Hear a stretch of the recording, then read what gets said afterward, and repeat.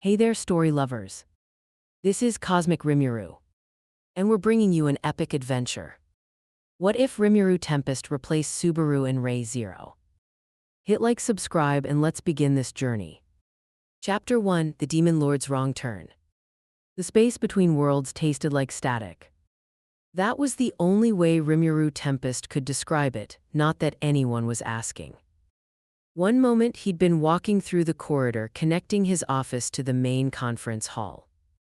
In Tempest, mentally preparing for another round of trade negotiations with the armed nation of Dworgen, and the next moment the floor had simply stopped existing. Not collapsed, not broken. Just wasn't there anymore. The fall lasted either 3 seconds or 3 centuries. Raphael flooded his consciousness with warnings and analyses so fast they blurred together into a single, continuous scream of data: spatial coordinates, error, dimensional markers unrecognized. Magicule density of surrounding environment, anomalous. Return vector calculating. Then his feet hit cobblestone and the world snapped back into focus. Noise hit him first.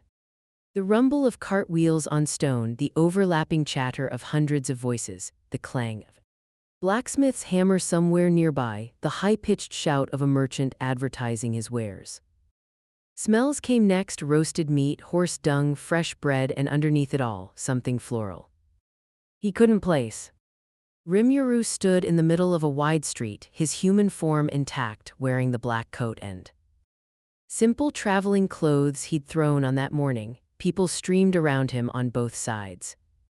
A woman carrying a basket of apples gave him an irritated look as she swerved to avoid him. He blinked. Raphael report. Notice analysis complete. Current location does not correspond to any known region within the cardinal world. Dimensional signature is entirely foreign. The spatial anomaly that transported us appears to have been a naturally occurring rift, not a summoning spell, attack, or deliberate action. Probability of random dimensional displacement, 87.3%, calculating return vector. Calculation ongoing. Estimated time to completion, unknown. Rimuru processed this information with the calm of someone who had, at various points in his life, been stabbed, eaten, dissolved, reincarnated as a slime, fought demon lords, befriended dragons, and accidentally started a nation. Being dumped in an unfamiliar dimension was honestly somewhere in the middle of his personal weirdness scale. So we're lost. Correction. Our position is precisely known relative to our immediate surroundings. We are simply unable to determine our position relative to the cardinal world. That's a fancy way of saying we're lost, Raphael acknowledged. He let out a breath and stepped out of the flow of foot traffic, moving to lean against a stone wall beside what looked like a general goods store. The people passing by were human, or at least they looked human. Their clothing style was unfamiliar, lots of layered tunics, leather belts, and cloaks. The architecture around him was European medieval, heavy stone construction with timber framing on the upper floors. A large, ornate clock tower rose above the rooftops to the east, its face showing something past midday. Not so different from some parts of his own world, honestly. Could have passed for a particularly well-maintained district in one of the human kingdoms. Can you analyze the ambient magicules? Are we dealing with the same type of energy as back home? Analysis in progress. The ambient energy in this environment shares structural similarities with magicules but operates under a different set of principles. Local inhabitants appear to use a system that converts internal energy, tentatively classified as mana, into elemental effects through learned techniques. The fundamental particles are compatible with our existing skills but follow different behavioral patterns.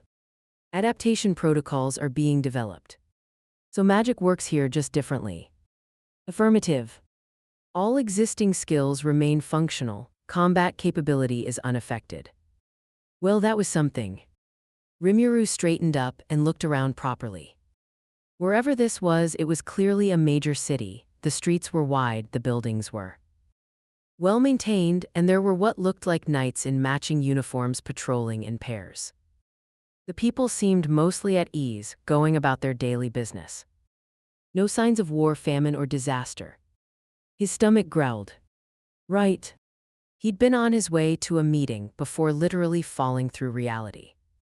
He hadn't eaten breakfast because Shin had offered to cook for him, and he'd made a tactical retreat before she could insist. First things first, find food.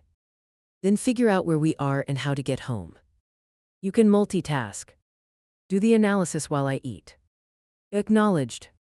Rimuru pushed off the wall and joined the flow of people, letting the crowd carry him deeper into what seemed to be a market district. Stalls lined both sides of the street, selling everything from fresh produce to leather goods to what appeared to be simple magical items, crystals that glowed faintly, pouches that claimed to keep food fresh, that sort of thing. He stopped at a stall selling skewered meat over a charcoal grill, the smell alone enough to make his mouth water. The vendor was a heavy-set man with a thick mustache and forearms like tree trunks.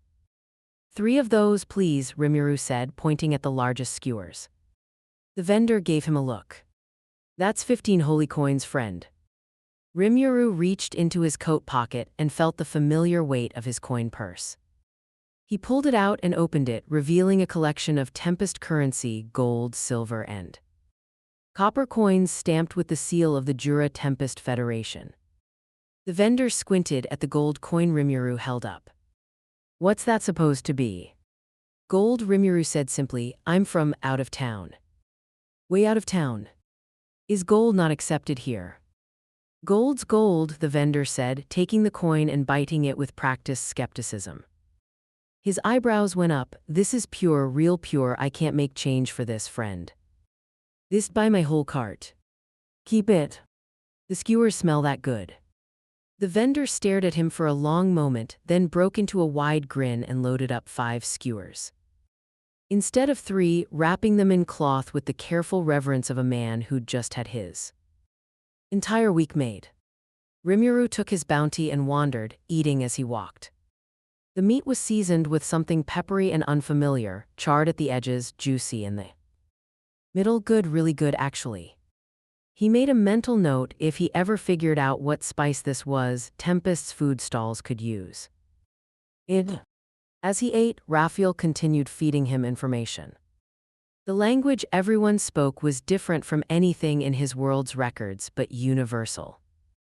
Perception handled translation seamlessly. He heard it as Japanese in his head, which was a quirk of his reincarnation he'd long since stopped questioning. The writing on signs and stalls was in an unfamiliar script, but Raphael was already decoding it through pattern recognition. The city was called the royal capital of Lugunica.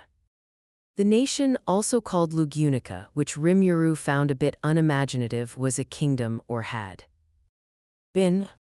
Bits of overheard conversation painted a picture. The royal family had died out and some kind of selection process for a new ruler was underway or approaching. Political tensions simmered under the surface of ordinary life. Interesting. A kingdom without a king. That's either going to be a smooth transition or an absolute mess.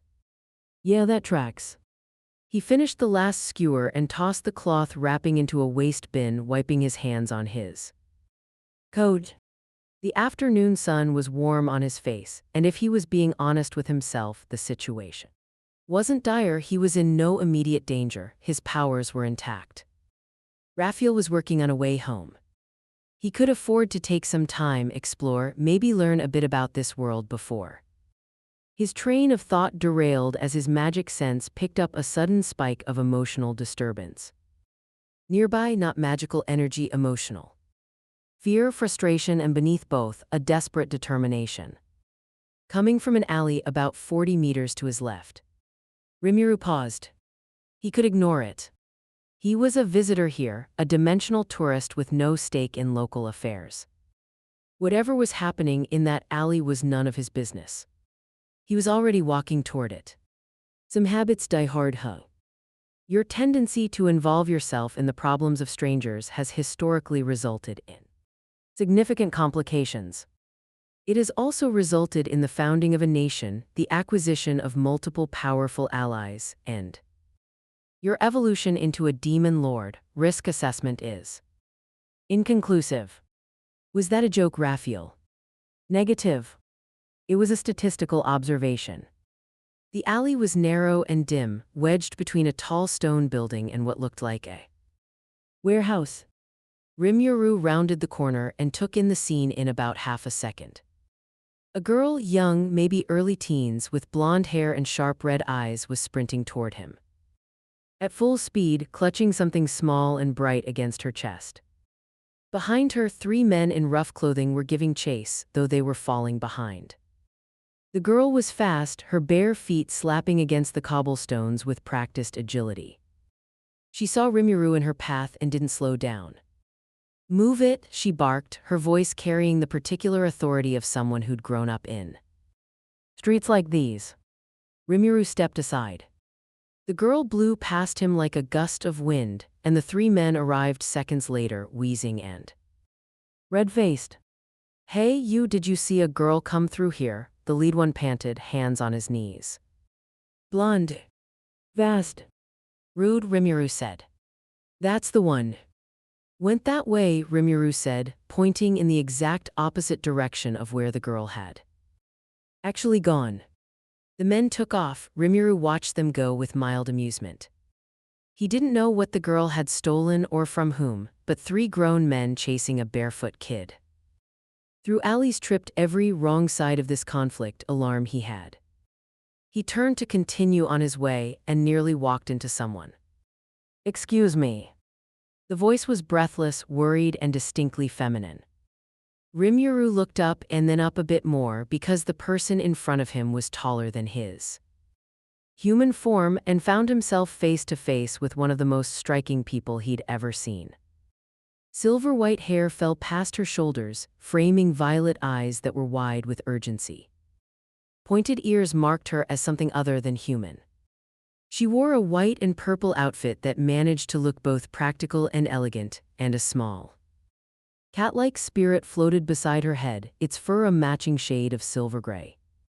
But what caught Rimuru's attention, what made Raphael ping a sharp alert in his mind, was the magical signature radiating from her. It was enormous. Raw, largely untapped, but staggeringly vast. Like standing next to a lake and sensing the ocean beneath it. "Have you seen a girl run through here?" the silver-haired woman asked, her voice tight with controlled panic. "Small blonde hair, she took something very important from me." "The insignia," Rimuru said. The woman's eyes went wide. "You saw her?" "She went north through the market about 30 seconds ago." "She's quick," he paused, studying the woman's face. The urgency there was real. Whatever had been stolen, it mattered deeply to her. And now that he focused, the small bright object the girl had been clutching had given off its own unique magical signature, something old. Something important.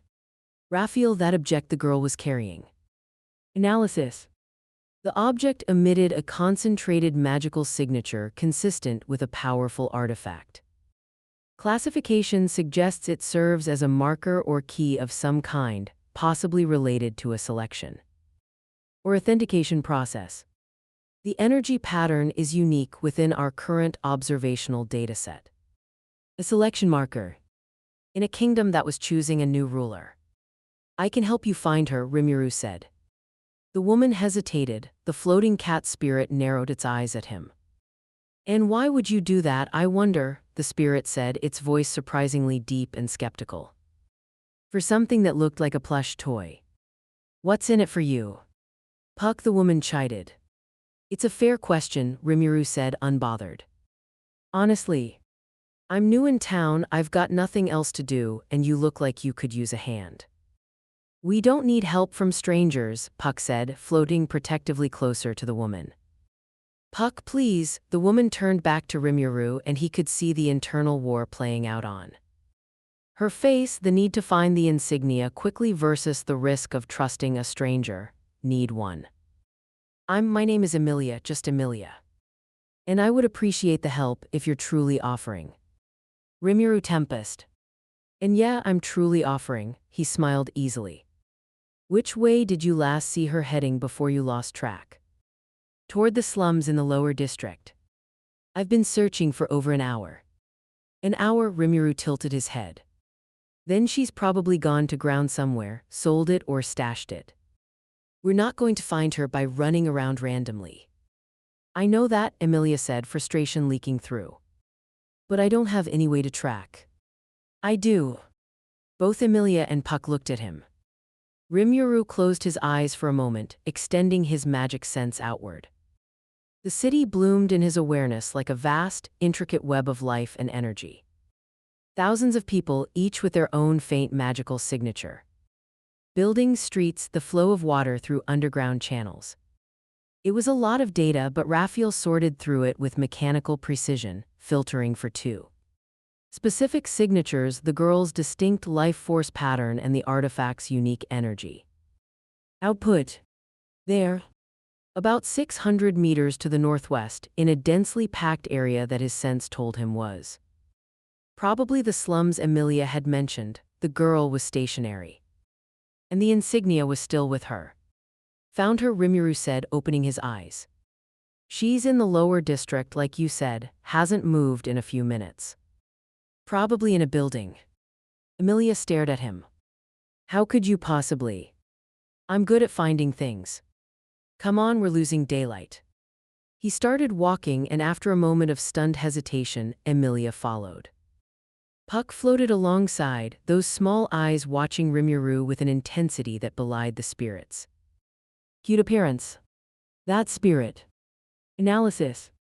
The entity classified as Puck possesses an extraordinary magical signature. Current form appears to be severely suppressed. Estimated full power output exceeds anything observed in this world so far, with the exception of a faint, distant signature to the far northeast that defies current measurement capabilities. The spirit maintains a contractual bond with the individual designated Emilia. Threat assessment. Of suppressed form, negligible. Threat assessment of full manifestation, moderate. Would not pose a meaningful challenge to current combat capabilities. Don't sell the little guy short. Powerful spirits are nothing to sneeze at. Assessment is based on comparative analysis, not dismissal. They moved through the streets at a brisk pace, Rimuru navigating by his extended sense while trying to look like he was navigating by sight. Emilia kept up easily, her longer stride matching his quick steps. She kept glancing at him, questions visibly forming and dissolving on her face. You said you're new in town, she finally said as they turned down a narrower street. Where are you from? Very far away, Rimuru said, which was the understatement of the century. Or possibly of 2 centuries across 2 dimensions, a place called Tempest. You wouldn't have heard of it. You're right, I haven't. Is it beyond Kararagi? Farther than that. She seemed to accept this, or at least file it away for later. Rimuru is an unusual name. I get that a lot. Leah, Puck cut in, his tone casual but his eyes still fixed on Rimuru. This person's magical energy is strange. I can't get a good read on it. That's rude, Puck. It's not rude, it's cautious. There's a difference. Rimuru chuckled. Your cat's got good instincts, I'm not exactly normal. But I promise I'm not here to cause trouble. He's not my cat, Emilia said, though she said it with the weary fondness of someone who'd made this correction 1,000 times. He's a great spirit. A great spirit with the good sense to be suspicious of strangers, Puck added. They crossed into the lower district and the change was immediate. The streets narrowed. The buildings leaned.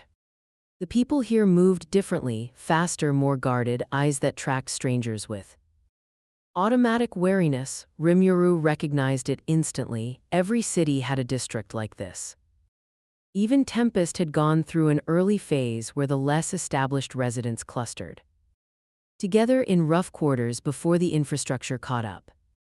It's close, Rimuru said. He led them down a side street, then another, then stopped in front of a building that looked like it had given up on structural integrity about a decade ago. A loot house, his instincts told him. The kind of place where stolen goods changed hands. She's inside. So is the insignia. He paused, his magic sense giving him more detail. There's someone else in there too, someone. Large. Let's go then, Emilia said, stepping forward. Rimuru put a hand out. Hold on. The person in there, they're strong, not random thug strong, actually trained. And armed, he could feel it, a dense, controlled energy signature, the kind that belonged to someone who'd spent years honing their body and skills, and something else. A cold edge to their aura. Professional. I'm not helpless, Emilia said, and there was steel under the gentle voice. Never said you were, but walking into an unknown situation blind is sloppy. Give me a second. He expanded his magic sense, mapping the interior of the building. Ground floor, open layout, some kind of shop or trading post. The blonde girl was there, along with a huge older man, the building's owner probably. And in the far corner, sitting very still, was the dangerous one, female from the body structure. Carrying multiple concealed blades, and her aura had something wrong with it. Something that felt like hunger. Raphael, the armed individual. Assessment. Based on energy signature and physical indicators, the individual is a highly trained combatant. Specializing in close-range assassination, multiple edged weapons detected. Physical capabilities significantly exceed normal human parameters. Estimated threat level would pose a meaningful challenge to most warriors in this world.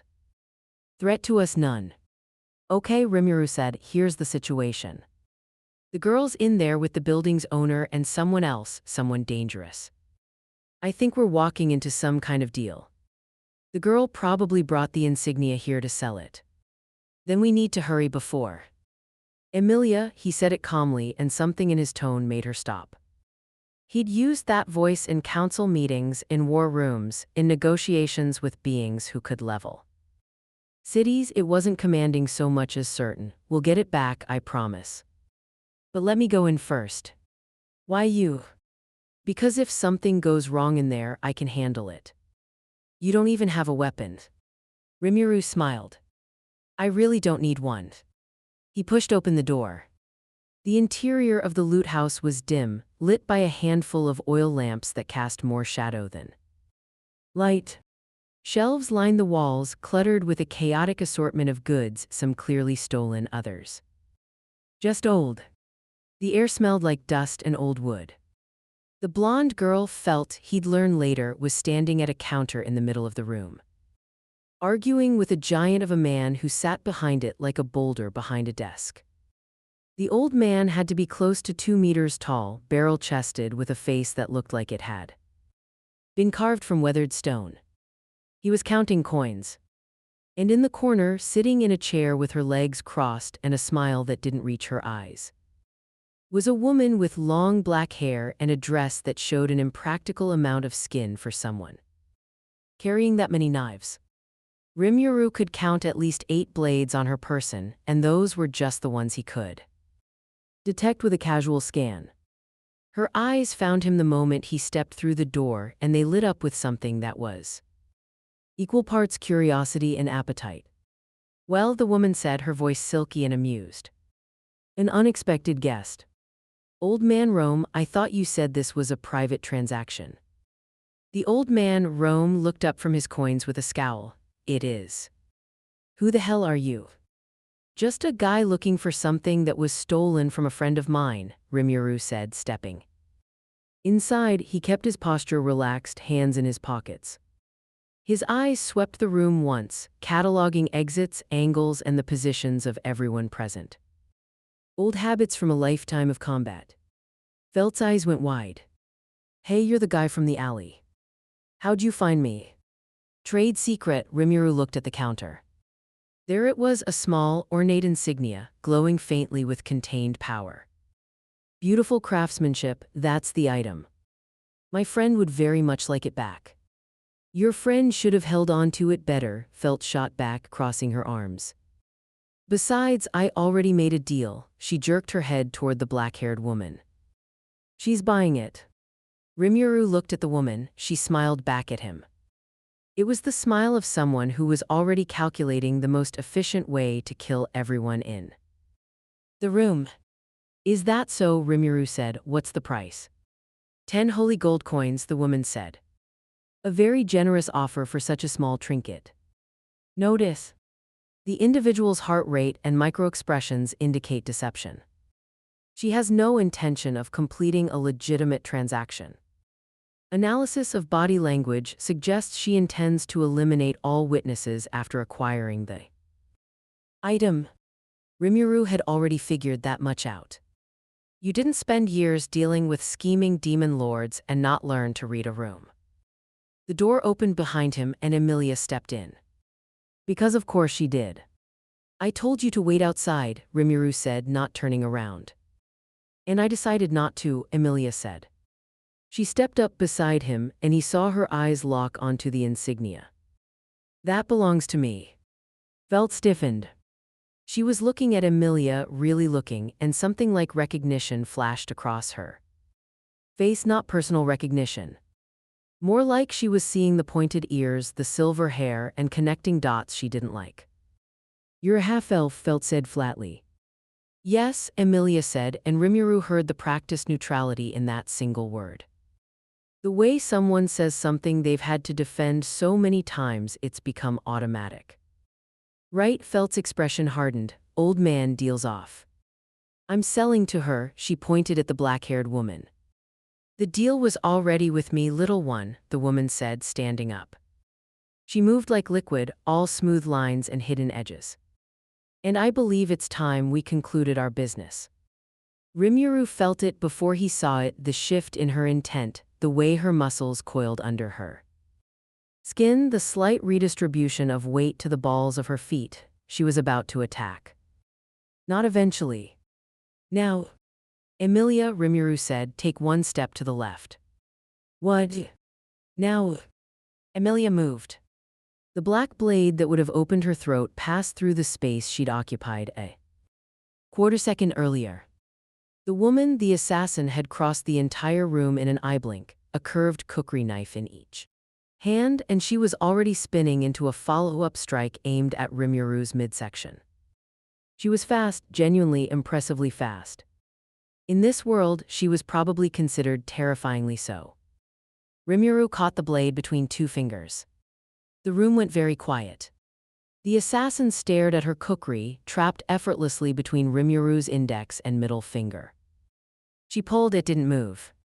She might as well have been trying to pull it from solid stone. So, Rimuru said conversationally, we can do this the easy way or the hard way. The easy way is you put the knives down, we return the insignia to its owner, and everybody walks out of here. The hard way. She abandoned the trapped blade and slashed at his neck with the other kukri, a blindingly fast strike that sang through the air. It hit his skin and stopped dead, no cut, no blood. Not even a mark. The blade rang like it had struck an anvil, and the vibration traveled back up the weapon end through the assassin's arm. She hissed and leaped backward, putting distance between them, and for the first time the playful smile was gone from her face. What replaced it was something more honest and more dangerous. My, she said, rotating her wrist, you're not normal, are you? You have no idea, Rimuru said. He let her kukri clatter to the floor. I'll ask nicely one more time. Walk away. I'm afraid I can't do that. She reached behind her back and produced a longer blade, not a kukri, but a proper short sword, its edge gleaming with a dark, unpleasant sheen. I was hired to acquire that insignia. And I do so enjoy my work. She launched herself at him again, and this time she wasn't testing. She was fighting at full capacity, a whirlwind of slashes and thrusts that covered every angle. Every opening flowing from one attack to the next with a dancer's grace and a killer's precision. The short sword carved patterns in the air fast enough to whistle. Rimuru didn't dodge.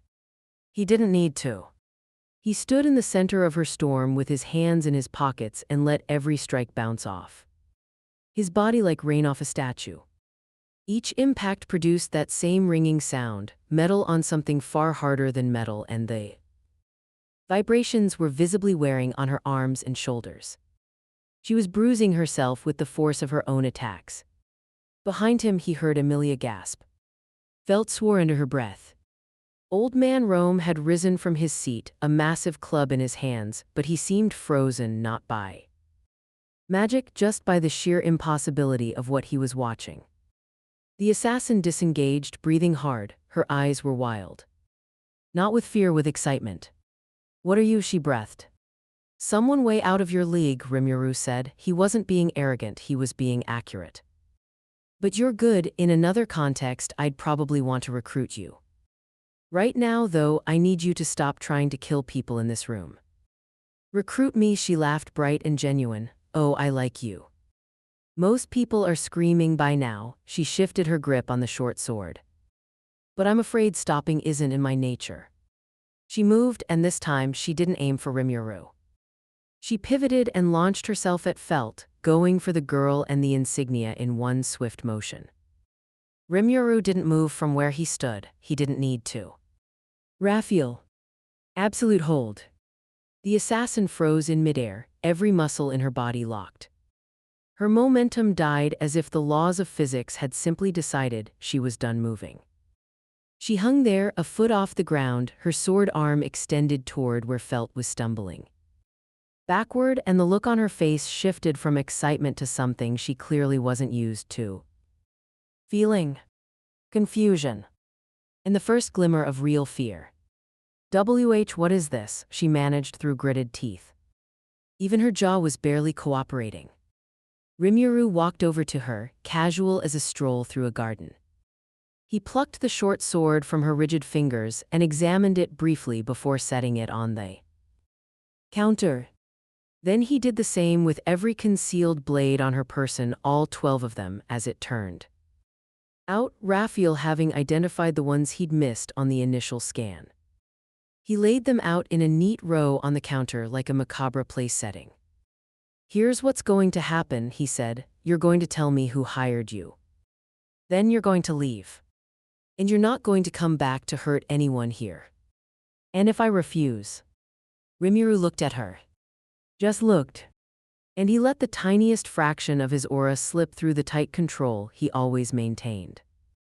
It was like opening a window in a sealed room, except instead of fresh air, what flooded in was the pressure of a demon lord's presence. The weight of a being who had devoured thousands, who commanded armies, who had stared down true dragons and ancient evils and emerged victorious. It wasn't directed at anyone in particular. It didn't need to be. The air itself seemed to thicken. Old Man Rome sat down heavily, his legs giving out. Felt grabbed the counter for support, her face pale. Even Puck, who had been hovering silently near Emilia's shoulder, went rigid, his fur standing on end. Emilia stood her ground. Her knees were shaking, but she stood her ground. Rimuru noted that and filed it away with something like respect. The assassin's eyes went very, very wide. Rimuru pulled the aura back. The room returned to normal. Everyone except him took a shuddering breath. "My employer's name isn't something I share," the assassin said, and her voice was remarkably steady for someone who just felt what she'd felt, professional standards. "But I can tell you this, the insignia is just a piece of a larger game. Whoever controls those tokens controls the future of this kingdom." "I figured as much." Rimuru released his hold on her and she dropped to the ground, landing on her feet with a cat's grace. She didn't reach for any of her confiscated weapons. She just straightened up, rolled her shoulders, and gave Rimuru a long, searching look. "Elsa Granhirt," she said. "What?" "My name. I give it to the interesting ones." That unsettling smile returned, but there was something different in it now, not hunger, respect maybe, or the closest thing to it she was capable of. "I look forward to seeing you again, Mystery Man." "I really hope not," Rimuru said. She laughed, turned, and vanished through a back window with a fluid leap that barely made a sound. In seconds, even her presence faded from his magic sense. Not because she'd outrun it, he could still track her if he extended the range, but because she was clearly heading away at speed. She'll be back eventually, he thought. People like that always came back. Agreed. Recommend tracking her to determine employer identity. Later, right now. He turned around. 3 sets of eyes stared at him. 4 counting Puck. So, Rimuru said, clapping his hands together with a bright smile. About that insignia. Nobody moved. What the hell are you? Felt asked, which seemed to be the question of the day. A traveler, Rimuru said, having a very weird day. A traveler, Felt repeated flatly. A traveler who catches blades with his fingers and pins assassins in midair. It's been a weird life, actually. The day is just the latest installment. He picked up the insignia from the counter and held it out. To Emilia, here. This is yours, right? Emilia stepped forward slowly, as if approaching a wild animal, and took the insignia from his hand. Their fingers brushed. She was trembling slightly, and Rimuru couldn't tell if it was from the residual aura exposure or the whole nearly got her throat cut thing, or just the general absurdity of the last few minutes. Thank you, she said quietly. Thank you, Rimuru. Don't mention it. I'm going to mention it. She clutched the insignia to her chest. That woman would have killed us, all of us. Probably, Rimuru agreed. He looked at Felt, who was edging toward the back window the assassin had used. Hey. Kid. Felt froze. I'm not a kid. And I'm leaving. The woman who was going to buy the insignia from you was also going to kill you after the deal was done. You know that, right? Felt's jaw tightened. She didn't answer, but something in her eyes said she'd suspected it. Whoever set up this deal used you as a tool and planned to discard you, Rimuru continued. That's the reality of what just happened here. Yeah, well, that's life in the slums, Felt snapped. You do what you have to. Not all of us get to be travelers with magic tricks. Fair enough. Rimuru pulled out his coin purse and tossed it to her. She caught it on reflex, and her eyes widened at the weight. There's enough gold in there to get you off the streets for a while if you're smart about it. I don't need your charity. It's not charity, it's payment. You helped me find this place in a roundabout way, he grinned. Buy some shoes. Felt looked at the purse, then at Rimuru, then at the purse again. She scowled. You're weird. I've been told. She stuffed the purse into her shirt and bolted through the back window, vanishing into the slum. Alleys like she'd been born in them. Which Rimuru reflected she probably had. Old man Rome was still sitting behind his counter, looking like he was reconsidering several life choices. He rumbled, his deep voice carrying a tremor it probably didn't have often. What you did to Elsa, that wasn't magic I've ever seen. It's from very far away, Rimuru said. You going to be all right? I've survived worse than a scare, the old man said, though he didn't sound entirely convincing. But that girl Felt, she's not a bad kid, she's just surviving. Yeah, I know, Rimuru nodded to him. Take care of yourself, old man. He headed for the door, Emilia falling into step beside him. Puck was very quiet on her shoulder. They emerged into the slum street. The late afternoon sun was angling low, painting the shabby buildings in tones of gold and rust. It would be evening soon. Rimuru, Emilia said, and he could hear the careful construction in how she formed the words. What you did in there, that wasn't normal magic. That wasn't any kind of magic I've ever seen or read about. The way you stopped that woman in the air, the way her blades couldn't cut you, and that pressure, what was that? Long story, Rimuru said. The short version is that I'm not from around here. Like really not from around here. How far is really not from around here? Different world entirely. Emilia stopped walking. Puck's ears perked up. You're joking, Emilia said. I'm really not. I was walking through my own castle this morning, and then reality kind of hiccuped and I ended up here. I'm still working on figuring out how to get back. He said it plainly without drama. In his experience, the weirder the truth was, the more matter-of-factly you should deliver it. People had an easier time accepting insanity when you presented it like it was just another Tuesday. Emilia studied his face. She had very expressive eyes, and he could see the process of evaluation happening behind them. Weighing his words against his actions, measuring his demeanor against his claims. "You're telling the truth," she said. It wasn't a question. "I am." Another world, she let out a breath. "I've read about dimensional magic in old texts, theoretical stuff. Nobody thought it was actually possible. It's definitely possible. I'm living proof." He started walking again. "Look, I didn't plan on any of this. I was just walking through town looking for food, and then I heard someone in trouble. Helping out is kind of what I do." "Is that what you are in your world? Someone who helps people?" Rimuru considered this. "I'm a lot of things. But yeah, helping people is the part I like best." They walked in silence for a while, moving back toward the main streets. The slum gave way to more respectable buildings, and the foot traffic increased. Emilia seemed to be processing. Puck remained uncharacteristically quiet. "The royal selection," Emilia said suddenly. "The insignia you helped me recover, it's a dragon insignia. It marks me as a candidate for the throne of Lugunica. There are 5 of us, 5 candidates chosen by 5 insignias. Without it," she trailed off. "Without it, you'd be out of the running," Rimuru finished. "So whoever hired that assassin wasn't just trying to steal a pretty trinket. They were trying to remove a candidate." "Yes." "Politics," Rimuru sighed. "Same everywhere, huh?" "I'm not a politician," Emilia said, and there was a vulnerability in it she probably didn't mean to show. I want to do something important. Something that helps people who are treated unfairly because of what they are." Rimuru looked at her, really looked. And he saw something familiar, a person carrying a weight bigger than they were, doing it anyway. Because nobody else would. "That's a good reason to seek a throne," he said. "Better than most." "You think so?" "I built a country. Trust me, I've heard a lot of reasons people want power.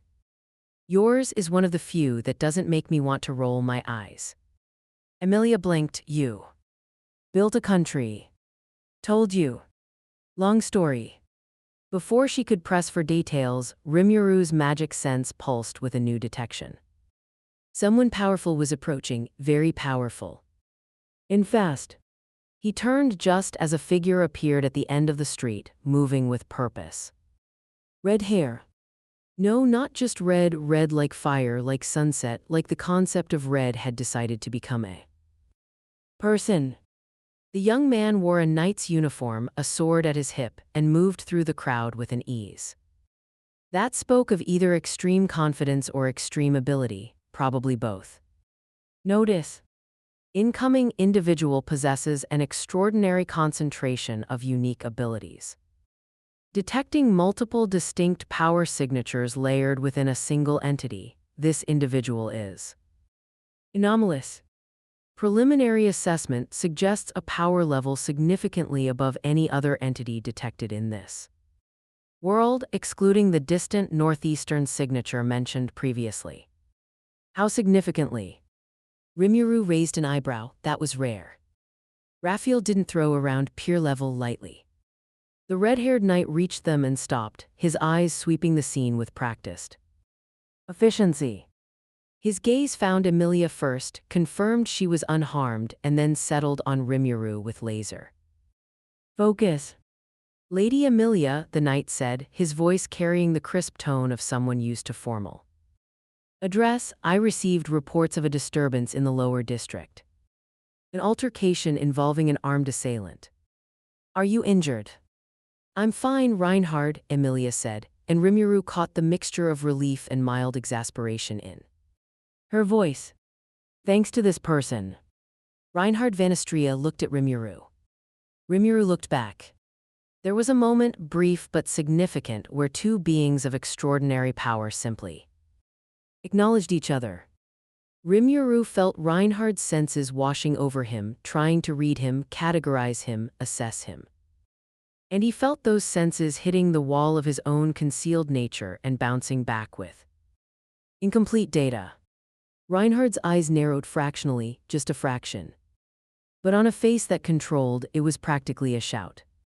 "You stopped the Bowel Hunter," Reinhard said. It wasn't a question. "The what?" "Elsa Granhirt. Known as the Bowel Hunter, she's one of the most dangerous assassins in Lugunica. She's been on the Knight's wanted list for years." "Bowel Hunter," Rimuru grimaced. "That's a terrible name. Effective branding, I guess, but terrible." Reinhard didn't smile, but something around his eyes softened by a degree. "You drove her off. She decided to leave after our conversation." "Your conversation? I can be very persuasive." Reinhard looked at Emilia. Emilia nodded. "He's telling the truth." He stopped Elsa with his bare hands. Her blades couldn't cut him. And he did something, froze her in place without any incantation or visible spell.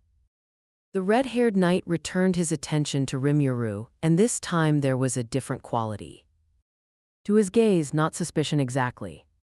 More like the look of a master swordsman who just realized the person in front of him was holding their sword in a way only another master would. Recognition. One predator to another. "I'm Reinhard van Astria," he said and offered his hand. "Knight of the Royal Guard." Rimuru shook it. The grip was firm, very firm. And there was a pulse of something through the contact, Reinhard testing him on some instinctive level and Rimuru letting him feel just enough to know the test was pointless. "Rimuru Tempest. Dimensional tourist." "I'm sorry." Another long story. Rimuru glanced at the sky. The sun was getting lower. "Look, it's been a day.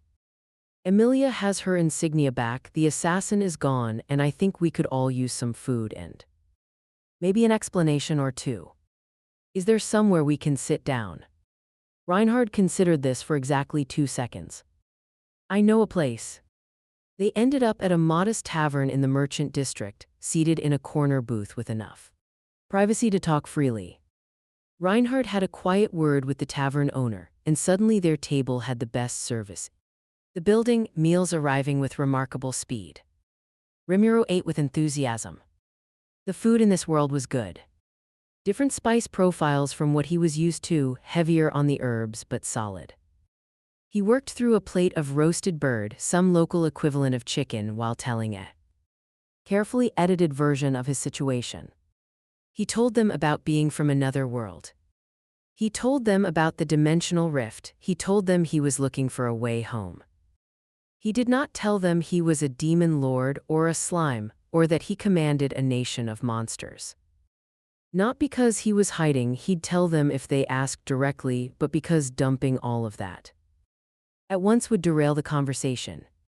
"So you're stranded here," Reinhard summarized, "with no knowledge of how you arrived or how to return, and your first action was to help a stranger recover stolen property and fight off one of the kingdom's most wanted assassins."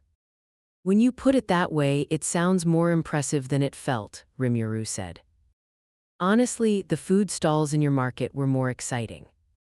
"What's that spice on the skewered meat?" "The peppery one." "Gurin root," Emilia offered. "Gurin root, incredible. I need to bring some home." Reinhard and Emilia exchanged a look that Rimuru caught but didn't comment on.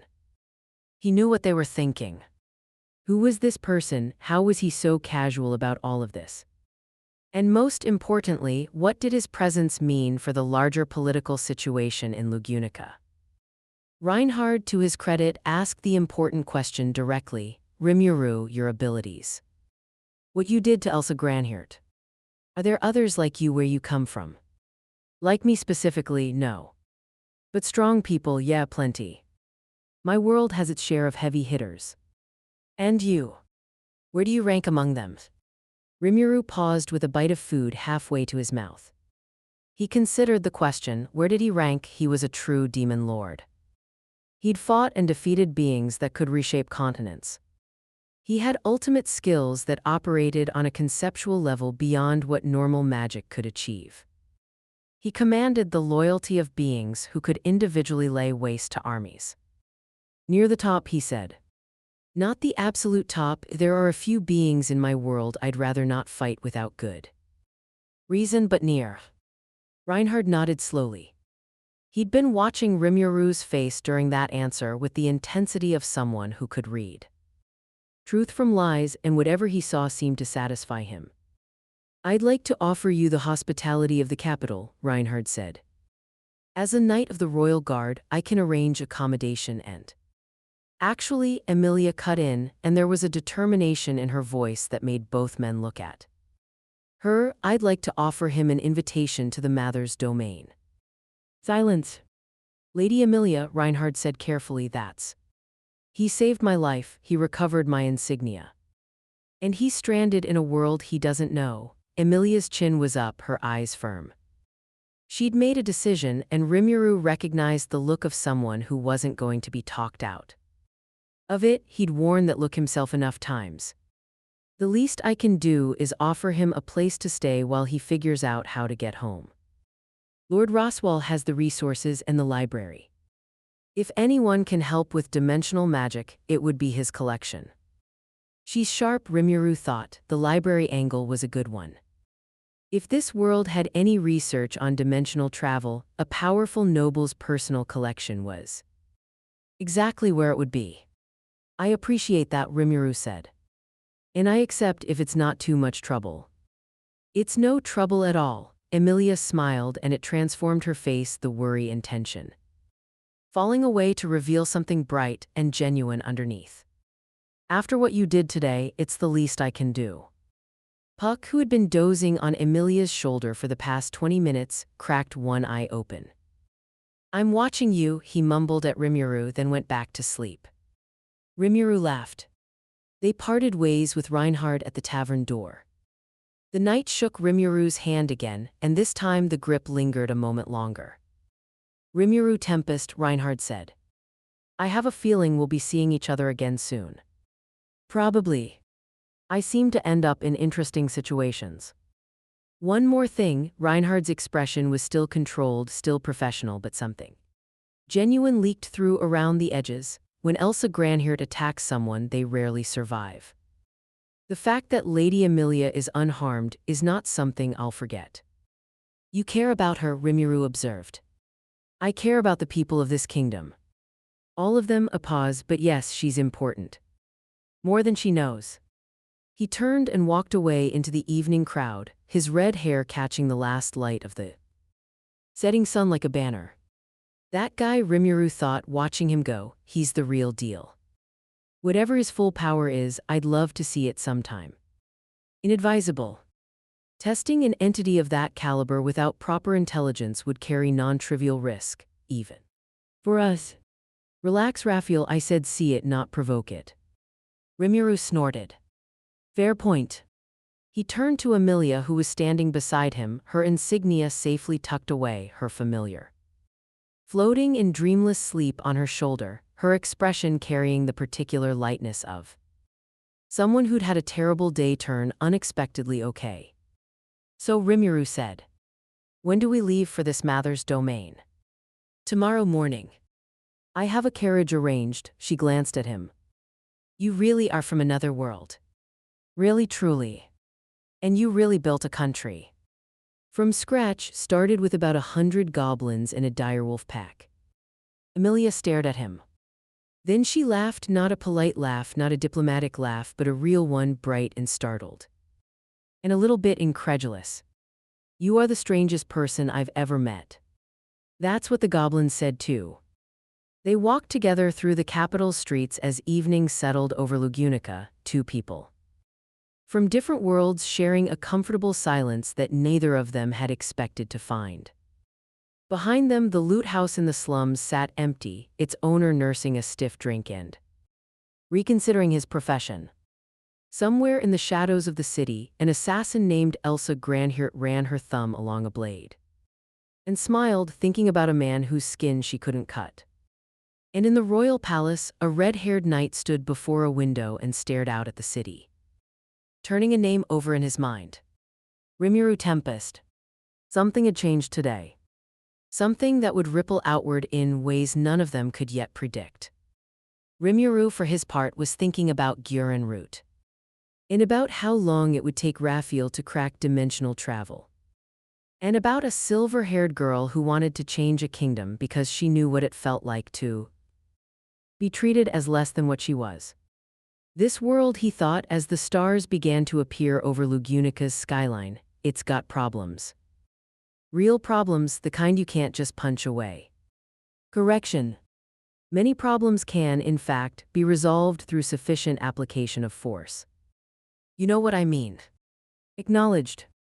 However, I feel compelled to note that your definition of problems you can't punch away has historically expanded to include those problems shortly before you punch them away regardless. Okay, that one was definitely a joke. Sure it was. He smiled, tipped his face toward the unfamiliar stars, and kept walking. Tomorrow, the Mather's domain, a lord he hadn't met, a mansion full of secrets. And the beginning of something he couldn't yet see the shape of. But tonight, the food was good, the company was better, and even lost in another world, Rimuru. Tempest was exactly who he'd always been.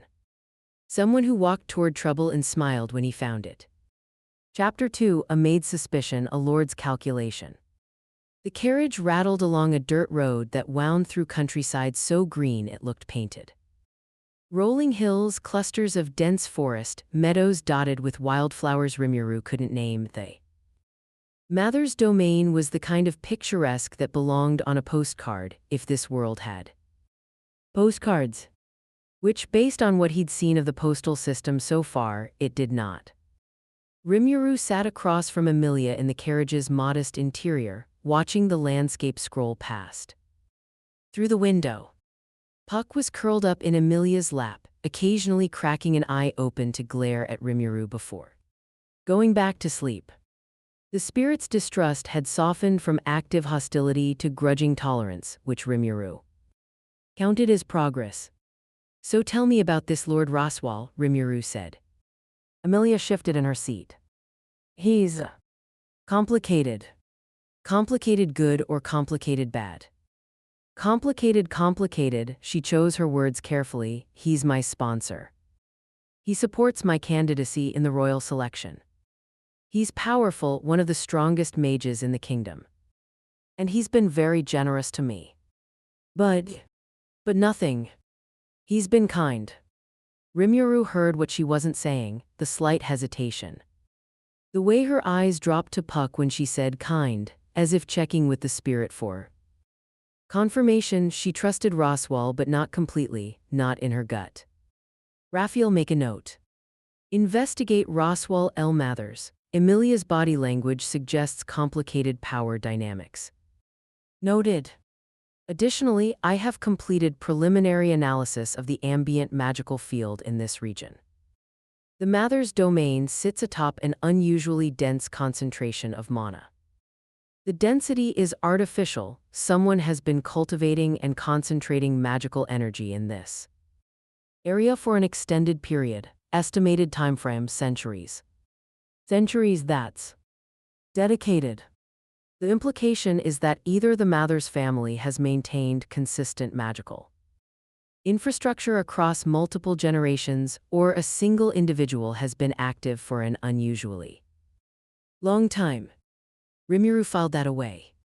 What about the staff, he asked. Anyone I should know about? There are two maids, Rem and Ram, they're twins, Oni actually.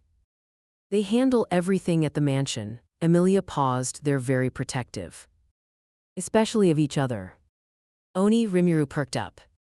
Like actual Oni, horns and everything. They keep their horns hidden usually. It's a sensitive subject. The Oni were nearly wiped out. Ram and Rem are the only survivors of their village. Something cold settled in Rimuru's chest. He knew that story. Not the specifics, but the shape of it, a people destroyed, survivors carrying the weight of extinction on their shoulders. He'd seen it with the ogres in his own world. Benimaru, Shin, Shuna, Hakyuru, Sawe, all of them carried the scars of their villages. Destruction even now. I'll be careful around them, he said quietly. Emilia looked at him, surprised by the shift in his tone. You understand. More than you'd think. The carriage crested a hill, and the Mather's mansion appeared below them. It was impressive, Rimuru had to admit. Not as large as the palace in Tempest, his own architects had gotten a bit carried away with that project, but elegant in a way that spoke of old money and older magic. The main building was 3 stories of white stone with dark blue roofing, surrounded by manicured gardens and what looked like a hedge maze. A large lake glittered to the east, and beyond the grounds, dense forest stretched to the horizon. Beautiful, and completely saturated with magical surveillance. Rimuru felt it the moment the carriage passed through the main gate, a web of detection spells. Layered so thickly it was almost claustrophobic. Motion sensors, mana readers, identity markers, intent scanners. Whoever had set this up wasn't just security conscious, they were paranoid.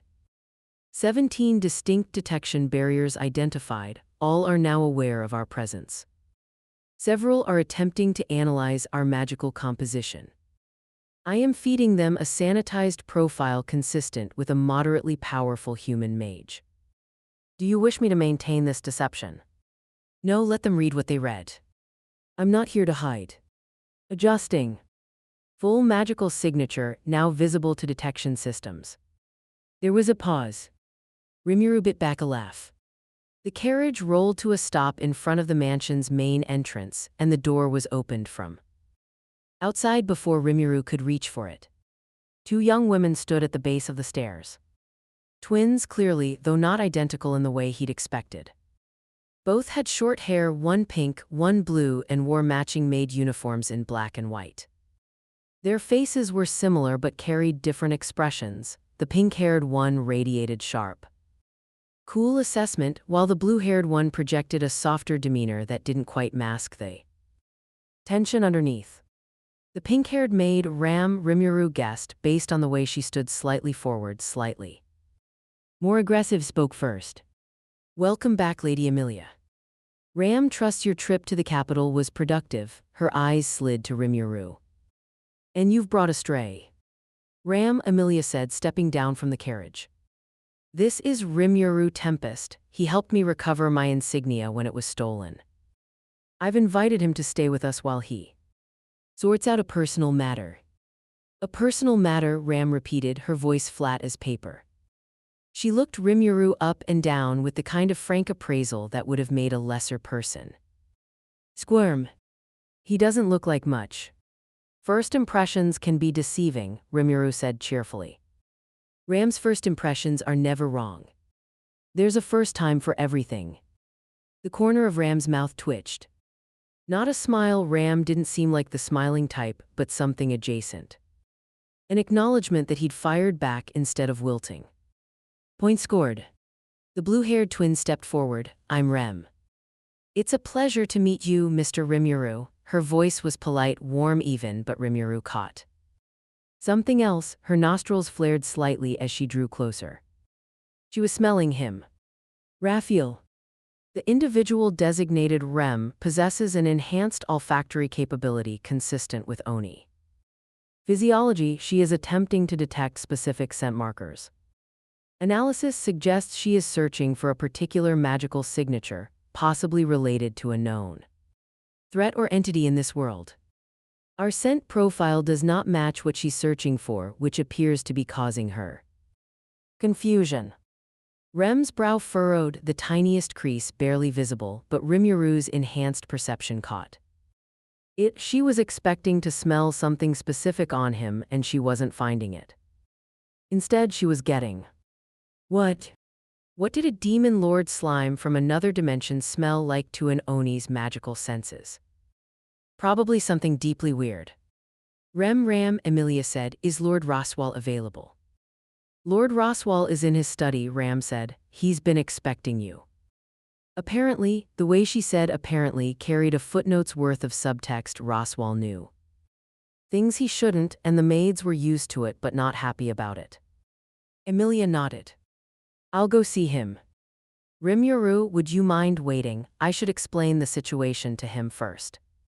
Take your time. I'll be fine. Emilia headed inside, Puck floating behind her.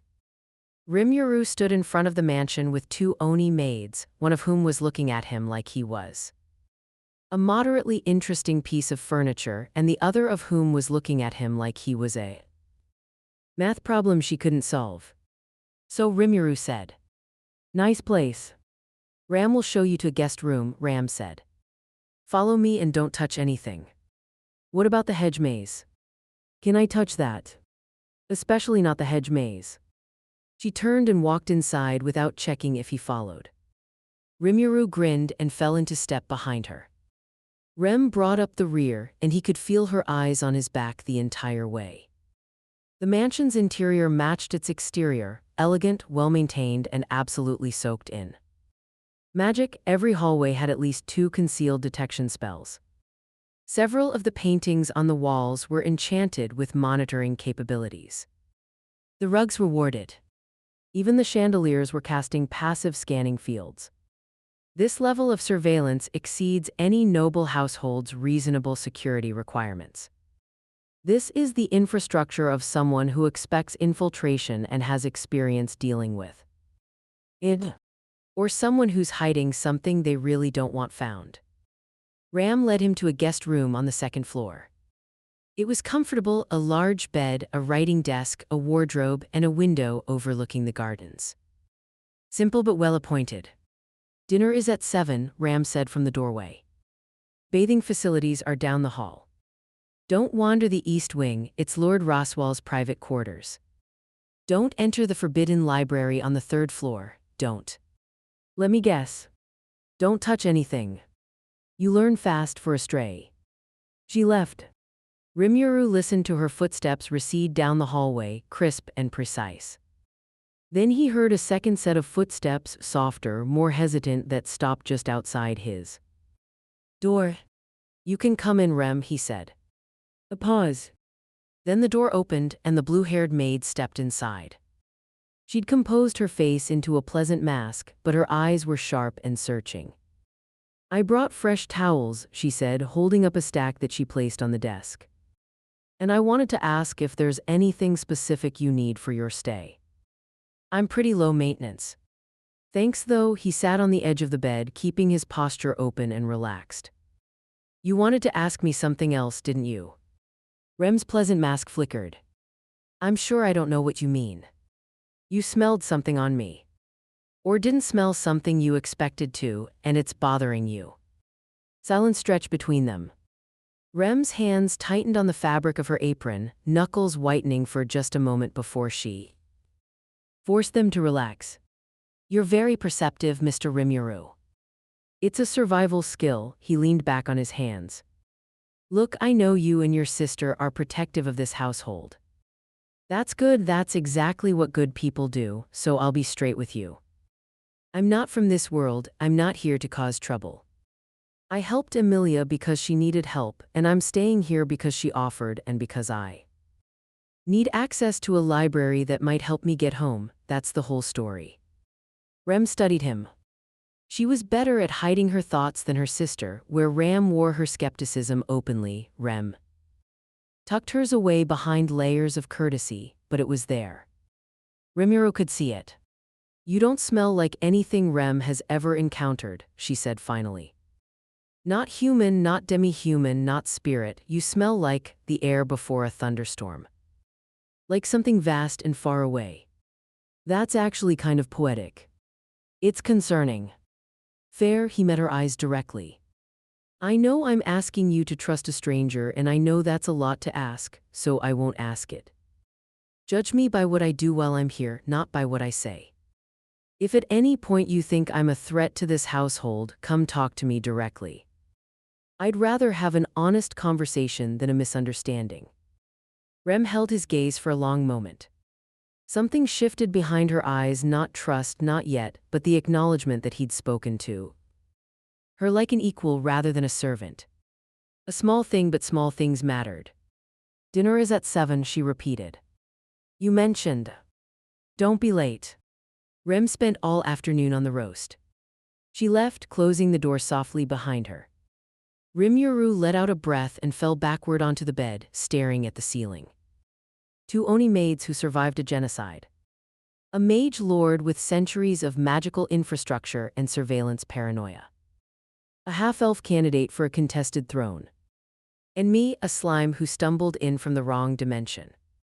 That's not the comfort you think it is, Raphael. He closed his eyes and let his magic sense expand, spreading outward through the mansion and beyond. The detection spells tried to ping him as his sense passed through them, but Raphael spoofed their feedback automatically. They registered his scan as a mild ambient fluctuation, nothing worth reporting. The mansion was mostly empty. Emilia's signature was on the third floor, presumably meeting with Roswell. Puck was with her, his compressed form a bright point of power. Ram was in the kitchen. Rem was descending the stairs, her emotional signature a tangled knot of suspicion and something Elsie couldn't quite identify.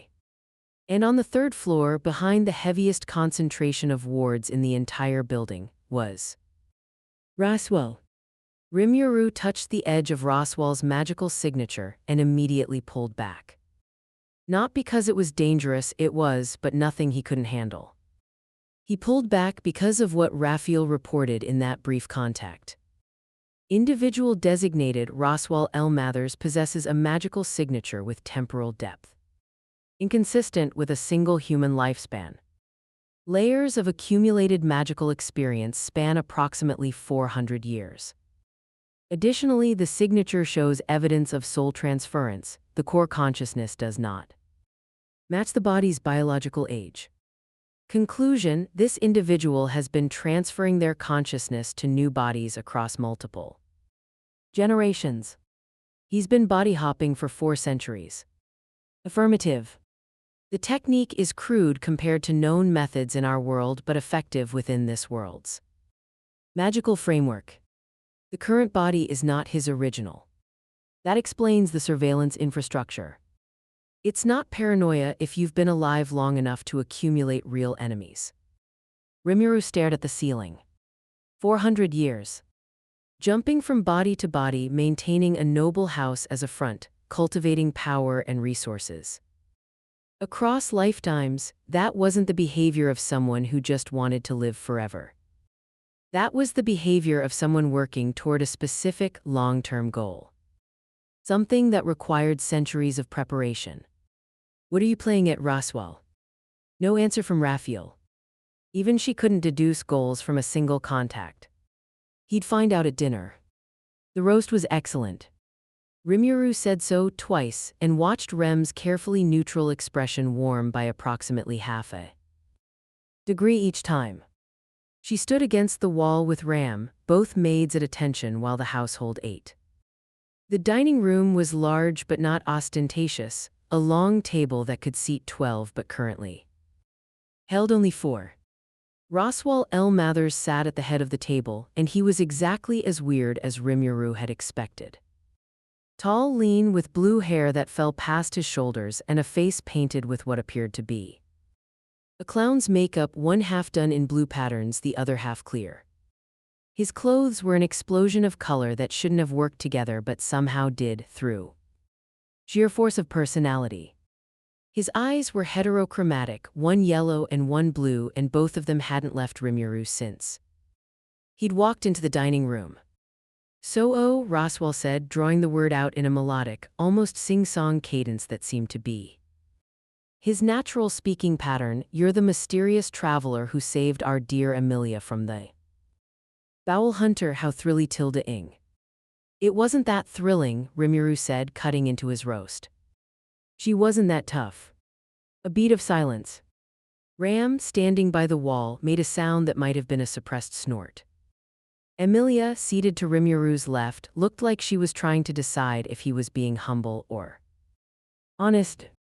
Roswell's painted smile didn't waver, but his yellow eye, his real eye, Rimuru suspected, the one connected to whatever ancient consciousness actually lived behind that face, sharpened.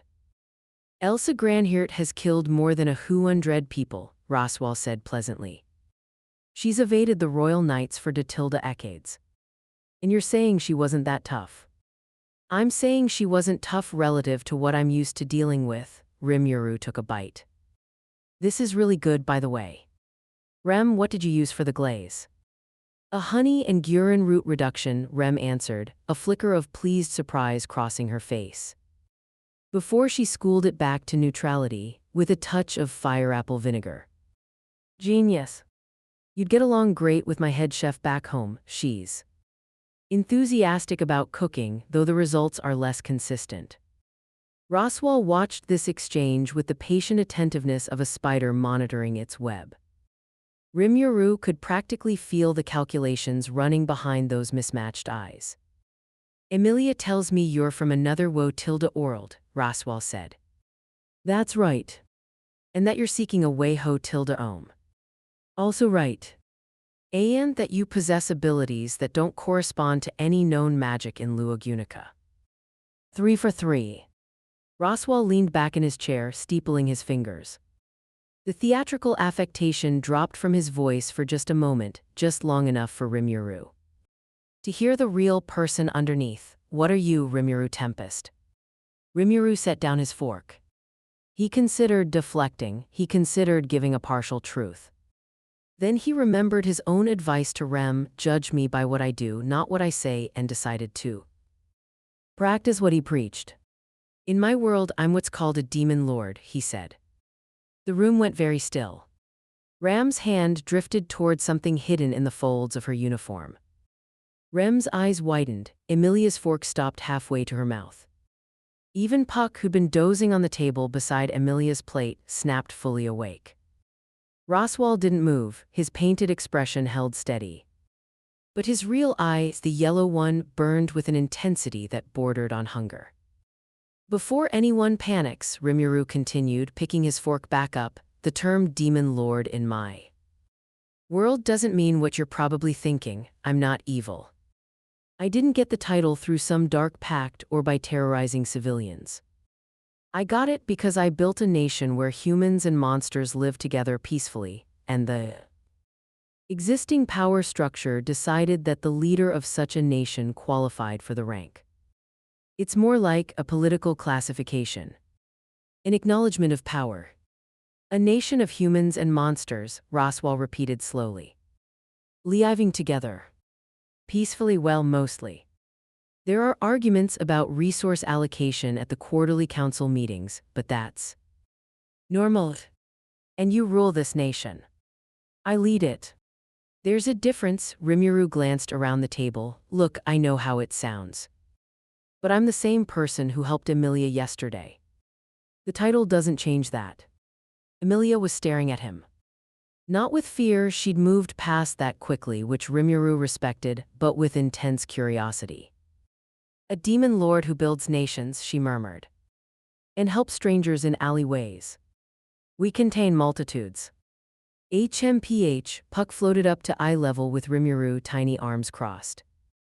I don't sense any malice from you, and believe me, I'd know. But Demon Lord is not a reassuring title in any world. Would Chancellor make you feel better? Some of my subordinates use that one. Marginally. I'll take it. Roswell picked up his wine glass and swirled it, watching the light play through the deep red liquid. The theatrical mask was back in place, but Rimuru could tell the gears were spinning furiously. Behind it, a demon lord from another dimension, Roswell mused. Sitting at my dinner table, complimenting my Matilda aide's cooking. The world does deliver surprises, doesn't it? You don't seem that surprised, Rimuru observed. Roswell smiled. It was the most genuine expression he'd shown all evening, and it was unsettling precisely because of that. Let's just say I've learned to expect the unexpected. Life is more interesting that way. He's not surprised because he already knew something was coming, Rimuru thought. Maybe not me specifically, but something. He's been preparing for too long to be thrown by a wild card. Agreed. His physiological responses indicate heightened interest but not shock. He is adapting his plans in real time to account for your presence. Recommend caution. Caution, yes, fear no. I've dealt with schemers before. The trick is to be unpredictable enough that their plans can't account for you. I can't tell if that's a compliment or an insult. Yes. After dinner, Emilia walked Rimuru to the mansion's library. It wasn't the forbidden one on the third floor, she was clear about that. This was the general collection available to the household. Even so, it was impressive. 2 floors of shelves crammed with books, scrolls, and what looked like crystal data storage. Devices that hummed faintly with preserved magical information.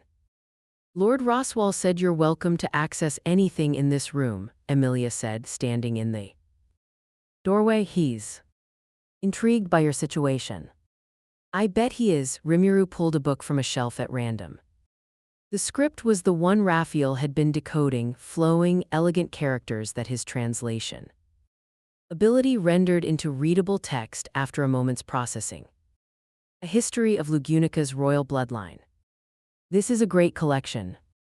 There's more in the forbidden archive upstairs, but even Roswell's other guests aren't allowed. There, Emilia hesitated. Rimuru, at dinner when you said you were a demon lord. You meant it. Every word. And you really built a country where different species live together. Humans, ogres, goblins, dwarves, lizard folk, dragonutes, a bunch of others. It took work. A lot of work, and it's still not perfect, but it's real. Emilia leaned against the doorframe. She was quiet for a long time. When she spoke, her voice was softer than he'd heard it before. People here hate me because I'm a half-elf. Because I look like someone they're afraid of, the Witch of Envy. They see my ears, my hair, and they've already decided what I am. She paused. The idea that somewhere in some world there's a place where that doesn't matter. Where someone who's different isn't automatically feared. It's not a fairy tale, Rimuru said gently. It required fighting for, literally. People died to build Tempest. I had to make hard choices. I had to become something I never planned to be. He set the book down, but the result is real. A place where who you are matters more than what you are. And Emilia, you don't need another world to build something like that. You just need enough stubborn people who believe it's possible. She smiled. It was smaller than the one she'd given him in the capital, more fragile, but it reached her eyes. You make it sound simple. Simple, yes, easy, no. Big difference.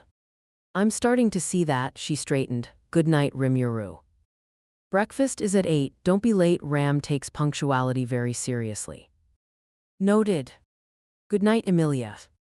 She left, and Rimuru turned to the library with the gleam of someone who'd just been handed a puzzle. He cracked his knuckles.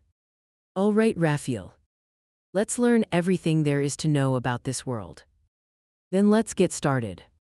He didn't process the books in any normal sense. Raphael handled the heavy lifting. Rimuru simply had to touch each book and the skills.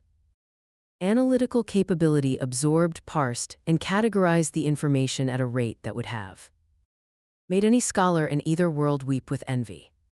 History, politics, geography, magical theory, cultural traditions, bestiaries, genealogies. Economic records and more flowed into his awareness in a torrent of organized data. By midnight, he had a working model of Lugunica's world that most natives would have taken a lifetime to assemble. The world was called. Well, most texts just referred to it as the world, helpful. 4 major nations, Lugunica, Kararagi, Gustico, and Valatia, each with their own power, structures, and problems. The magical system was based on 6 elements, channeled through gates that functioned somewhat like magicule circuits. The concept of spirits was well documented and bore interesting similarities to the spiritual beings of his own world, though the mechanics differed. And then there were the witches. Rimuru sat in a reading chair at 2 in the morning, staring at a page that described the Witch of Envy, Sadala, and felt the hair on the back of his neck stand up. Not from the content itself. The Witch of Envy was terrifying by this world's standards, an entity who had consumed half the world 4 centuries ago and was now sealed rather than destroyed. Powerful, yes. But Rimuru had faced beings of comparable threat level. No, what unsettled him was the pattern. An entity consumed by a single overwhelming emotion, warped by power beyond their ability to Control sealed away because they couldn't be killed. He'd seen variations of this before. And it never ended with the seal holding forever.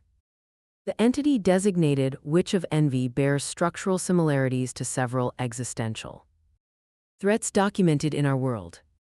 The concept of witch factors, fragments of power associated with the 7 deadly sins, shows parallels to the ultimate skill classification system.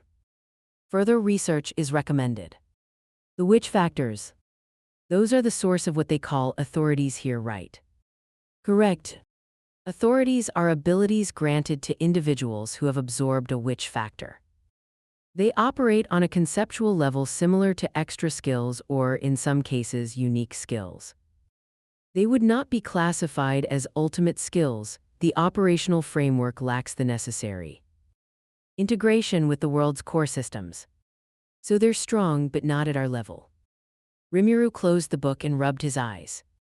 He didn't need sleep. His body was a slime's body wearing a human shape, and slimes didn't really get tired, but the habit of fatigue lingered from his first life. A psychological ghost. He expanded his magic sense one more time, sweeping the mansion. Everyone was asleep. Emilia on the second floor, her massive mana pool a gentle glow in his awareness. Ram and Rem in their shared quarters, the subtle warmth of sisterly proximity. Puck had retreated into his crystal, his power compressed and dormant. And Roswell in his study on the 3rd floor was wide awake. The Mage Lord sat at his desk, surrounded by stacks of what Rimuru's sense told him were old journals, very old. And his emotional state was a fascinating swirl of calculation, anticipation, and something deeper. Something obsessive and old and burning. What are you planning, Roswell? Rimuru didn't go to bed. He went outside. The night air was cool and sweet, carrying the scent of the gardens. 2 moons hung in the sky, one large and pale, one smaller and faintly blue. He stood on the mansion's back terrace and breathed, letting the strangeness of an alien sky settle into his consciousness. He missed Tempest. The thought hit him without warning, a sudden ache that had nothing to do with his physical body. He missed the morning council meetings where Rigard always brought too many reports. He missed Shuna's tea and Shun's terrifying enthusiasm. He missed sparring with Benimaru and getting unsolicited advice from Veldora. He missed the sound of the city waking up, the clatter of construction and commerce, the aliveness of a place that hadn't existed 2 years ago and now thrummed with the energy of thousands of beings who'd chosen to build something together. I'll get back, he told himself. I always find a way. Return vector calculation is progressing. Current estimate, a viable pathway will be identified within 1 to 3 weeks, assuming continued access to research materials and ambient magical energy. 1 to 3 weeks. He could work with that. He'd spent longer on diplomatic trips. And in the meantime, he wasn't the kind of person who could sit in a library for 3 weeks and ignore the world outside. He'd already gotten involved, helping Emilia, meeting Reinhard, putting himself on Roswell's radar. The current of this world's events was going to pull at him whether he liked it or not. Might as well swim. A sound from behind him. Soft footsteps on stone approaching from the interior of the mansion, trying to be quiet. Succeeding mostly, except that Rimuru's magic sense had been tracking everything within 200 meters since before he'd stepped outside. Can't sleep either, Rem, he said without turning around. The footsteps stopped. A long pause. How did you know Rem was here? Her voice was close, she'd gotten within 10 meters, which was genuinely impressive given his detection range. She was light on her feet. I told you. I'm good at finding things, he turned and smiled. She stood at the terrace doorway in a simple nightgown with a shawl wrapped around her shoulders. Her blue hair slightly tousled from what might have been an attempt at sleep. In her hand, she carried a tray with a teapot and 2 cups. Rem saw you leave the library and thought you might like some tea, she said, her tone careful. I'd love some. Join me. She hesitated, that invisible wall between servant and guest asserting itself, and then stepped forward. They sat on the terrace steps, side by side, and Rem poured tea with the practiced grace of someone who'd done it 10,000 times. The tea was herbal, fragrant, and slightly sweet. "This is good," Rimuru said. "It's a blend Rem makes from the garden. The moonflower petals only bloom at night. Moonflower tea brewed under 2 moons. That's almost too poetic." The ghost of a smile crossed Rem's face. There and gone, like a fish breaking the surface of a still pond. They sat in silence for a while. It wasn't uncomfortable. Rimuru had learned a long time ago that some people needed silence before they could speak, and rushing them never helped. "Mr. Rimuru," Rem said eventually. "At dinner you said you were a demon lord." "Mem." In the stories Rem grew up with, demon lords are monsters. Beings of destruction who exist to bring suffering. "In my world some of them are exactly that," Rimuru said. "The title doesn't guarantee anything about the person, it's just a classification of power. Like how king doesn't automatically mean someone's wise. And you're certain you're a good one?" Rimuru considered the question seriously. Not as a challenge to deflect, but as a genuine inquiry deserving a genuine answer. "I've done things I'm not proud of," he said. "I've killed a lot. There was a moment where I chose to sacrifice thousands of enemy soldiers to evolve into what I am now, and I'd be lying if I said it didn't weigh on me. I did it to save my people, and I believe it was necessary, but necessity doesn't make something painless." He looked at the twin moons. "I'm not good in the fairy tale sense. I'm not pure or innocent or unfailing, but I try to build more than I destroy. I try to protect the people who depend on me. And when I make mistakes, I try to own them and do better." He took a sip of tea. "So am I a good demon lord? I don't know, I'm a trying my best demon lord. That's all I can promise." Rem was quiet for a very long time. When Rimuru glanced at her, her eyes were bright in the moonlight, and her expression had shifted into something he hadn't seen from her before, open, almost vulnerable. "Rem understands trying your best," she said softly. "Even when it doesn't feel like enough." "Yes." Rem's sister Ram, she was born a prodigy. The greatest Oni talent in a generation, she could do anything. Rem was always less the spare. The shadow, her grip tightened on her teacup.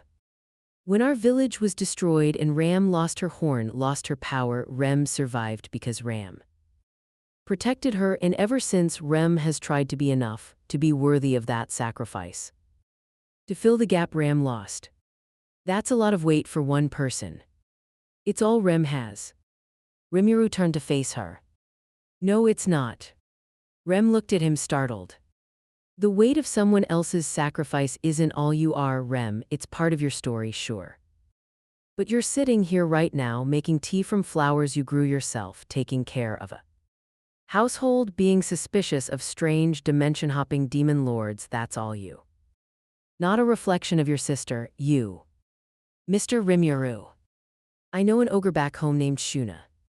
Sweetest person you'd ever meet, makes amazing tea. Actually, you two would get along. Her whole village was destroyed too, her brother nearly died. And for a while she defined herself entirely by what she'd lost and who she needed to support. What changed? She found a place where she could be more than a survivor. Where she could build something instead of just enduring." He shrugged. "I'm not saying your situation is the same. But I've seen enough people carry the weight of extinction to know that the weight doesn't have to be everything." Rem stared into her tea. The moonlight caught the steam rising from the cup, turning it into silver threads. "You're very strange," she said finally. "So I've been told. But not in a bad way." She stood, gathering the tray. "Thank you for the conversation, Mr. Rimuru, and for being honest. Thanks for the tea. It really is excellent." She walked back toward the mansion, paused at the doorway, and turned. "Rem still doesn't fully trust you. That's fine, trust should be earned, not given." A nod.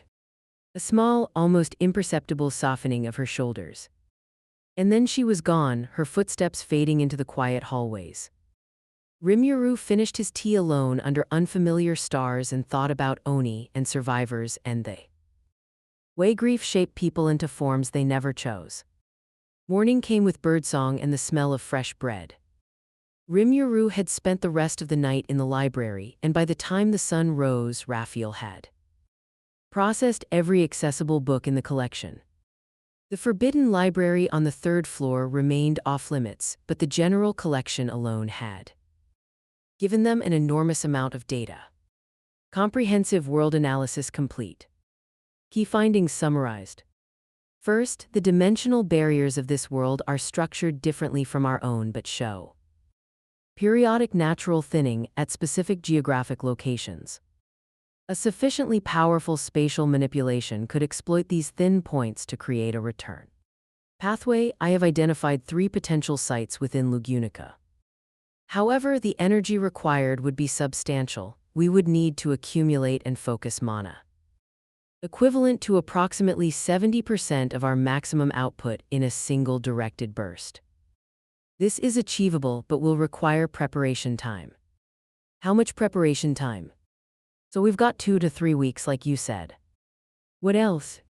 Second, the entity sealed in this world, the Witch of Envy, is a significant anomaly. Based on available data, her sealing was accomplished through the combined efforts of multiple heroes and a mechanism I cannot fully analyze from available records. The seal's location corresponds to one of the 3 identified dimensional thin points. Of course it does. Third, the political entity known as the Witch Cult is actively operating in this region. Intelligence gathered from available records indicates a pattern of activity converging on the Mather's domain, specifically on Lady Amelia. That one got his full attention. The Witch Cult is targeting Amelia. Why? Insufficient data for definitive conclusion. However, Amelia's physical resemblance to the Witch of Envy and her candidacy in the royal selection make her a high-value target for multiple potential motivations. The Witch Cult structure involves Sin archbishops who carry witch factors, the power fragments I mentioned previously. The archbishop most likely to target this region is the Archbishop of Sloth, designated Betelgeuse Romani Conti. And how dangerous is this archbishop? Good. Keep monitoring for witch cult activity in the area. If they're coming, I want to know before they get here. Acknowledged. Monitoring protocols established. Rimuru emerged from the library, stretched, and headed to breakfast. The dining room was already occupied. Ram stood by the sideboard, overseeing a spread of bread, fruit, eggs, and what looked like smoked meat. Amelia was seated, eating with the quiet focus of someone who'd learned to appreciate regular meals. Puck was eating a small berry approximately the size of his head. Roswell's chair was empty. Lord Roswell sends his apologies, Ram said as Rimuru entered. He's attending to business and will speak with you this afternoon. No problem. Rimuru sat down and began loading a plate. He was up late. I could feel him moving around the third floor well past midnight. Ram's eyes narrowed. Just a fraction, you could feel that. Magic sense, it's like a radar. Works passively. He bit into a piece of bread, still warm. I'm not spying, it's just always on, like hearing. I can tune it down, but I can't turn it off completely. So you're aware of everyone in the mansion? At all times. Within range, yeah. Ram processed this. Her expression didn't change, but something behind it recalculated. Rimuru could almost hear it. This changes the security calculus entirely. How far is your range? She asked. Far enough. He took another bite. The village about 2 kilometers south of here. How many people live there? Approximately 300. 312 as of this morning. Unless someone just left. Ram stared at him, then she turned to Amelia. Lady Amelia. Your guest is either very capable or very good at lying. He stopped the bowel hunter with his bare hands. Ram is aware. Ram is simply establishing the parameters of the situation. The parameters, Rimuru said, are that I'm a friendly houseguest with very good senses. I'm not going to do anything nefarious.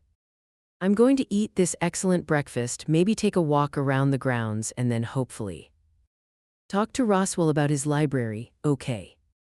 Ram held his gaze for 3 full seconds.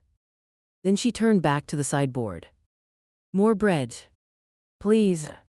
After breakfast, Rimuru did exactly what he'd said he would. He took a walk. The mansion's grounds were extensive, manicured gardens giving way to wilder meadows, which gave way to the edges of a dense forest.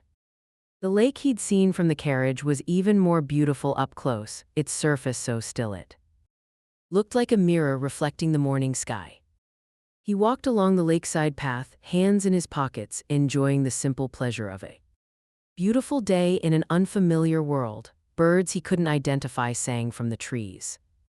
Small creatures rustled in the underbrush. And about a kilometer into his walk, his magic sense detected something that made him stop. Raphael, the village to the south. What am I looking at? Multiple low-level magical anomalies detected among the village population. Pattern is consistent with parasitic spell attachment, specifically a type of curse. 17 individuals are currently affected. The curses are dormant but are structured to activate under specific conditions.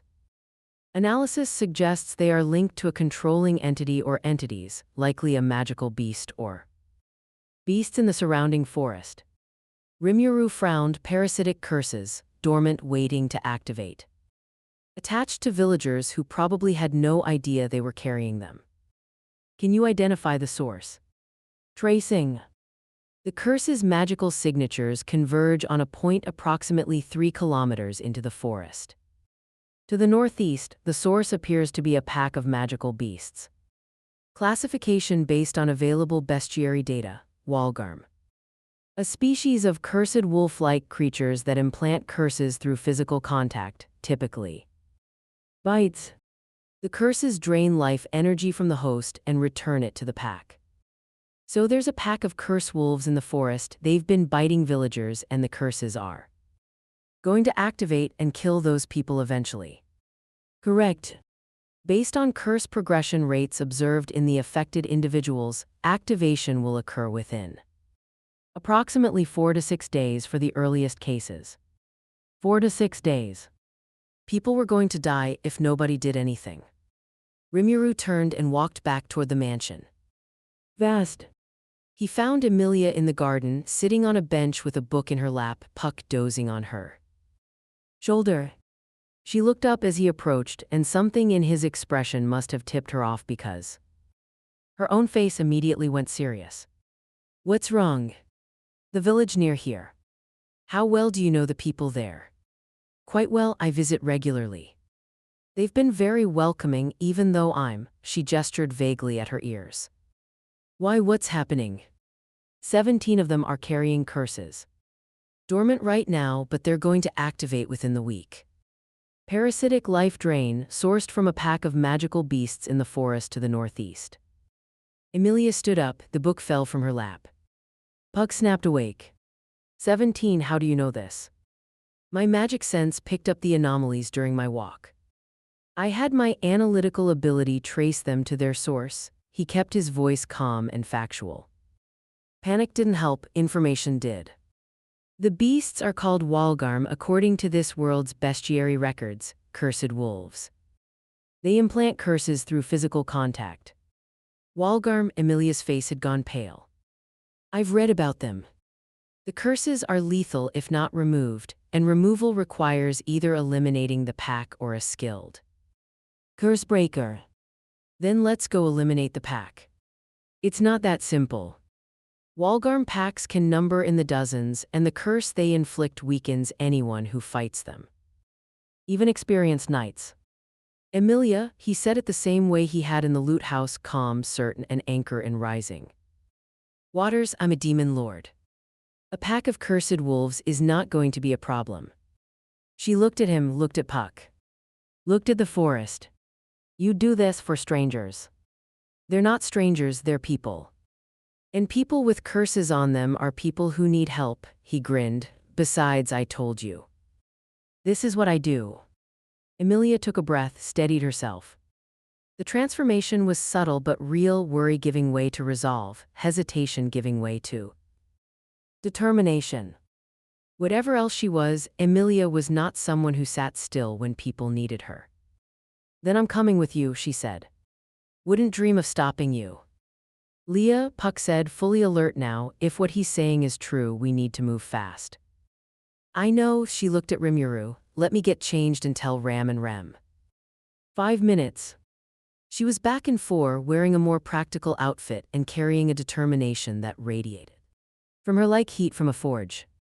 Ram and Rem were with her, both in their maid uniforms, and Rem was carrying a spiked iron ball on a chain, a morning star, with the casual ease of someone who'd used it before.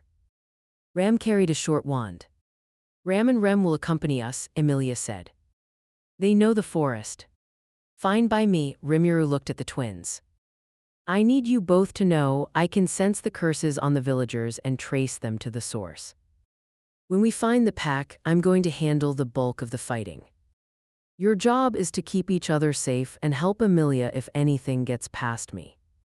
Ram raised an eyebrow. You expect us to stand back and watch. I expect you to be smart about it.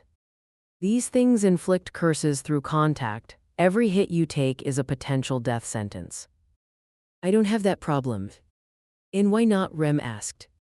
Because curses don't work on me. Correction, curses of this world's classification level do not work on us. The resistance provided by Beelzebub's isolation properties and our inherent magical resistance renders all observed curse types in this world functionally inert against us. Close enough. Ram and Rem exchanged a look. The twin communication thing, Rimuru recognized it from watching Benimaru and Shuna. An entire conversation in a glance. Fine, Ram said. Lead the way, Demon Lord. The forest swallowed them within minutes. Dense canopy blocked most of the sunlight, turning the world into a green-tinged twilight. The undergrowth was thick but manageable, and Rimuru led them northeast along a path that only existed in his magic sense, a trail of fading magical residue left by the Walgarm pack as they moved between their lair and the village. He extended his senses to maximum range within the forest. The pack was there, he could feel them. A cluster of hostile magical signatures, 37 in total, centered around a cave system about 2 kilometers ahead.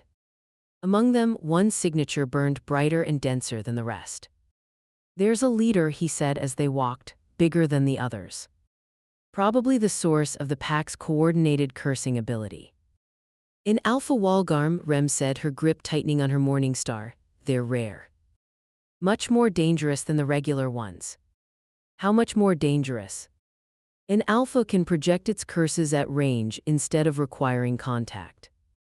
And it can detonate all active curses simultaneously if it feels threatened.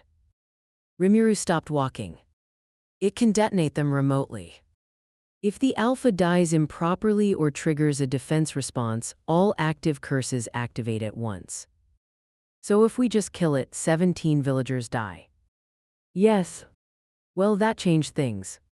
Raphael, can you neutralize the curses on the villagers from here? At this distance, direct intervention on the curse structures is possible but would require divided attention during combat. Alternatively, I can sever the link between the alpha and its curse network before eliminating the alpha, which would render all active curses inert simultaneously. This would require approximately 3.4 seconds of focused analysis on the alpha's magical structure. So I need to get close to the alpha, hold it still for about 4 seconds, and then we're clear. Correct. Easy enough. I've got a plan, Rimuru said. I need to reach the alpha and hold it for a few seconds while I neutralize its curse network. Once the link between the alpha and the villagers is severed, we can take out the entire pack without risk. And the 36 regular Walgarm between us and the alpha, Ram asked dryly. I'll handle them. All of them. All of them. Ram looked at Rem, Rem looked at Ram. Emilia looked at Rimuru. When he says things like that, Emilia told the twins, he means it. They pressed on. The forest grew darker, the trees older, their trunks twisted into shapes that suggested long exposure to cursed energy. The undergrowth thinned as the ambient curse saturation increased, even the plants knew to stay away. Rimuru felt the first Walgarm before he saw it. A flicker of hostile intent at the edge of his sense range, moving fast through the undergrowth to their left, then another to the right. Then 3 more behind them. They know we're here, he said. They're surrounding us. Rem raised her morning star, her eyes scanning the tree line. Ram lifted her wand, the tip glowing with a faint pink light. Emilia raised her hands, and the temperature around her dropped several degrees as she prepared ice. Magic. The first wolf burst from the undergrowth. It was wrong, that was the only word for it. Bigger than a normal wolf, with matted black fur and eyes that glowed a sickly green.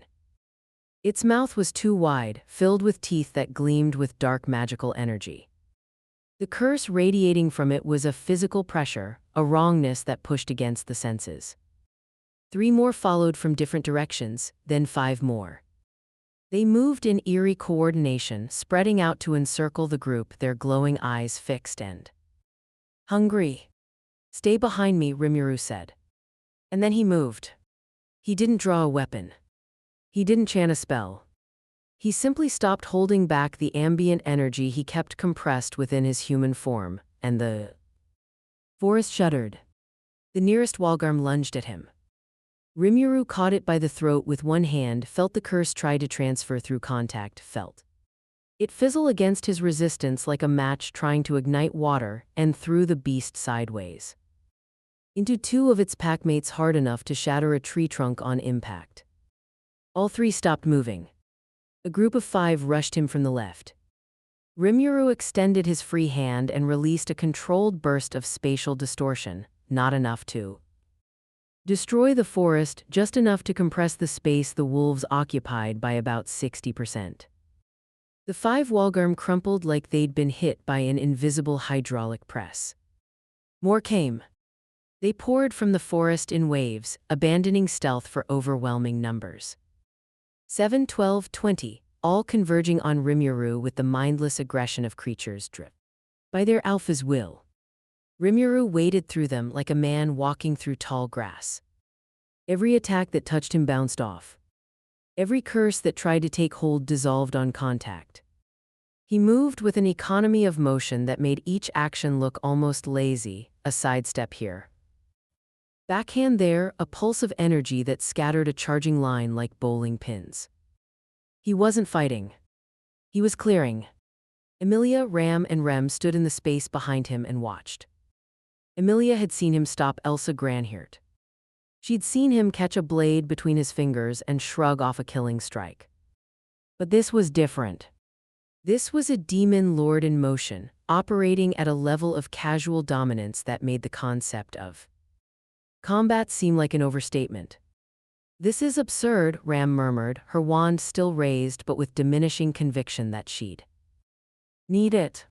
Rem said nothing, her morning star hung loose at her side. Her eyes were wide, tracking Rimuru's movements with an expression that cycled between awe and something she couldn't name. A Walgarm got past Rimuru, whether through luck or the Alpha's tactical direction. One of the beasts circled wide and came at the group from behind. Rem spun, Morningstar already swinging, and caught the creature across the jaw with a strike that would have caved in a stone wall. The wolf flew sideways and didn't get up. Nice swing, Rimuru called over his shoulder. Rem practices, Rem replied, and for the first time there was something almost warm in her voice. 30 seconds, that's how long it took. 30 seconds from the first wolf's charge to the last one hitting the ground. 36 Walgarm neutralized by a single person who hadn't broken a sweat or suffered a scratch. The forest fell silent. The Alpha's in the cave, Rimuru said, pointing. About 200 meters that way, it knows its pack is down. It's scared. He could feel it, the Alpha's signature pulsing with frantic energy, torn between fight and flight. And beneath that, the curse network straining as the alpha's agitation translated into increased activation pressure on the dormant curses in the village. It's trying to trigger the curses, Rimuru said, and his voice went cold. Stay here. He moved. Not walking this time, not even running. One moment he was standing with the group, and the next he was simply there, standing at the mouth of the cave, 200 meters crossed in the space between heartbeats. Spatial movement successful. Target located 15 meters inside the cave. Rimuru walked into the darkness. The alpha Walgarm was massive, the size of a horse, with fur that writhed like living shadow and eyes that burned with concentrated curse energy. It saw Rimuru and snarled, a sound that carried the weight of every curse it controlled, and the air between them filled with invisible tendrils of malice reaching for the village, trying to activate, trying to kill 17 people in a last act of spite. Raphael. Now, Rimuru locked eyes with the alpha and extended his will. Not a physical attack, something more precise. Raphael's analytical capability reached into the magical structure of the alpha's curse network and began cutting connections with surgical exactitude. Each severed link was a thread of dark magic snapping clean, a villager freed from a death sentence. They'd never known they were under. The alpha screamed. The sound was less a roar and more a psychic shriek, the agony of a creature feeling its power torn away piece by piece. It lunged at Rimuru, jaws wide, curse energy blazing. Rimuru held up one hand. The alpha hit an invisible wall and stopped, its teeth centimeters from his palm, its entire body held in place by a fraction of his power. 3, 2, 1. Good. The alpha struggled, snapping and snarling, its eyes wild with rage and terror. Rimuru looked at it and felt a moment of something close to pity. This creature hadn't chosen to be what it was. It was a product of this world's curse ecology, a predator following its nature. But its nature killed people. And Rimuru had never been able to watch that happen and do nothing. Sorry, he said. A pulse of energy, clean, quick, total, the alpha Walgarm ceased to exist. The cave fell silent. The residual curse energy began to dissipate, the dark pressure that had saturated the forest for who knew how long, lifting like fog before the sun. Rimuru stood in the empty cave and listened to the silence, and then he turned and walked back to the others. Emilia was the first to speak when he emerged, the villagers. Zafe. Every curse has been neutralized, the alpha's dead. The pack is gone. She let out a breath that seemed to carry a week's worth of tension. You did it. Just like that. Just like that. 37 cursed wolves and a network of parasitic curses eliminated in under 10 minutes, Ram said from behind Emilia. Her voice was flat, but Rimuru caught the faintest tremor underneath, not fear exactly, but the shock of recalibration. She was rebuilding her model of reality in real time to accommodate what she just witnessed. Ram is impressed. Don't strain yourself, Ram. Ram's admiration has limits. You've reached them. I'll cherish this moment forever. Ram made a sound that might, in a parallel universe, have been a laugh. Rem hadn't spoken. She stood slightly apart from the group, her morning star hanging at her side, her eyes fixed on Rimuru with an expression that was doing complicated things. He could read some of it, the shock was there, yes, and the recalibration, same as her sister. But underneath was something more personal. Something that connected to what they'd talked about on the terrace the night before. She'd told him about being the lesser twin, the shadow. The one who wasn't enough. And she just watched him walk through an army of monsters like they were nothing. Not because he was born special, he'd told her about his origins, about being a normal person. Reincarnated into an impossible situation, he'd become this. Through effort, through choice, through refusing to accept limitations. Rimuru met her eyes and saw the question there, even if she didn't voice it. If he could become that, what could I become? He didn't answer it, it wasn't his to answer. But he held her gaze for a moment and gave a small, warm nod, an acknowledgement. You're going to be fine. Rem looked away, but the set of her shoulders had changed, straighter. Less like someone carrying a weight and more like someone choosing to stand tall. They walked back through the forest in companionable silence. The atmosphere had shifted, the dark, oppressive curse energy was already fading, and the forest felt lighter, brighter. Birds were starting to sing again in areas that had been silent for months. We should tell the villagers, Emilia said as they emerged from the tree line. They'll need to know the curses have been removed. Do they even know they were cursed? Rimuru asked. Probably not. But they should still be examined by a healer to confirm everything's clear. I can do that, Rimuru offered. Raphael, my analytical ability, can scan anyone for residual curse traces in seconds. Emilia stopped walking and turned to face him fully. You do that, just go through the whole village. It'd take maybe 20 minutes. Rimuru. You've already done more than anyone could ask. Nobody asked, I offered. There's a difference, he kept walking, come on. Let's go put some minds at ease. The village was small and charming in the way that rural communities in fantasy worlds always seemed to be: stone cottages with thatched roofs, a central well, a small market square, chickens wandering where they pleased. The villagers were primarily human, with a few demi-humans mixed in, and they greeted Emilia with genuine warmth that spoke to the relationship she'd built with them. They were considerably more wary of Rimuru, which was fair. Stranger in unfamiliar clothes, accompanied by their lady's guest but still unknown. The children were bolder than the adults, clustering around him with the fearless curiosity of the young.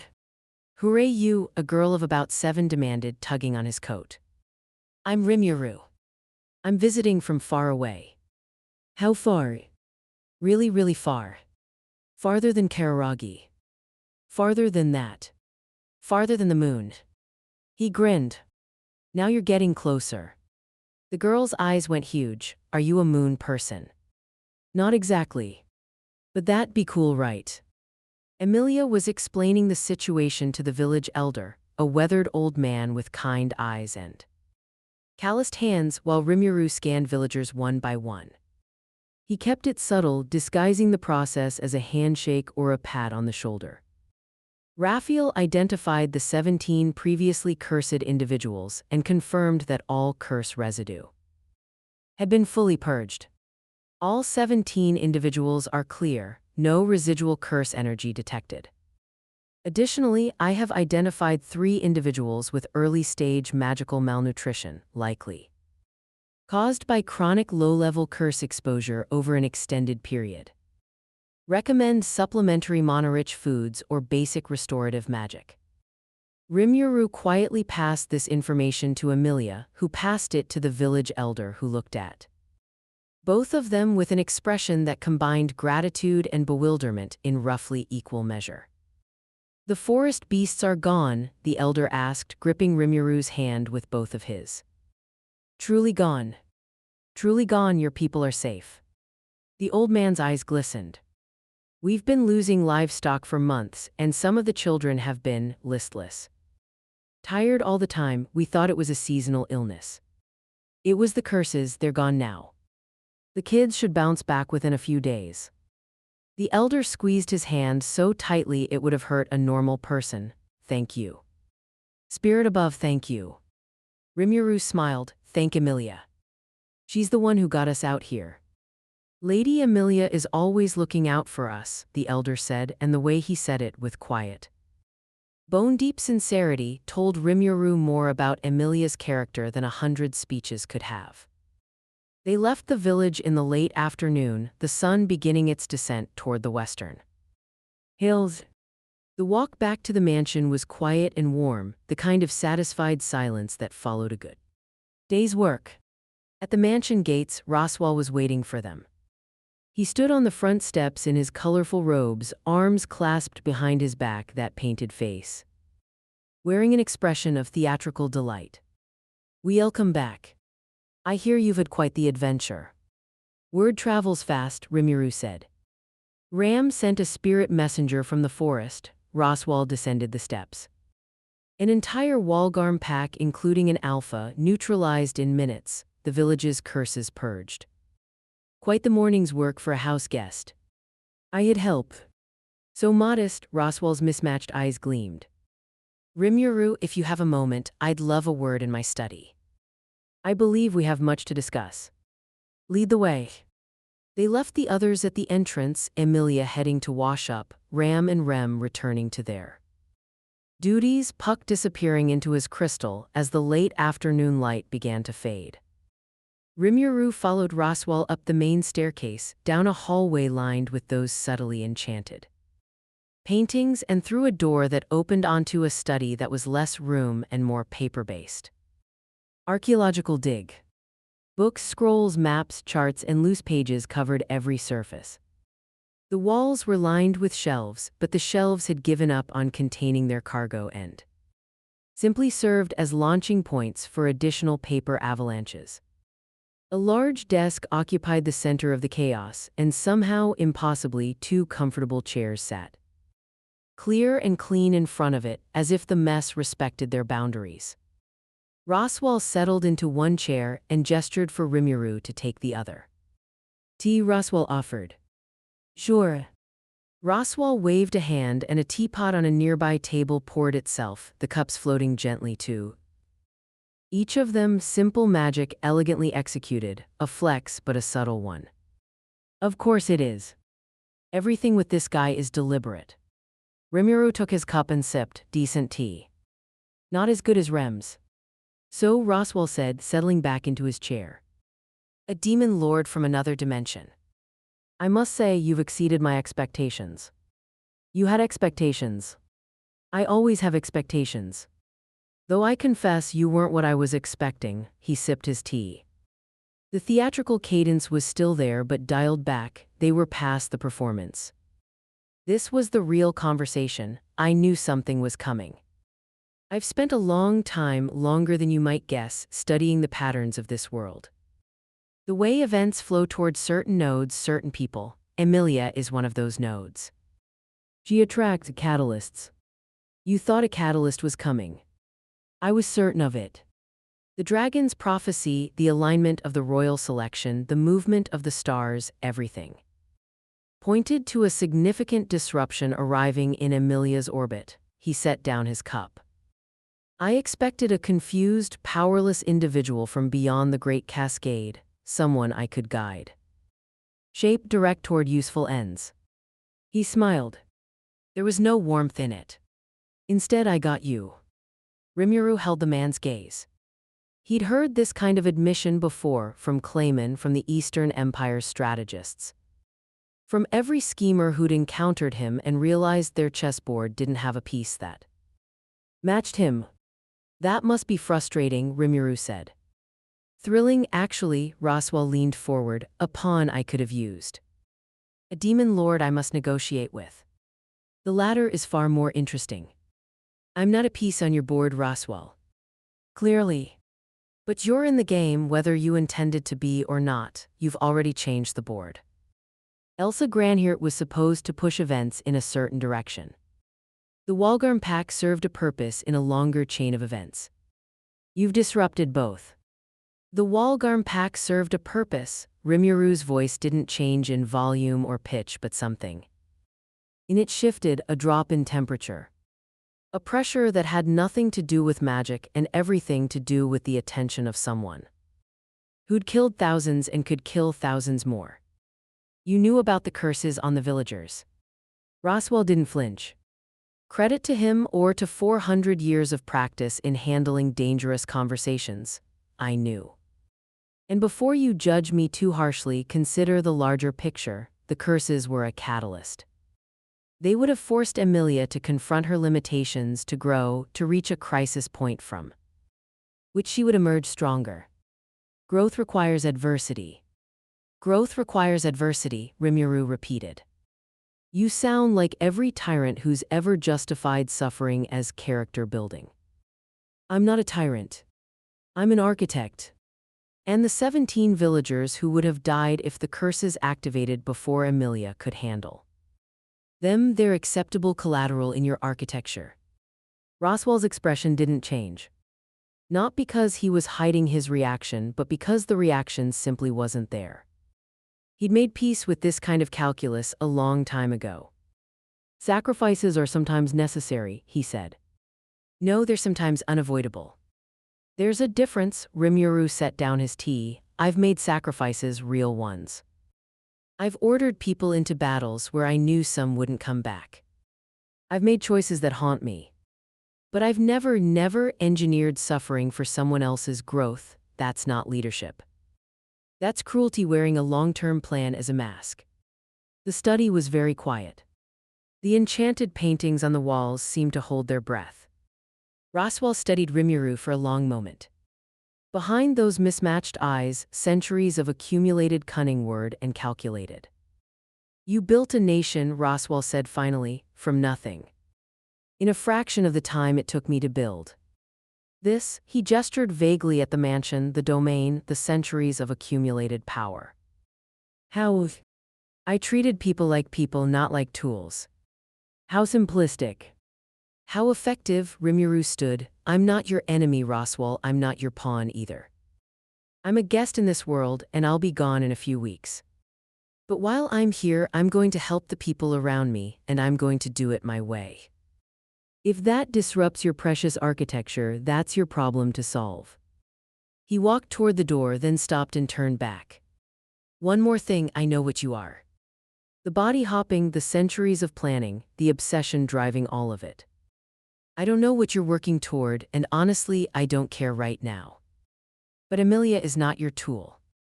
If you try to use her the way you were planning to use your expected catalyst, you and I are going to have a very different kind of conversation. He let a whisper of his aura touch the room. Just a breath. Just enough to make the candles flicker and the air grow heavy and the centuries-old mage lord feel for just a moment the weight of something truly beyond his calculations. Then it was gone, and Rimuru smiled pleasantly. Thanks for the tea. He left.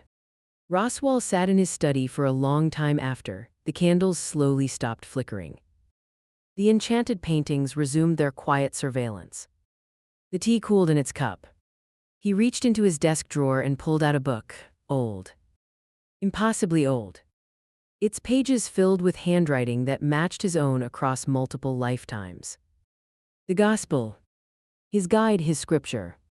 The book that had predicted every major event in his life with unerring accuracy, that had guided his actions across 4 centuries of planning toward a single, all-consuming goal. He opened it to the pages that should have described the current period. They were blank. Not empty, dated text that morning. Roswell had read them over breakfast, confident in the predicted flow of events. But now the words were gone, replaced by unmarked pages that seemed to pulse with a faint, confused energy. As if the gospel itself didn't know what to write. For the first time in a very, very long time, Roswell L. Mathers didn't know what was going to happen next. He closed the book and left. The evening settled over the Mathers domain like a quilt being laid across a sleeping child. The last light of the sun turned the lake into liquid copper, and the twin moons rose in sequence. The larger one first, its smaller companion following like a shy friend. Rimuru stood at the window of his guest room, watching the transition, and thought about the conversation with Roswell. The man was dangerous. Not in the immediate physical sense. Rimuru could handle him in a fight without meaningful effort. Dangerous in the way that only someone with centuries of patience and a willingness to use people as instruments could be. Every person in this household was a piece in his game. Amelia was the centerpiece, Ram and Rem were support structure. And the catalyst he'd expected, the confused, powerless person from beyond the Great Cascade, would have been his primary mechanism. He wanted someone he could control. Someone who'd stumble through his orchestrated crises and push Amelia toward whatever outcome he's been building toward for 400 years. The destruction of the predicted event chain by our intervention has likely destabilized his entire strategic framework. His next actions will be either an attempt to adapt and incorporate us into a revised plan, or an attempt to neutralize us as an obstacle. Given his psychological profile, the former is more likely. He is a planner, not a fighter. Agreed, he'll try to use me, or at least steer me. We'll let him think he's making progress while we figure out what his actual endgame is. Recommend accessing the Forbidden Library on the 3rd floor. The general collection contained no information on his true objectives, but the restricted materials may. Not yet, let's not tip our hand, we've got time. A knock at his door, soft. Familiar. Come in, Rem. The door opened. Rem stood there in her maid uniform carrying a small covered tray. Rem brought a late snack. You missed the evening tea service. I was thinking. Come in. She entered and set the tray on the desk. Under the cover was a small selection of cookies and a cup of tea, different from the moonflower. Blend this one darker and richer. Is this a new blend? Rimuru asked. Rem is experimenting. This one uses dried shadowberries from the forest edge. She paused. With the wallgarm gone, the bushes near the tree line should recover. There'll be more berries next season. See. Positive consequences already. Rem didn't sit this time. She stood by the desk, her hands folded in front of her, and Rimuru could feel the internal debate playing out in her emotional signature, something she wanted to say. Something that cost her. He waited. In the forest today, she said finally. When you fought the wallgarm, Rem was watching. I know. You weren't afraid. Not even for a moment. They weren't strong enough to hurt me. That's not what Rem means. She looked at him and the mask was down. Not all the way. Rem's masks had masks, but enough. You weren't afraid of what they represented. The curses, the darkness, the malice, you walked into it like it was nothing. Like it had no power over you. It didn't. Rem has spent her whole life afraid of the dark things, the things that destroyed her village. The things that took Ram's horn. Every shadow could be hiding another monster, another attack, another loss. Her voice was steady. But her hands were clenched. She trained to fight them, she fights them well. But the fear never leaves. Rimuru was quiet for a moment. Then he said, Rem, can I tell you something? Yes. Fear isn't weakness, it's information.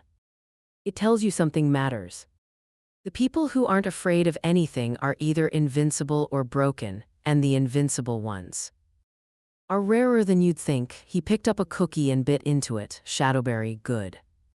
You fight despite the fear, that's not less brave than fighting without it. It's more. You sound very certain. I've led armies. I've watched people who were terrified stand their ground because the person next to them needed them too. That's the bravest thing there is. He held up the cookie. Also, these are incredible. Rem blinked. A small, surprised laugh escaped her, barely more than a breath, but real. You are very strange, Mr. Rimuru. You said that last night too. Rem meant it then. Rem means it now. She moved toward the door. Good night. Good night, Rem. Thanks for the cookies. She paused at the door, didn't turn around. Tomorrow, there's a village market in the morning. Rem goes to buy supplies if you wanted to come to see more of the area. I'd like that. 6 o'clock. Don't be late. The door closed. Rimuru ate another cookie and smiled. She's starting to trust me. You don't have to make it clinical, Raphael. Your function is also to figure out how to get us home. How's that progressing? Dimensional thin point analysis continues. The nearest viable site is approximately 40 kilometers to the east, near the border of the Mather's domain. I can begin preliminary calibration within 3 days if we visit the site. However, I have identified a complication. What kind of complication? The thin point's location corresponds to an area of significantly elevated magical activity. Specifically, it intersects with the projected movement pattern of a large-scale magical entity. What entity? Based on available bestiary data and magical signature analysis, the entity matches the description of a creature known as the white whale. It is one of 3 great Maybests. Catastrophic level threats created by the Witch of Gluttony. It moves through the region on a semi-regular cycle, and its current trajectory will bring it within range of the thin point within approximately 2 weeks. A giant magical whale blocking his route home. Rimuru stared at the ceiling. This world really doesn't do things by halves, does it? The white whale is classified as an existential level threat in this world's records. It has destroyed military forces, erased individuals from existence through its fog, and has been active for over 400 years. However, based on available data, its power level falls well within our capacity to neutralize. A big monster between me and home. You know what? At least it's a problem I can punch. I said some can't. I didn't say I wouldn't enjoy the ones that can. He finished the last cookie, drank the rest of the tea, and settled into the chair by the window to watch the moons trace their paths across the sky. Somewhere in the East Wing, Roswell L. Mathers stared at a blank gospel and plotted. In her room, Emilia held her insignia and dreamed of a kingdom where people weren't judged by their ears or their hair. In their shared quarters, Ram slept soundly while Rem lay awake, staring at the ceiling, thinking about a demon lord who walked through darkness like it was sunlight, and wondering, for the first time in as long as she could remember, if there was more to Rem than the shadow of her sister. And in the forest, the cursed darkness was already fading, the trees stretching toward the moonlight, the first tentative shoots of new growth pushing through soil that had been poisoned for years. Something had changed in the Mathers domain. Something that no gospel had predicted, no architect had planned for, and no calculation could contain. Rimuru Tempest was here. And he was only getting started. Chapter 3: The Capital's Game. The letter arrived on the 5th morning. Rimuru was in the garden with Emilia, watching her practice ice magic against a set of wooden training dummies that Ram had set up along the far hedge. He'd been offering occasional pointers, not on her technique, which was already solid, but on her mana efficiency. Her raw power was staggering, but she burned through it like someone shoveling coal into a furnace, when a careful hand on the bellows would do. "You're overcharging every spell by about 40%, he said, leaning against a stone pillar, with his arms crossed. "That ice lance you just threw could have punched through the dummy with half the mana you used." Emilia lowered her hands, a sheen of sweat on her brow. "I've always had trouble controlling the output. It either comes out too strong or not at all. That's a gating issue. Your mana circuits are wide, really wide, which is why your capacity is so huge, but you don't have fine control over the flow rate. It's like having a river and trying to fill a teacup. How do you know so much about magical theory?" "I've spent a lot of time studying it.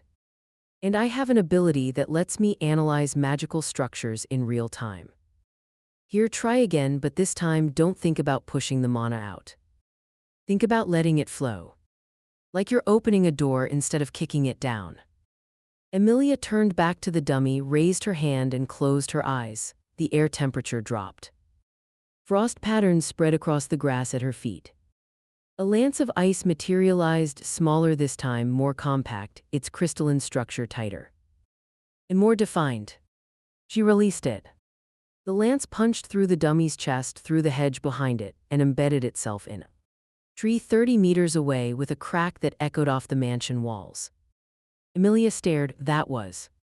I used half the mana. And got a cleaner result. See, you don't need more power. You need more precision." "He's right, Leah," Puck said from his perch on her shoulder. "I've been telling you the same thing for years, but apparently it takes a demon lord to make it stick. You never explained it the way he did." "I explained it perfectly. You just like his teaching style better because he uses metaphors about doors." "Doors are relatable, Puck." Rimuru grinned. Their bickering was comfortable and warm, the kind that only came from genuine affection. It reminded him of Shin and Shuna arguing over who got to prepare his meals, a debate that, mercifully, Shuna always won. The moment was interrupted by Ram, who appeared at the garden's edge with a sealed letter in her hand and an expression that suggested the letter had personally offended her. Lady Amelia. A summons from the Council of Wise Men. The royal selection ceremony has been moved forward, she held out the letter. You're expected at the capital in 3 days. Amelia took the letter and read it. The color drained from her face, then returned with a flush of determination that Rimuru was starting to recognize as her default response to pressure. 3 days, she murmured. That's barely enough time to prepare. Lord Roswell anticipated this, Ram added. He departed for the capital this morning to make arrangements. He requests that you follow tomorrow with your entourage. The way she said entourage while looking at Rimuru communicated exactly how she felt about the term. I'll come with you, Rimuru said. It wasn't a question. Emilia looked up from the letter. You don't have to. This is Lugunica's politics, it's not your. Emilia. Someone already tried to have you assassinated to remove you from this selection.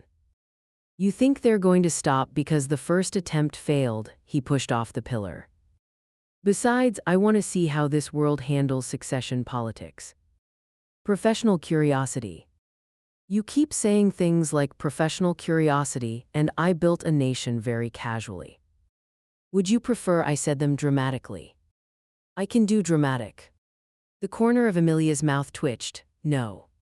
Casual is fine.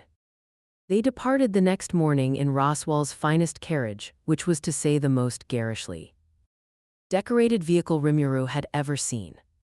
Purple and gold filigree covered every surface, the wheels had been painted with what appeared to be tiny stars, and the interior upholstery was a shade of violet that actively challenged the concept of taste. This is very Roswell, Rimuru said, settling into the plush seat. He believes in making an impression, Emilia said with the diplomatic tone of someone who'd had this conversation with herself many times. Ram drove the carriage. Rem sat inside with Rimuru and Emilia, her hands folded in her lap, her morning star stowed beneath the seat. Puck drowsed in crystal form, conserving energy for the day ahead. The ride to the capital took most of the day.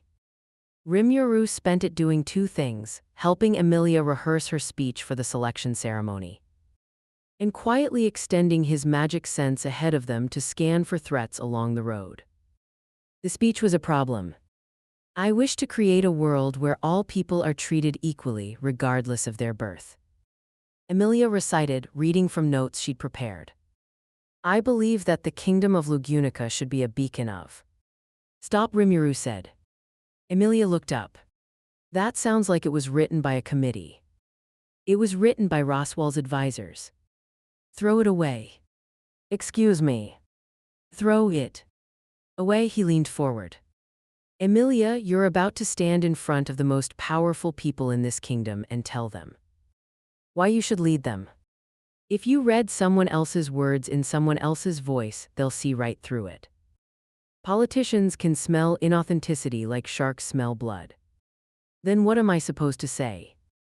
What you told me that night in the library. About wanting to help people who are treated unfairly because of what they are. About knowing what that feels like, say that. I can't just stand up there and be personal. They'll tear me apart. They're going to tear you apart regardless. You're a half-elf who looks like the Witch of Envy. The deck is stacked against you before you open your mouth, so stop trying to play their game. Play yours. Emilia stared at him, then she looked at her notes. Then back at him. You really did build a nation, didn't you? She said quietly. From a cave in the middle of nowhere. And the first speech I gave was to 100 goblins who didn't know whether to follow me or eat me. You know what I said? What? I'm going to make this place great and anyone who wants to help is welcome. That was it. The whole speech. That's very short. Best speech I ever gave. Because I meant every word and they could tell, he sat back. You don't need fancy rhetoric, Emilia, you need conviction. And you've got that in spades. Rem, who had been listening in silence, spoke up. Rem thinks Mr. Rimuru is right. Both Rimuru and Emilia looked at her. Lady Emilia is most compelling when she speaks from the heart, Rem continued, her gaze steady. Rem has seen it in the village when she talks to the children, when she helps people. That is the Emilia who should stand before the council. Emilia's eyes widened. It was clearly not what she'd expected from the quiet, dutiful maid. Rem believes in Lady Emilia. Even when Lady Emilia does not believe in herself. A beat of silence. Emilia's eyes glistened, and she blinked rapidly before turning to look out the window.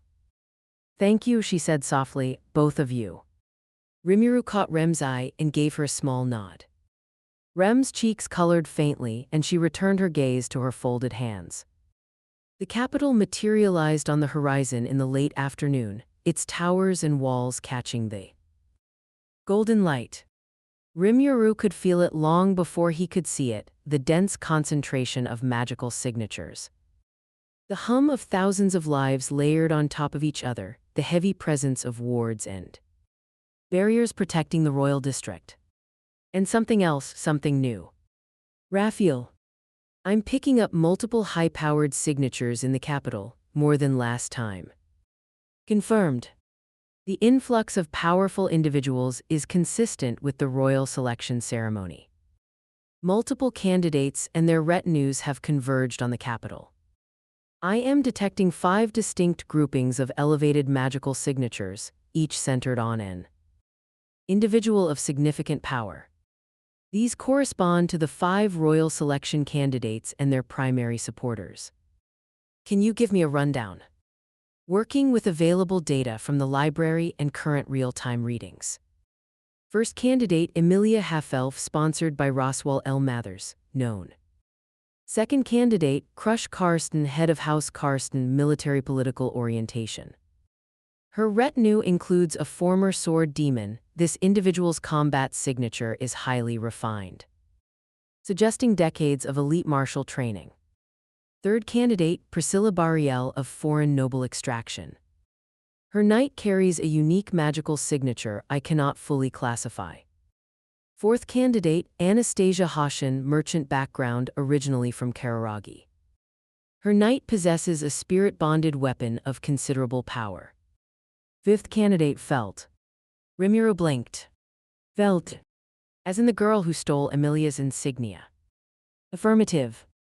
The individual designated Felt has been identified as the 5th royal selection candidate. She is accompanied by Reinhard van Astria. The barefoot thief from the slums is a candidate for the throne. And Reinhard is her knight. The dragon insignia selects candidates through means that are not fully understood. Candidacy does not require noble birth, political standing, or even the candidate's consent. Rimuru leaned back and laughed. Emilia and Rem both looked at him. Sorry, he said. Just learned something funny. You'll see. The carriage passed through the capital's outer gates, waved through by guards who recognized the Mather's crest. The streets were busier than during Rimuru's first visit. The selection ceremony had drawn people from across the kingdom, and the atmosphere crackled with energy. Merchants had tripled their inventory, street performers worked every corner.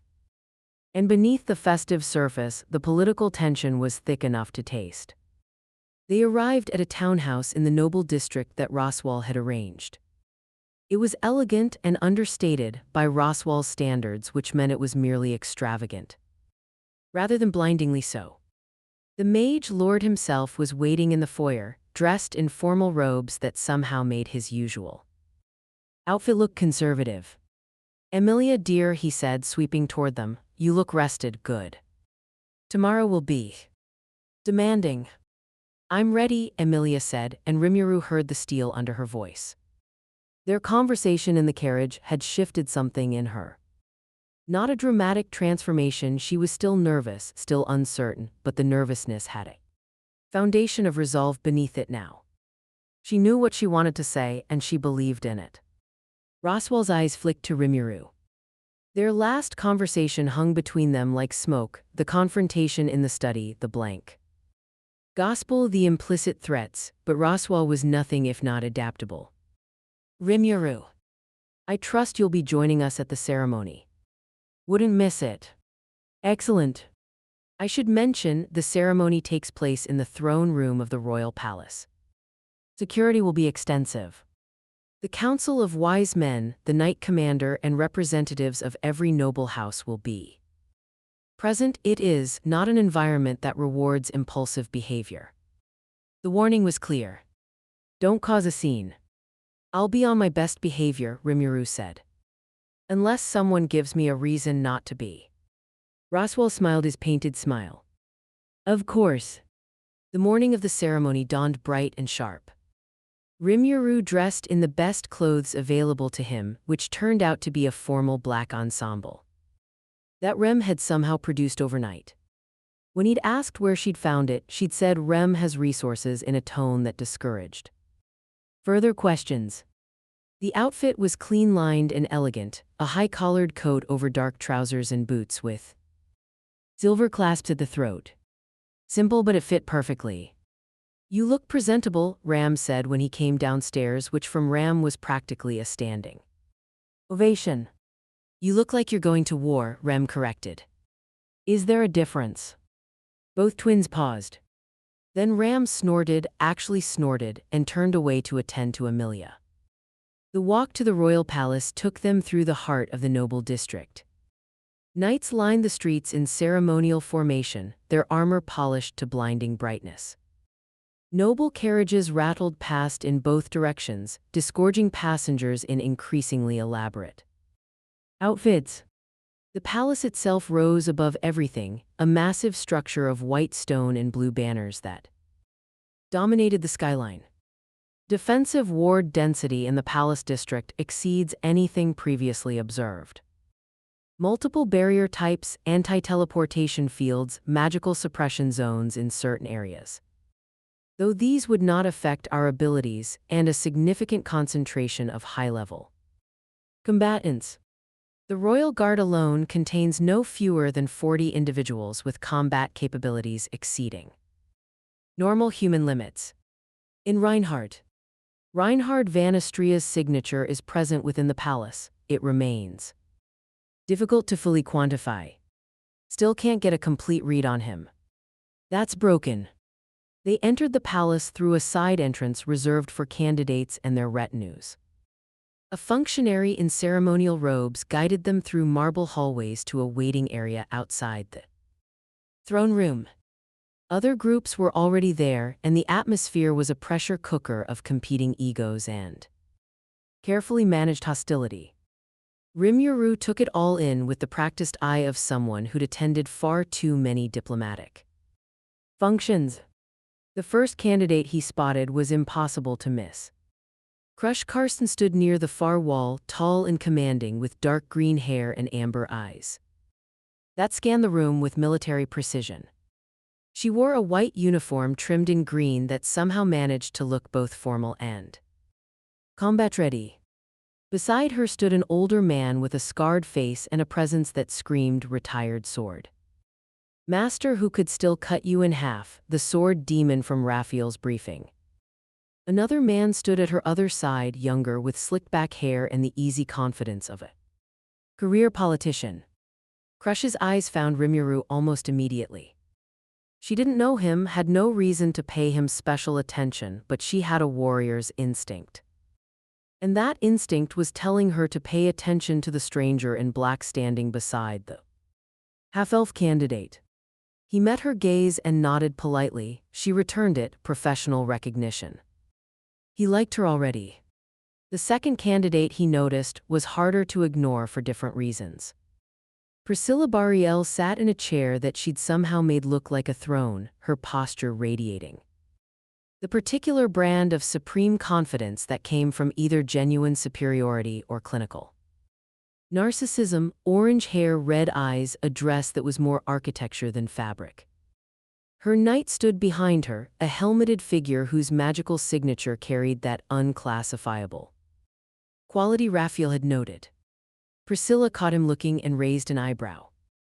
The expression said very clearly, "I notice you, I am unimpressed. You may continue to exist in my vicinity." Rimuru had met demon lords with less arrogance. He found it genuinely entertaining. The third candidate was the most unassuming. Anastasia Hoshin sat in a corner, wrapped in furs despite the mild weather, her lavender hair framing a round, pleasant face that radiated harmless friendliness. Her knight stood beside her, a tall, handsome man with a sword whose spirit bonded aura buzzed against Rimuru's senses like a tuning fork. Anastasia was watching everyone. Not with Crush's military assessment or Priscilla's imperious survey, but with the quiet, calculating attention of a merchant pricing goods. She noticed Rimuru noticing her and smiled warmly. That smile set off more alarms than Elsa's knives had. She's the dangerous one, Rimuru thought. The ones who look harmless always are. Concur. Her emotional signature is the most controlled in the room. She is revealing exactly as much as she wants to and no more. And then the final candidate arrived, and the waiting room's careful equilibrium shattered. The doors opened, and Reinhard van Astria walked in with Felt. Felt looked completely different from the barefoot thief Rimuru had met in the slums. She wore a formal dress, clearly uncomfortable in it, tugging at the collar every few seconds. And her blonde hair had been brushed and styled, but her eyes were the same. Sharp, angry, and defiant. She spotted Rimuru and froze. "You." "Hey, Felt. Nice dress." "Shut up, what are you doing here?" Supporting a friend, he tilted his head. "What are you doing here? Last I saw you, you were climbing through a window with my coin purse." "It's a long story," Felt muttered, crossing her arms. Reinhard stepped forward, and once again Rimuru felt that quiet pressure of acknowledgement between them. "Rimuru Tempest, I'm glad to see you again." "Likewise, so you're Felt's knight." "I am." The insignia responded to her the night we met. "She is the fifth candidate." "I didn't ask for this," Felt snapped. "He basically kidnapped me." "I extended a formal invitation," Reinhard said calmly. "With appropriate legal documentation. To a 14-year-old who can't read." Rimuru laughed. He couldn't help it. Felt's fury was so genuine, so raw, so completely unlike the practiced composure of every other person in the room that it was refreshing. "Felt," he said, "for what it's worth, I think you're exactly what this selection needs. A slum rat, a thief. Someone who knows what life looks like from the bottom. Every other candidate here grew up with power or privilege, you didn't. That perspective is worth more than they realize." Felt stared at him. Some of the anger drained from her face, replaced by something more uncertain, more vulnerable. "You're still weird," she said. "And you still need shoes." "I'm wearing shoes." "Good. Progress." The doors to the throne room opened, and a herald's voice rang out, calling the candidates forward. Rimuru fell into step behind Emilia as the 5 candidates and their retinues filed into the throne room. He kept his posture relaxed, his expression neutral, and his magic sense wide open. The throne room was massive. Vaulted ceilings arched overhead, supported by pillars carved with dragon motifs. Banners representing the great noble houses hung from the walls. At the far end, an empty throne sat on a raised dais, empty because there was no king, which was the whole point of today's exercise. Below the dais, the council of wise men sat at a curved table, elderly men in ceremonial robes, their faces carrying the particular blend of wisdom and calcification that came from decades. Power to their left, the knight commander stood with his officers. To their right, representatives of the noble houses filled rows of seating, their finery. Competitive display of wealth and status. And in the gallery above, hundreds of lesser nobles and important citizens watched from behind ornate railings. The 5 candidates took their positions before the council, spaced evenly across the floor. Their knights and supporters stood behind them. Rimuru positioned himself behind Emilia's right shoulder, where he could see the entire room. The head of the council, a white-bearded man with sharp eyes that belied his age, struck a ceremonial staff against the floor. The royal selection of Lugunica convenes. The dragon stone has spoken. 5 insignias have chosen 5 candidates. Today, each candidate shall present themselves and their vision for the kingdom's future. The council, the knights, and the noble houses shall hear and judge. Formal, ritualistic. Exactly the kind of pageantry that made Rimuru's eyes glaze over in his own world's diplomatic functions. First candidate, Lady Crush Karsten, head of House Karsten. Crush stepped forward. Her speech was sharp, direct, and military in its precision. She spoke of strength, of independence, of breaking the kingdom's reliance on the dragon's covenant, and standing on its own merits. She spoke of meritocracy, of rewarding capability over birth, of building a Lugunica that could face any threat without hiding behind prophecy. It was a good speech.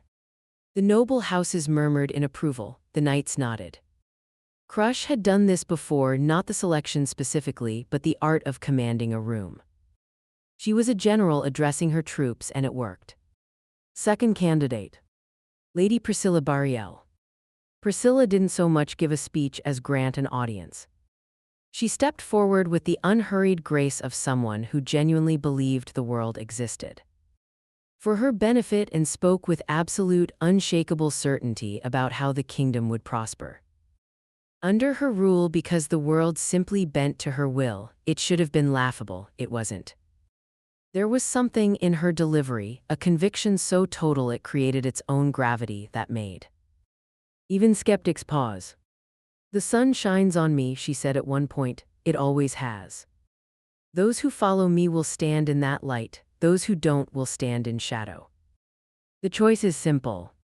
Rimuru raised an eyebrow. She actually believes that. Every word. Her psychological profile suggests an extreme form of self-assurance that may border supernatural phenomenon. Her life history, as available in public records, does show a statistically anomalous pattern of fortunate outcomes. It is possible she possesses an innate luck-based ability. That's actually kind of fascinating. Third candidate, Lady Anastasia Hoshin. Anastasia's speech was warm, folksy, and devastatingly clever. She spoke of prosperity, of trade, of connecting Lugunica to the broader world through commerce and cooperation. She framed everything in terms of growth and opportunity, using the language of the marketplace to describe governance. It was disarming. She sounded like a friendly shopkeeper rather than a political candidate, which was exactly the point. By the time she finished, half the noble houses were mentally calculating the trade advantages of supporting her. Fourth candidate, Lady Felt. Felt walked forward like she was walking into a bar fight. Her chin was up, her fists were clenched, and her expression dared anyone to say something about it. I don't have a speech, she said. Her voice was rough and loud in the formal silence. I don't have a fancy family or an army or a trading company. I grew up in the slums. I stole to eat. I've never owned anything I didn't take. The murmuring from the noble houses turned hostile. Felt plowed through it like she hadn't heard. And you know what? That means I know exactly what's wrong with this kingdom. Because I've been on the receiving end of it my whole life. The people in the slums, the demi-humans in the ghettos. The kids who go hungry while nobles throw away food, they're part of this kingdom too. And they don't have anyone speaking for them, so here I am. She spread her arms. Deal with it. Dead silence. Then a voice from the noble section, this is absurd. A street urchin, this mockery. Enough, the council head said, but the damage was done. The murmuring swelled, hostile and dismissive, and Felt stood in the center of it with her jaw clenched and her eyes burning. Reinhard placed a hand on her shoulder. She didn't shake it off. Fifth candidate, Lady Amelia. And here it was. Amelia stepped forward. Rimuru felt the shift in the room, a collective intake of breath, a tightening of attention. Spike of emotional response that ranged from curiosity to suspicion to outright hostility. Because they saw her. They saw the silver hair and the pointed ears, and 400 years of cultural trauma slammed into the present tense. The half-elf, someone whispered loud enough to carry. She looks just like. How dare they put her forward? Emilia stood in the center of that hostility and breathed. Rimuru watched her from behind, watching for the moment where the pressure would crack her composure and send her reaching for those prepared notes she'd stuffed in her sleeve. She didn't reach for them. My name is Emilia, she said, her voice was clear, steady. Just Emilia, I know what you see when you look at me, I know what name you're thinking. I've heard it my whole life. In every village I've passed through, every city I've visited, every face that turned away when they saw my ears. The murmuring died. Not because the hostility faded, but because she was speaking with a directness that commanded attention. I'm not here to pretend that doesn't exist. I'm not here to apologize for how I was born. I'm here because this kingdom has people in it who know exactly what it feels like to be hated for what they are instead of who they are. Demi-humans, half-bloods, anyone who doesn't fit the picture of what Lugunica is supposed to look like. She paused, her hands were steady at her sides. I want to build a kingdom where that stops. Where a child with pointed ears can walk down the street without being spat on. Where a girl from the slums, she glanced at, felt briefly a flash of connection, doesn't have to steal to survive. Where people are measured by their actions, not their ancestry. She took a breath. I don't have a noble house behind me, I don't have an army or a trade empire. What I have is the knowledge of what it means to be treated as less than what you are, and the determination to make sure no one else has to carry that weight alone. That's all I can offer. And I believe it's enough. She stepped back. The silence that followed was different from the silence after Felt's speech. It wasn't hostile. It wasn't approving. It was the silence of people who'd been hit with something real and were still processing the impact. Rimuru felt a swell of something warm in his chest, pride maybe, or recognition.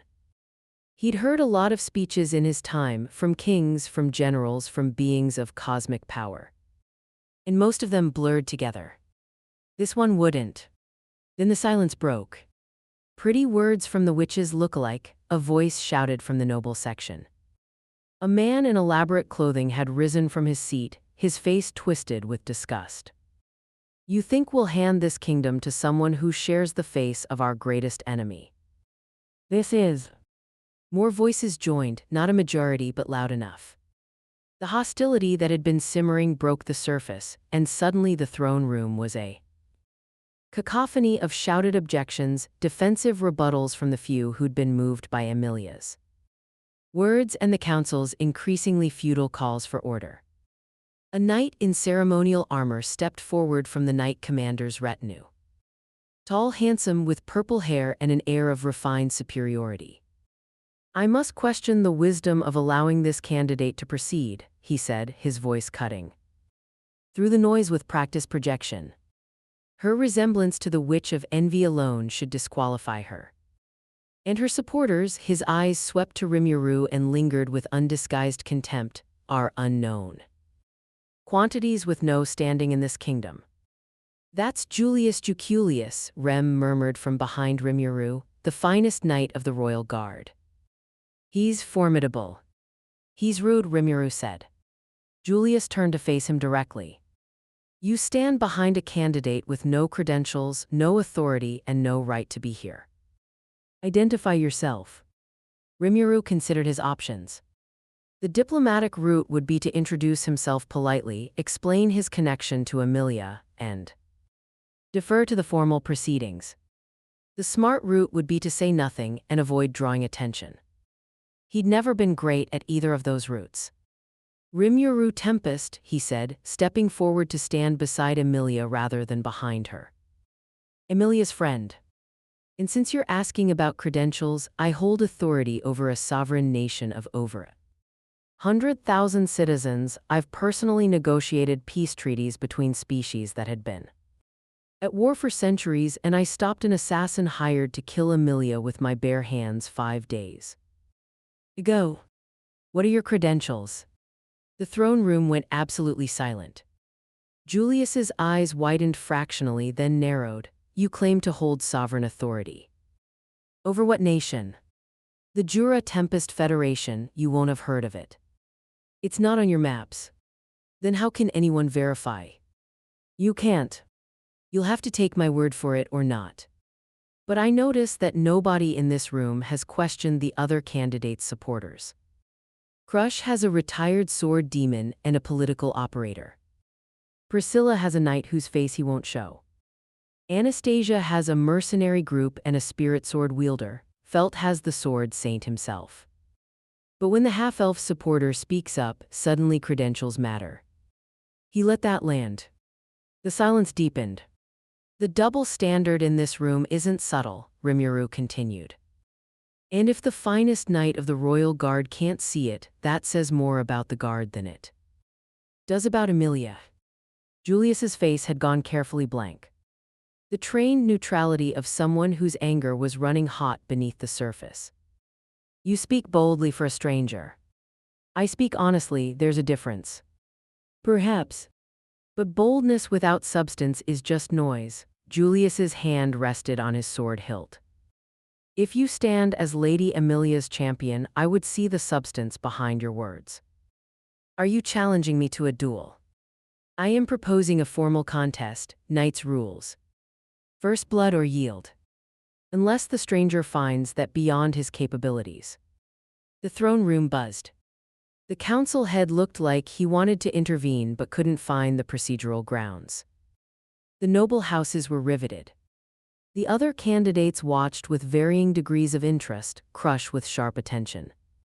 Priscilla with amusement, Anastasia with that calculating warmth felt with her fists clenched on Rimuru's behalf. Emilia grabbed Rimuru's sleeve. You don't have to do this, she whispered. I know. He's one of the strongest knights in the kingdom. I know. Rimuru. He looked at her, smiled. Trust me. She let go of his sleeve. I accept, Rimuru said. They cleared a space in the center of the throne room. The formality of the selection ceremony had been thoroughly derailed, but nobody seemed to mind. This was far more entertaining. Knights and nobles pressed closer to the edges of the improvised arena, and a buzz of wagering rippled through the crowd. Julius drew his sword. It was elegant, well-maintained, and humming with spirit magic. 6 quasi-spirits danced along the blade, each a different color, lending the weapon elemental versatility. His stance was textbook perfect, weight balanced, blade angled to allow both offense and defense. Raphael. Assessment of his combat capability. Julius Juculius is an elite swordsman augmented by 6 quasi-spirit bonds. His combat speed, precision, and magical augmentation place him in the upper tier of warriors in this world. He is significantly more capable than Elsa Granhirt in terms of technical skill, though less lethal in terms of killing intent, threat to us none. However, the social context of this duel makes calibration important. Recommend demonstrating clear superiority without causing permanent injury or excessive humiliation.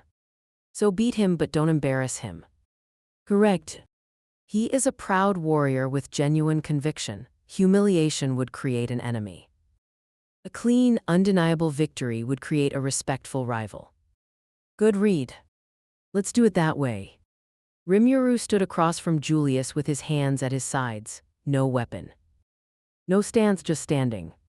You don't draw a weapon, Julius said. Don't need one. But I'll make you a deal, come at me with everything you've got, and if you land a clean hit, I'll concede the match. Julius's expression shifted, not anger, something closer to insult. You think so little of my ability. I think very highly of your ability. I just know my own, Rimuru spread his hands. Whenever you're ready, Julius. The knight moved. And he was good. Rimuru would give him that without reservation. Julius was really good. The first strike came in a sweeping arc that covered 3 potential dodge angles simultaneously, the blade trailing ribbons of spirit light. It was faster than Elsa's attacks, more precise, more technically refined. The follow-up was a thrust aimed at center mass that transitioned into an upward slash with seamless fluidity. And the spirits worked in concert with the blade, one projecting a burst of wind to disrupt footing, another sending a flash of light to dazzle the eyes. Rimuru didn't dodge, he shifted. Small movements, a tilt of the head, a turn of the shoulder, a half step that put him exactly where the blade wasn't. Each movement was minimal, almost lazy, but timed with such precision that Julius's sword cut nothing but air. The crowd gasped. Julius pressed harder. His attacks increased in speed and complexity, the spirits cycling through elements: fire, wind, earth, water, light, shadow, creating layered assaults that combined physical and magical threats. He was giving everything he had, and what he had was genuinely impressive. Rimuru wove through it like smoke. He wasn't using Raphael's predictive capabilities, not really. He didn't need to. His base reaction speed and sensory awareness were so far beyond what Julius could produce that the knight might as well have been moving in slow motion. But Rimuru made it look closer than it was, letting the blade pass within centimeters rather than meters, because the crowd needed to see Julius's skill for it to mean something when he lost. A full minute of this. Julius's breathing was heavy, sweat beading on his brow, but his form never broke. His attacks never became sloppy. Every strike was clean, powerful, and directed with intent. He was a master, and he fought like one. But mastery in one world didn't equal supremacy in all of them. Rimuru decided it was time to end it. Julius came in with a combination, a feinted thrust that transitioned into a spinning slash, his spirits converging to create a 6-element burst at the point of impact. It was his best attack.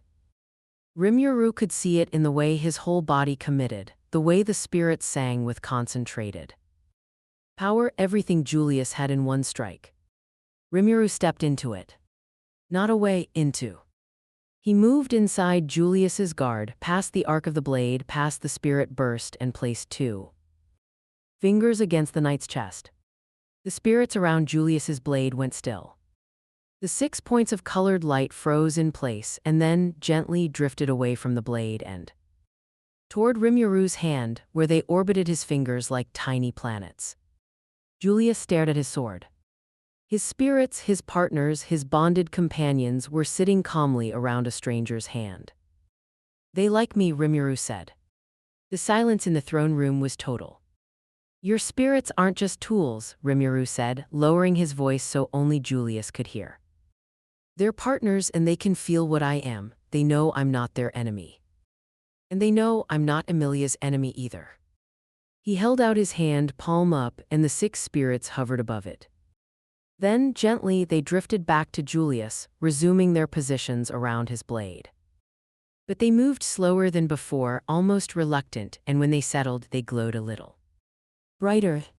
"Yield?" Rimuru asked, not mockingly, not arrogantly. "Just a question." Julius stood very still for a long time. His sword was still in his hand. His spirits were back. He could attack again. He had every right and every reason to. He sheathed his blade. "I yield," he said. And then quieter, "What are you?" "Someone who'd rather be your ally than your opponent." Rimuru extended his hand. "Good fight. Seriously, you're the best swordsman I've seen in this world." Julius looked at the offered hand. Something passed behind his eyes, pride warring with respect, ego negotiating with reality. Then he clasped it.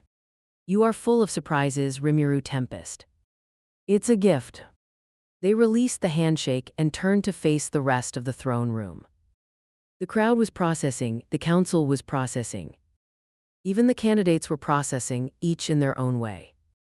Crush was staring at Rimuru with the intensity of a commander who just identified a strategic asset. The old sword demon beside her had one hand on his own blade, not threateningly but with the Reverence of a master recognizing impossible skill. Priscilla was laughing. Not loudly, not mockingly, a genuine, delighted laugh, like a cat watching a bird do something unexpected. Anastasia's warm smile hadn't changed, but her eyes had. They were sharper now. More focused. She'd moved Rimuru from unknown variable to significant factor in whatever calculations she was running.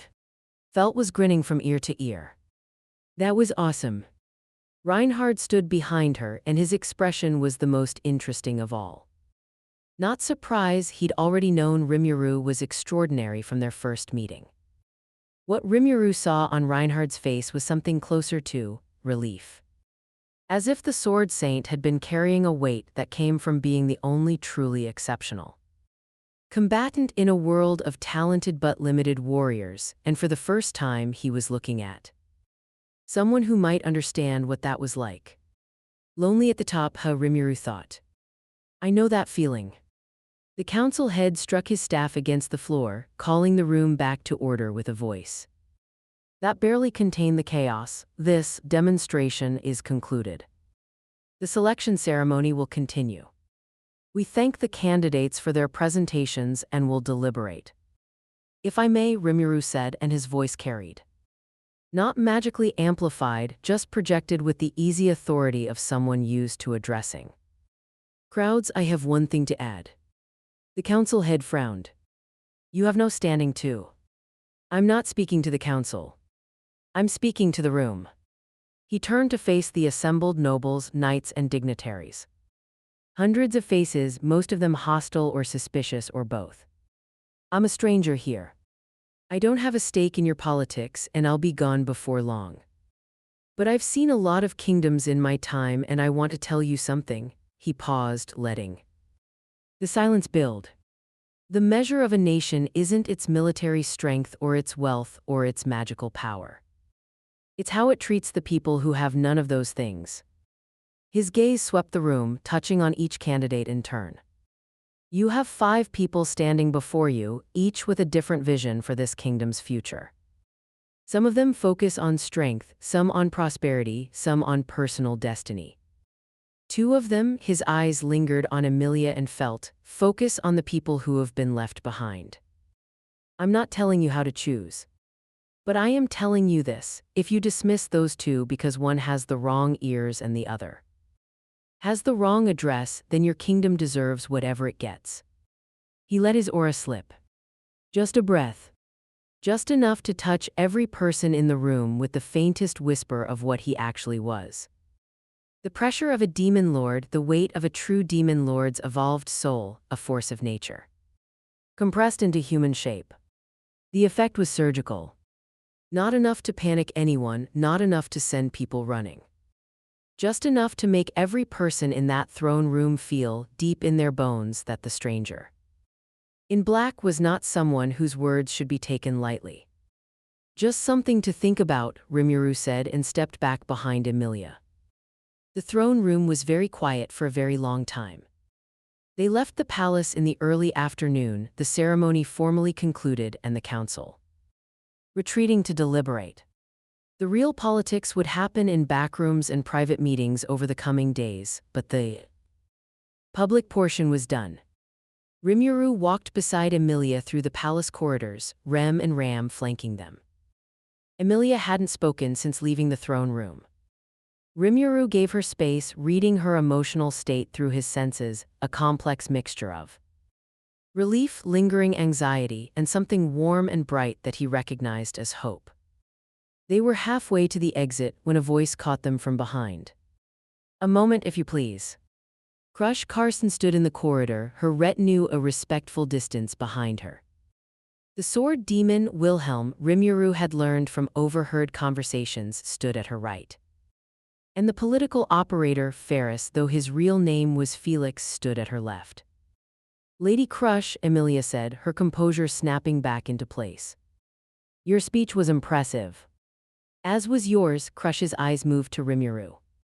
Though I suspect the most impressive performance today wasn't at the podium. I got a little carried away, Rimuru said. Julius is a good fighter. I respect him. He is the finest knight in the royal guard, and you made him look like a training academy. Student, Crush's tone was matter-of-fact, not accusatory. She was a military leader. She dealt in realities. I won't ask what you are. I expect you'd give me the same non-answer you gave the throne room. But I will ask you this, are you an ally or an obstacle? Neither. I'm a tourist. Tourists don't make speeches about the soul of a nation. I'm a very opinionated tourist. Crush studied him, then her lips curved into a thin smile. I like you, Rimuru Tempest. You're honest in a city full of liars. That's either brave or foolish. Usually both. There's something I'd like to discuss with you. Not here, not now, but soon. The smile faded, replaced by something heavier. There's a threat approaching this kingdom that has nothing to do with the selection.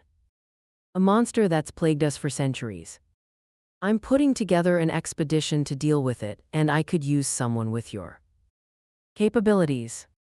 The white whale, Rimuru thought. The same creature that was blocking his route to the dimensional thin point. You're going after the white whale, he said. Crush's composure broke for a fraction of a second. Genuine surprise. How do you know about that? I do my research. And I have my own reasons for wanting that thing dealt with. He met her eyes.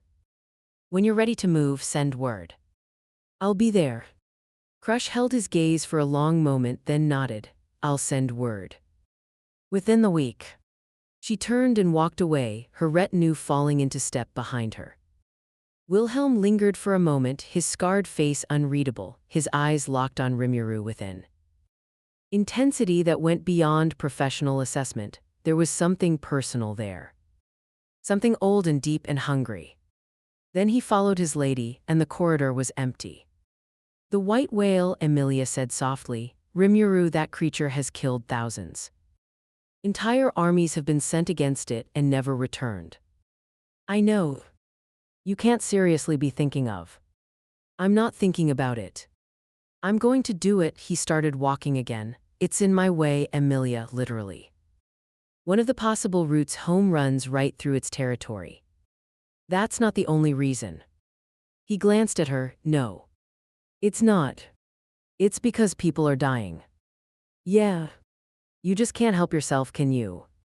Character flaw. She shook her head, but she was smiling. I'm starting to think it's your best feature. They emerged from the palace into the afternoon sun. The capital buzzed around them, oblivious to the political earthquakes that had just occurred in its seat of power. The common people went about their business, buying and selling, arguing and laughing, living the ordinary lives that great events always seem to happen around but never quite included. Rimuru breathed the city air and felt something settle in his chest. Not peace, things were too complicated for peace, but clarity, purpose. The sense of a path becoming visible through fog. He had a way home, he had a timeline. And between here and there, he had a whale to kill, a kingdom to nudge toward something better, and a growing collection of people he wasn't willing to leave unprotected. 2 weeks, he thought. Raphael, how's the return vector calculation? Progressing. The white whale's interference with the dimensional thin point adds complexity but does not change the fundamental viability. Eliminating the white whale would actually simplify the calculation significantly. Multiple birds, one stone. Technically, the white whale is a maybest, not a bird. You know what I mean. Acknowledged. But I felt the distinction was important. They returned to the townhouse. Roswell was waiting as always. He'd watched the ceremony from the noble gallery, and his painted face wore an expression of theatrical delight that for once might have been partially genuine. Magnificent, he breathed as they entered, simply magnificent. The duel, the speech, the aura, you've done in a single afternoon what I expected to take months of careful positioning. You expected the hostility toward Emilia, Rimuru said. It wasn't a question. Of course, it's the inevitable first obstacle. I had plans in place to mitigate it gradually. You demolished it with a hammer instead of a chisel. Sometimes a hammer is more honest. Honesty, Roswell said the word like he was tasting it. You keep coming back to that. Such a novel concept in politics. It shouldn't be. They stared at each other for a moment. The tension from their conversation in the study was still there, banked but not extinguished. Two fundamentally different philosophies of leadership sharing space and trying not to collide. Roswell broke first, not with a concession but with a pivot, the white whale expedition. Crush approached you. She did. And you agreed. I did. You realize that by helping Crush achieve her military objective, you shift the political balance of the selection in her favor. A victorious military leader is a compelling candidate. I realize that. I don't care, Rimuru shrugged. The white whale kills people. That's enough reason to deal with it. If it affects your precious selection calculus, adjust your plans. Roswell's painted smile didn't waver. But something behind it, something deep and old and incredibly tired, flickered. You're an extraordinary inconvenience, Rimuru Tempest. I've been called worse. That evening, Rimuru sat on the townhouse roof and watched the capital settle into nighttime. Lights flickered on across the cityscape, thousands of windows becoming thousands of small fires. And the noise of the day softened into the gentler sounds of evening, distant music, quiet. Conversation, the bark of a dog, the cry of a child being called home for supper. Rem found him there as she tended to. She climbed through a window with an agility that reminded him she was an Oni warrior beneath the maid's uniform and sat beside him on the tiles without a word. She'd brought tea. He was starting to think she always had tea on her person, tucked into some pocket dimension of household preparedness. They drank in silence for a while. The capital glittered below them. Today, Rem said in the throne room. When you release that pressure, your aura. It was stronger than before.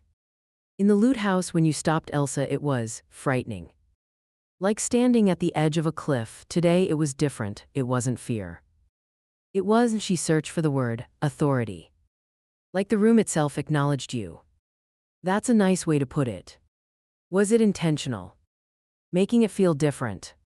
Yeah, in the loot house, I needed to scare Elsa into leaving. Today, I needed people to listen. Different situations, different approaches. You controlled that precisely. With practice, you can control almost anything precisely. Rem was quiet for a moment. Can you teach Rem to do that? Rimuru looked at her, really looked.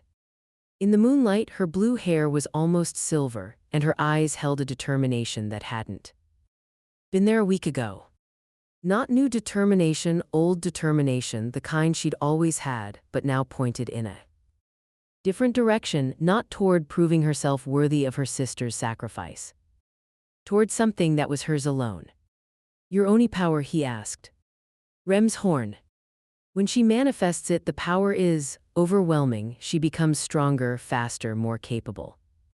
But she loses control. The power uses her instead of the other way around. That sounds familiar. I know someone back home with a similar issue. Raw power without fine control. He thought of Shin's early days, the beautiful catastrophes she'd wrought before learning to channel her strength. I can't teach you my specific techniques, different world, different magical system. But I can teach you the principles, breathing, focus. The trick of treating power as something you direct rather than something you become. You would do that. Sure, morning sessions before breakfast. We'll use the mansion grounds when we get back. Rem stared at him. Then she looked away, and he caught the glint of moisture at the corner of her eye. You keep doing this, she said, her voice thick. Doing what? Helping without being asked. Without wanting anything in return, she set down her teacup with a little more force than necessary. People don't do that, not in Rem's experience. There's always a cost. Always a motive. My motive is that I like helping people, that's it. It's not complicated. It's the most complicated thing Rem has ever encountered. She stood, gathering the tea things. Then she paused. Mr. Rimuru. Yes. Rem trusts you. 3 words, simple, quiet. And from someone who'd grown up in the ashes of genocide, who'd spent her life suspicious of everything outside her sister and her duty. They cost more than any speech in any throne room. Thank you, Rimuru said. That means a lot. She nodded once sharply and disappeared back through the window. But not before he caught the small, real smile on her face. Rimuru sat on the roof for a while longer, watching the city, thinking about the days ahead. The white whale. The witch cult that Raphael's long-range sensors were already tracking at the edges of the Mathers domain. The royal selection and its 5 candidates, each carrying a different dream for a kingdom that desperately needed something to believe in, Roswell and his centuries-old machinations.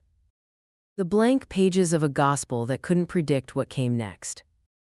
And himself standing in the middle of all of it, a demon lord from another world who'd come here by accident and stayed by choice. Shuna would tell me to stop collecting other people's problems, he thought. Benimaru would tell me to just fight everything and sort it out later. Veldora would tell me this is exactly the kind of adventure he'd want to read about. And Shin would tell me I'm late for dinner and also she cooked. He missed them. God, he missed them. Soon, he promised, 2 weeks. Kill the whale, deal with whatever the witch cult is planning, make sure Emilia and the others are as safe as I can leave them and go home. There's a first time for everything. Statistically, no. Rimuru laughed, alone on a rooftop in a foreign city in a foreign world, under foreign stars. Then he went inside. Tomorrow they'd head back to the Mathers domain. And in a week, give or take, a whale was going to have a very bad day. He was looking forward to it. Chapter 4: The White Whale and the Demon Lord. The messenger arrived on a Tuesday. Rimuru knew it was Tuesday because he'd been keeping a mental calendar since arriving in this world, and because Raphael had synced their internal clock to the local day-night cycle with characteristic precision. 12 days since he'd fallen through the dimensional rift. 8 days since the royal selection ceremony. 6 days since he'd started morning training sessions with Rem. The sessions had become something he looked forward to. They trained in the east meadow behind the mansion, where the grass was thick and the ground was level, and nobody could see them from the main windows except Ram, who watched from the kitchen with an expression that suggested she was cataloging every moment for future use as leverage. Rem stood in the center of the meadow, barefoot, her maid uniform replaced with simple training clothes. Her morning star lay in the grass nearby. She wouldn't need it today. Again, Rimuru said. But slower this time. Feel where the power is before you push it. Rem closed her eyes. Her Oni horn materialized, a single pale blue spike rising from her forehead, beautiful and terrible and radiating raw magical power. The air around her thickened. The grass at her feet flattened as if pressed by an invisible hand. Rimuru watched through magic sense and saw what was happening inside her. The horn was a conduit. It drew in ambient mana and multiplied it through her Oni physiology, producing a surge of power that flooded her entire system. The problem was the flood itself. It was like opening a dam and trying to fill a specific bucket. Everything got wet. There, he said. You feel that? Where the power pools in your chest before it spreads. Yes, her voice was strained. The horn's glow intensified. That's your control point. Everything after that pool is distribution. If you can hold the power at that point, even for a second, you can choose where it goes instead of letting it go everywhere. Rem's jaw clenched. He watched her internal energy flow, stutter, resist, and then, for just a moment, hold. The power pooled in her core like water behind a dam, contained, pressurized, waiting. Good. Now release it into your right arm only. She did. Her right arm blazed with concentrated Oni power, the muscles visibly tensing, and she struck the air with an open palm. The shockwave flattened grass in a cone 30 meters long and shattered a training dummy at the far end of the meadow into splinters. Rem opened her eyes, her horn flickered and retracted. She was breathing hard, but there was something on her face that Rimuru hadn't seen before. Satisfaction. That was, she looked at her hand, that was controlled. Rem directed it. You did first time cleanly too. That's faster than most people manage. Most people don't have Mr. Rimuru as a teacher. Flattery will get you extra breakfast. Ram controls breakfast allocation. Then flattery will get you my gratitude, which is worth slightly less. Rem laughed. An actual laugh, not the barely there breath of amusement he'd heard before, but a real one. Bright and surprised, like she'd forgotten she could make that sound. She covered her mouth immediately, eyes wide, as if she'd been caught doing something inappropriate. Don't, Rimuru said gently, don't cover it up. You've got a great laugh. Rem lowered her hand slowly. The flush on her cheeks had nothing to do with exertion. Mr. Rimuru is very kind. I'm very honest. There's a difference. She held his gaze for a moment and something passed between them, not romantic, not exactly, but warm and real. The connection of two people who'd found unexpected common ground across an impossible distance. Then Ram's voice cut across the meadow like a blade. If you're quite done flirting with my sister, there's a messenger at the gate. We weren't flirting, Rem protested. Ram knows flirting when she sees it. Ram sees things that aren't there. Ram's observational skills are flawless. Rimuru left the twins to their bickering and walked to the front gate. The messenger was a young man in Carson House colors, green and white, riding a horse that looked like it had been pushed hard. He carried a sealed letter with Crush's personal crest. Rimuru opened it. The expedition against the white whale departs from the Flugel tree at the Liffhaus Highway in 2 days' time, sunset. Your presence has been confirmed and accounted for in the formation. Bring whatever you need. Crush Karsten. Below that, in a different hand, smaller, more precise. P.S. Wilhelm has been sharpening his sword for 3 days straight. Whatever you do, don't get between him and the whale. Varys. Rimuru folded the letter and tucked it into his coat. 2 days. The timeline aligns with our projected window for the white whale's passage near the dimensional thin point. If the creature is eliminated during the expedition, I can begin calibration of the return pathway within 24 hours of the battle's conclusion. How are we looking on energy reserves? Optimal. The ambient mana density of the Mather's domain combined with natural regeneration has brought all reserves to maximum capacity. All skills are fully operational. Combat readiness is at peak levels. Then let's go kill a whale. He found Emilia in the library, poring over political correspondence with the focus of someone teaching herself statecraft in real time. She'd been doing that a lot since the selection ceremony, reading histories, studying governance models, writing letters to potential allies. The fire he'd seen in her speech at the throne room hadn't dimmed. If anything, it burned brighter. Crush's expedition leaves in 2 days, he said from the doorway. Emilia set down her pen. You're going. I'm going. She nodded. She'd known this was coming. How dangerous is it? For most people, extremely. The white whale has destroyed armies. He leaned against the doorframe. For me, manageable. You always say that. It's always true. One day it won't be. He considered that. She wasn't wrong in principle. Overconfidence killed. He'd seen it happen to others, powerful beings who'd walked into fights assuming their strength was enough and found out too late that it wasn't. But this wasn't overconfidence. This was assessment. He'd read every available record on the white whale. Raphael had analyzed its capabilities, its patterns, its known attacks. The creature was a catastrophic threat by this world's standards. Its fog erased people from existence. Its physical power could crush battalions, and its aerial mobility made conventional assault nearly impossible. By his standards, it was a large monster with some tricky abilities. He'd fought worse. He'd fought much worse. I'll be careful, he said, because that was what she needed to hear and because it was true. Enough. You'd better be. I still need someone to help me with my mana control exercises. Puck can.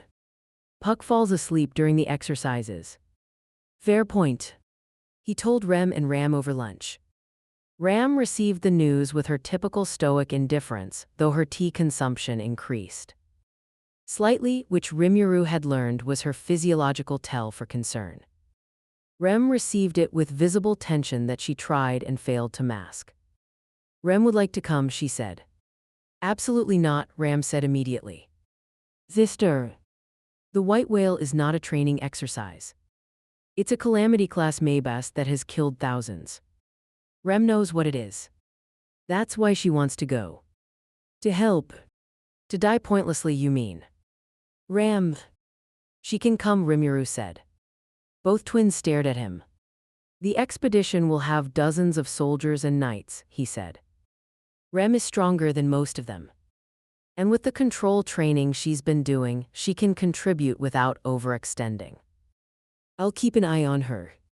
You'll keep an eye on her, Ram repeated, her voice dangerous. Against the white whale. Ram, he met her gaze steadily. I won't let anything happen to her. You have my word. Ram held his stare for a long, charged moment. He could see the calculation happening, the weight of his demonstrated capabilities against the depth of her protective instinct. She'd watched him walk through 37 Walgarm without a scratch. She'd heard about the duel with Julius. She'd felt his aura.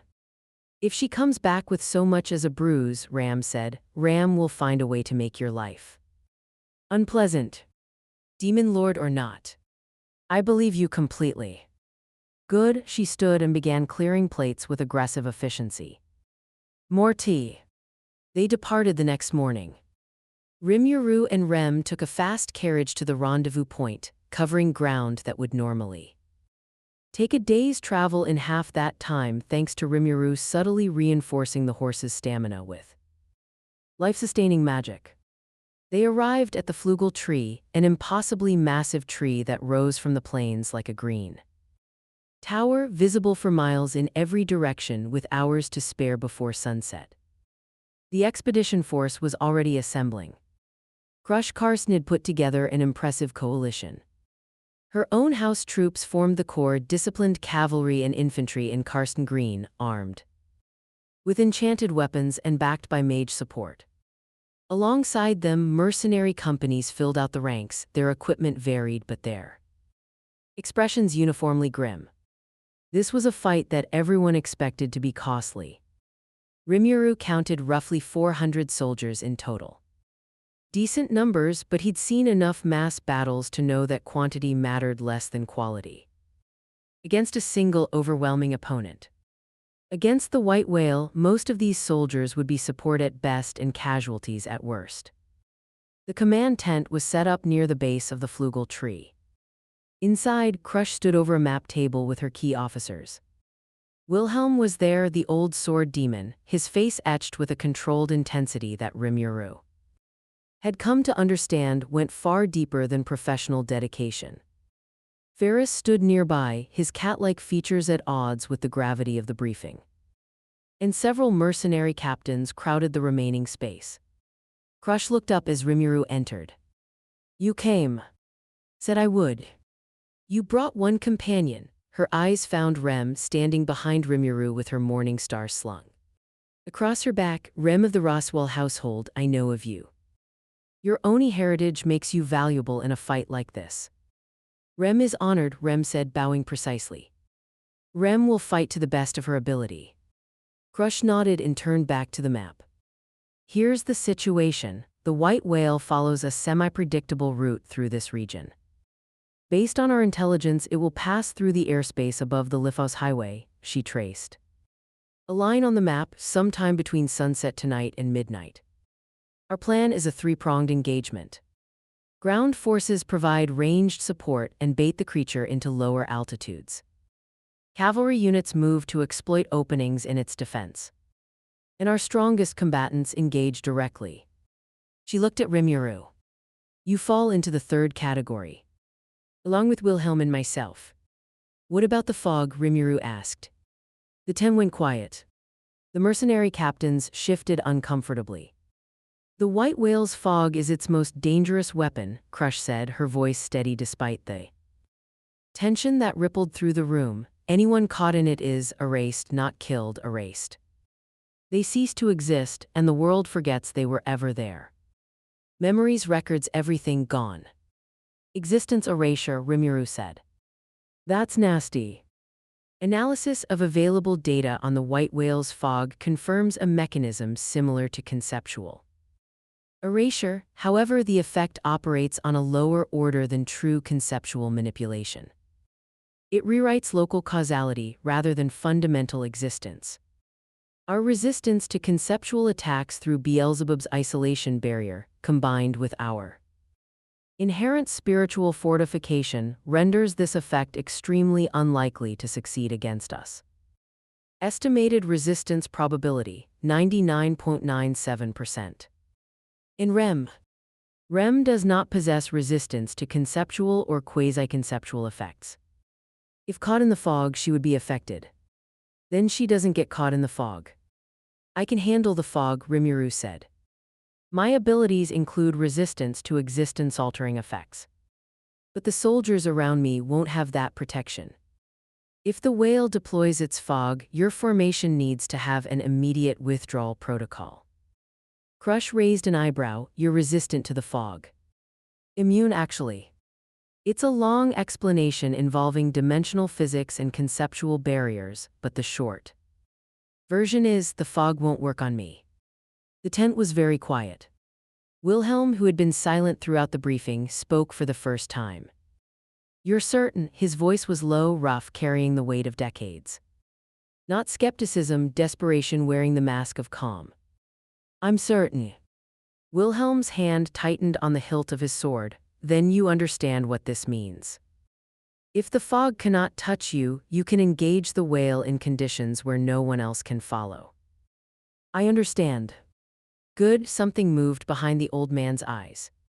Something raw and personal that had nothing to do with military strategy. Because that creature took something from me. Something I've spent half my lifetime trying to reclaim. And if you can create an opening, any opening, I will take it. Rimuru looked at him. Really looked.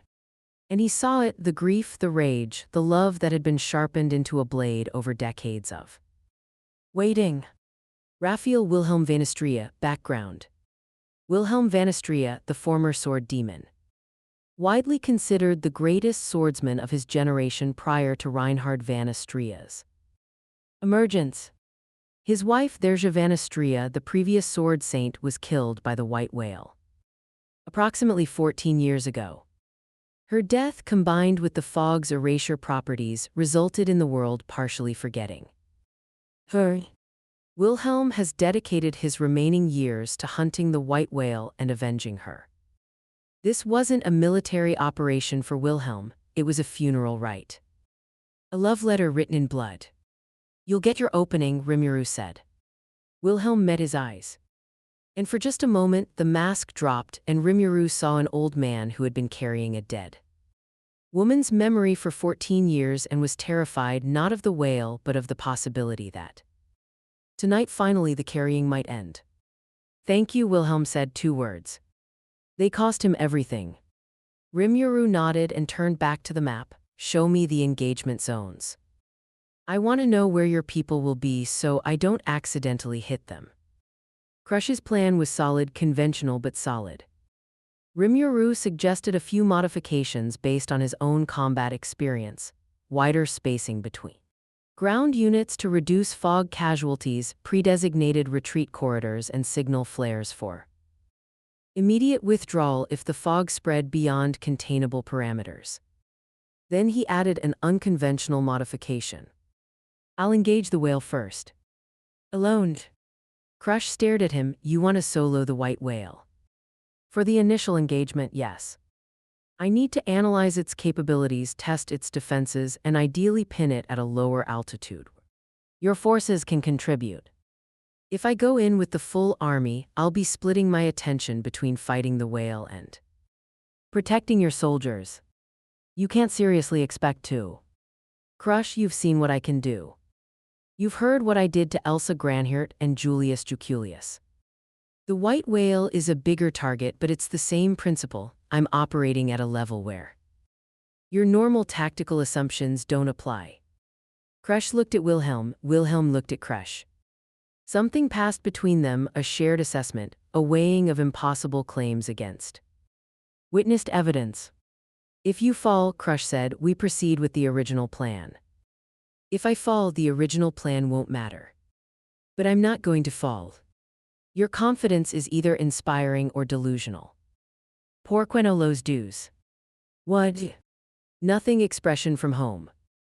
It means both is good. Sunset came like a held breath. The expedition force formed up along the Liffaus Highway, 400 soldiers and mercenaries, arranged in Crush's three-pronged formation. Mage units anchored the rear, their staffs and wands already glowing with prepared spells. Cavalry units flanked the sides, their horses enchanted against panic. Infantry held the center, shields raised, faces tight. The flugel tree rose behind them, its massive canopy darkening against the reddening sky. The plains stretched ahead, flat and open, offering nowhere to hide and nowhere to run. RIMURU stood at the vanguard, 50 meters ahead of the nearest soldier, alone. His black coat barely moved in the still air. His hands were in his pockets. Rem stood at the front line of the infantry, her morning star in her hands, her horn already manifested, a point of blue light against the gathering dark. She'd channeled her power the way RIMURU had taught her, holding it in her core, distributing it evenly to maintain enhanced combat status without the wild surge that usually accompanied her transformation. She caught his eye across the distance and nodded once. He nodded back. Raphael. Status. All systems optimal. Extended magic sense detecting a large-scale magical entity approaching from the northwest at high altitude, speed approximately 200 kilometers per hour, estimated arrival 7 minutes. The entity's magical signature is consistent with available white whale data, confirming this is the target. Size. Approximately 200 meters in length, mass is considerable. Any other surprises? The sky darkened. Not with nightfall, that was still minutes away, this was different. A premature darkness rolling in from the northwest, swallowing the stars as it came. And within that darkness, a vast shape moved. The white whale emerged from its own fog like a nightmare breaching the surface of sleep. It was enormous. 200 meters of pale, scarred flesh, its body a grotesque fusion of whale and something older, something wrong. Its eyes, small and bright against its massive bulk, glowed with malevolent intelligence. A forest of old wounds and embedded weapons decorated its hide, trophies from centuries of failed attempts to kill it. And the fog. The fog poured from it like breath in winter, a vast, roiling cloud that spread outward and downward, reaching for the earth with fingers of white nothing. Where the fog touched, the world went quiet, silent. Empty. 400 soldiers looked up at the approaching Leviathan and trembled. RIMURU looked up at it and thought, bigger than I expected. But I've seen bigger. The white whale has entered engagement range. The fog is expanding rapidly. At current rate, it will reach the ground forces in approximately 90 seconds. That's my cue, RIMURU said to nobody in particular. He took a breath, withdrew his hands from his pockets and jumped. Not a normal jump. He launched himself straight up with a burst of concentrated force that cratered the ground where he'd stood and sent a shockwave rippling outward through the grass. The soldiers below watched a human figure rocket skyward like an arrow fired from a god's bow. Climbing hundreds of meters in seconds, rising to meet the white whale at its own altitude. The whale noticed him, of course it did. A magicule signature like RIMURU's was impossible to miss, even for a mindless beast, which the white whale was not. Those small, bright eyes fixed on the approaching figure with an intelligence that bordered on contempt. Centuries of fighting humans had taught it that nothing they sent could truly threaten it. It opened its mouth and screamed. The sound hit like a physical wall, a bass roar that shook the air itself, carrying within it the compressed malice of 400 years of destruction. The fog surged forward in response, a tidal wave of white erasure pouring toward Rimuru with obvious intent. He flew straight into it. The fog closed around him, dense and cold and hungry. He felt it probe at him, felt the erasure effect try to take hold, try to unwrite him from existence, try to make the world forget that Rimuru Tempest had ever been. It found nothing to grip. Fog resistance confirmed. Erasure effect is being nullified by Beelzebub's isolation barrier. The fog's mechanism has been fully analyzed. It operates by severing an entity's causal connections to the world, essentially cutting the threads that bind a person to reality. Our causal connections are rooted in a different dimension entirely. The fog cannot reach them. Rimuru burst through the fog bank and emerged into clear air directly in front of the white whales. Vase. For one suspended moment, a demon lord and a great Maybast stared at each other. The whale was even more grotesque up close. Its skin was a map of violence, old scars, broken spear tips, the remnants of magical attacks that had scorched but not penetrated. Its mouth was a cavern of teeth the size of wagons. And its eyes, up close, held something Rimuru hadn't expected. Fear. Not much a flicker. But it was there. This creature had lived for 4 centuries. It had fought and defeated every challenger sent against it. It had earned its reputation as an unkillable force of nature. And in 400 years, nothing had ever walked through its fog without being erased. Until now. "Hey there," Rimuru said. "Let's have a chat." The whale lunged. Its mouth opened wide enough to swallow a house, teeth gleaming, the interior of its throat pulsing with concentrated curse energy. It moved with a speed that was absurd for something its size, 200 meters of Maybast, closing the distance in a heartbeat. Rimuru dropped beneath its jaw, letting the whale pass over him like a living mountain, and placed his hand against its underside as it went by. Physical contact established. Full analysis commencing. The white whale's body structure incorporates multiple redundant life-sustaining systems. Its regenerative capability is extreme, comparable to mid-tier regeneration in our worlds. Classification system. Its core, the central point of its existence, is located deep within its skull, protected by layers of enchanted bone and curse-woven tissue. Destroying the core will permanently kill the creature, however, the core is heavily shielded. Direct assault will require penetrating approximately 40 meters of magically reinforced biological material. Or I could just. Alternatively, we could use Beelzebub to dissolve the shielding from within. Contact is already established. Estimated time to reach core through internal dissolution, 14 seconds. That works. But first, the duplicates. I want to see them. As if on cue, the white whale twisted in midair and let out another roar. Its body shuddered and 2 massive shapes peeled away from it like shadows separating from their source. Within seconds, 3 white whales hung in the sky, each identical, each radiating the same malevolent energy. Duplicates confirmed. Analysis: the copies are physically real but lack independent core structures. They are extensions of the original, controlled remotely. Destroying them is possible but unnecessary. Eliminating the original's core will cause all duplicates to dissipate. Good, then I know what I need to do. But the soldiers below need to see the duplicates dealt with, or they'll panic. You intend to fight the duplicates publicly before destroying the original. I intend to give Wilhelm his opening and give the army its victory. This isn't just my fight. Understood. Adjusting approach. Rimuru rose back to the whale's altitude. 3 white whales faced him, their fog banks merging into a single massive cloud that was rapidly descending toward the ground forces. Right the fog first. He raised one hand. Uriel. His ultimate skill responded. The ability that governed absolute defense, spatial manipulation, and universal barrier generation. Activated with the precision of a scalpel. A barrier of compressed space materialized below the fog bank, invisible to the naked eye but absolute in its effect. The fog hid it and stopped, spread along it, and began to dissipate, unable to maintain cohesion against a force that operated on a fundamentally higher dimensional level.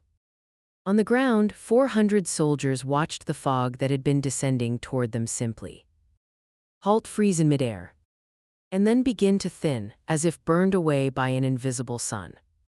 A ragged cheer went up. "The fog is gone," someone shouted. Something stopped the fog. Crush, mounted at the head of her cavalry, stared upward. She could see Rimuru, a dark figure against the twilight sky, impossibly small against the three massive shapes of the whales, one hand raised. "Impossible," she whispered. "Not impossible," Ferris said beside her, his cat-like eyes wide. "Just him." Rimuru turned his attention to the duplicates. Two massive shapes bearing down on him, mouths open, fog streaming uselessly from their forms. He met the first one head-on. His fist connected with the duplicate's skull with a sound like a thunderclap. The shockwave rippled outward in visible rings, and the whale's forward momentum reversed 200 meters of Maybast, flying backward through the air like it weighed nothing. It tumbled, righted itself, and charged again. Rimuru was already moving. He crossed the distance between the two duplicates in an eye blink, appearing above the second ones. Back. He drove downward with a concentrated burst of force, not his full power, not even close, but enough to slam the duplicate toward the ground hard enough to stun it. It crashed into the plains 500 meters from the army's position, the impact shaking the earth and throwing up a plume of dirt and grass. The soldiers scrambled backward, maintaining formation through sheer discipline. "Ground forces," Crush's voice rang out, her sword raised. "The beast is down, all units advance and engage." 400 soldiers surged forward. Mages unleashed prepared spells, fireballs, lightning bolts, wind blades that hammered the down duplicates' hide. Cavalry units charged, their enchanted lances scoring deep gouges in the whale's flesh. Infantry closed in, hacking at fins and flesh with grim determination. The duplicate thrashed, trying to rise, but Rimuru kept pressure on it from above, driving it back down each time it gained altitude. He was managing the fight, keeping the duplicate grounded and vulnerable while the army did its work. This is for morale, he thought. They need to feel like they contributed. Like they fought the white whale and won. The duplicate's structural integrity is degrading. Army damage is contributing approximately 30% of total deterioration. The remainder is from your suppressive attacks. Good enough. He left the army to their work and rocketed back to altitude, where the second duplicate was circling. It came at him with a different approach. Instead of a direct charge, it rolled, bringing its massive tail around in a sweeping arc that displaced air with the force of a hurricane. Rimuru let the tail pass through his afterimage and appeared on top of the whale's head. He stomped down once hard and the duplicate plummeted, crashing into the plains a kilometer from the first one. This one he left to itself. It was already dissolving, its form flickering as the original whale's attention wavered. Because the original whale had problems of its own. While Rimuru had been dealing with the duplicates, someone had taken the opportunity to attack the real one. Wilhelm van Astria had scaled the white whale. Rimuru didn't know how. The old man was fast, terrifyingly fast for someone his age, augmented by a lifetime of sword training that had honed his body into a weapon, but climbing a flying creature in midair was something else entirely. Yet there he was, somehow on the whale's back, his sword flashing in the twilight as he carved his way along its spine with the systematic fury of a man who'd been rehearsing this moment for 14 years. Verja, the old sword demon, growled as he cut, each stroke precise and devastating, opening wounds that would have been fatal on anything less durable. "I'm here, I came back. I'm here." The whale screamed and rolled, trying to dislodge him. Wilhelm dug his blade into its hide and held on, riding the roll with the balance of a master. And when the whale leveled out, he continued cutting.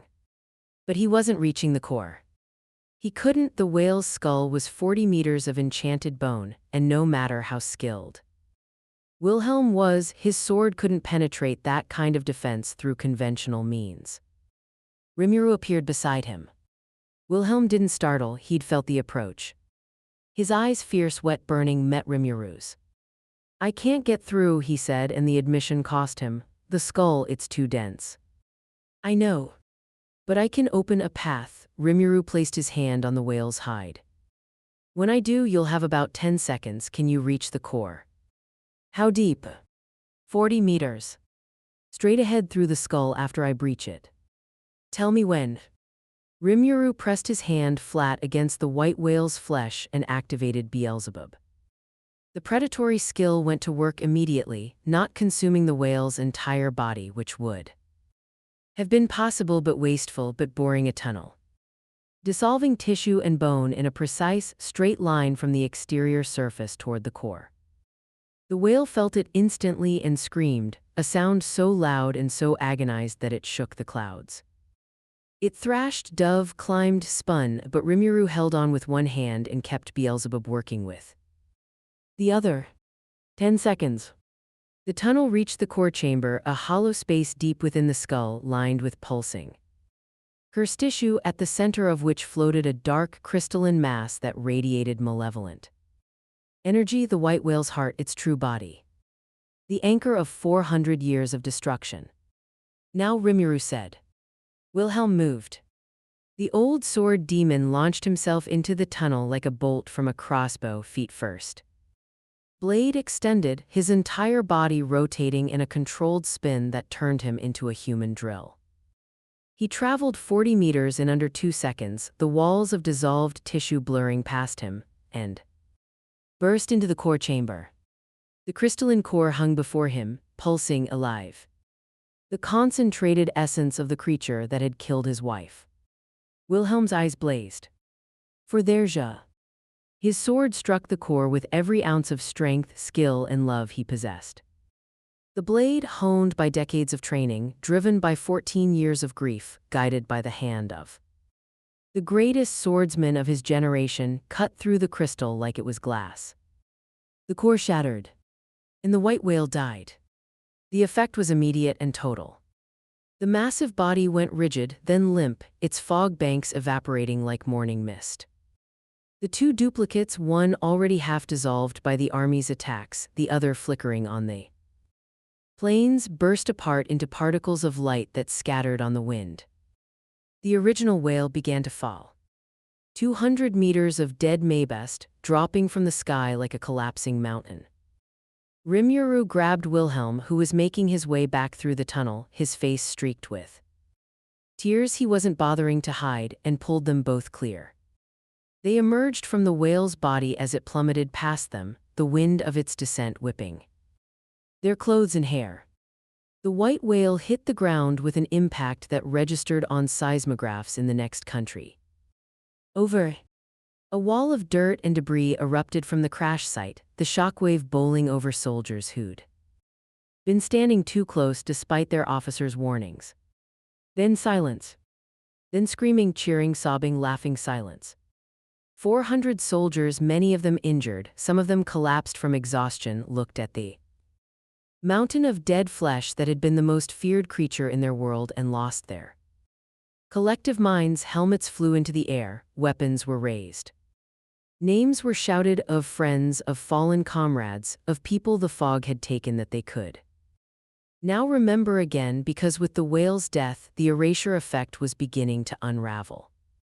Rimuru set Wilhelm down on the ground gently, the old man's legs buckled. Not from injury, from the sudden absence of the purpose that had held him upright for 14 years. He knelt in the trampled grass, his sword planted in the dirt before him, his forehead resting against the pommel. His shoulders shook. "It's done," he said. "It's done. I." He couldn't finish. The words dissolved into something beyond language, the raw, broken sound of a grief that had finally found its end. Rimuru stood beside him and said nothing. Some moments didn't need words. They needed witness. Crush found them there. She dismounted, walked to Wilhelm and placed a hand on his shoulder. No words. Just presence. Then she looked at Rimuru. You did it, she said.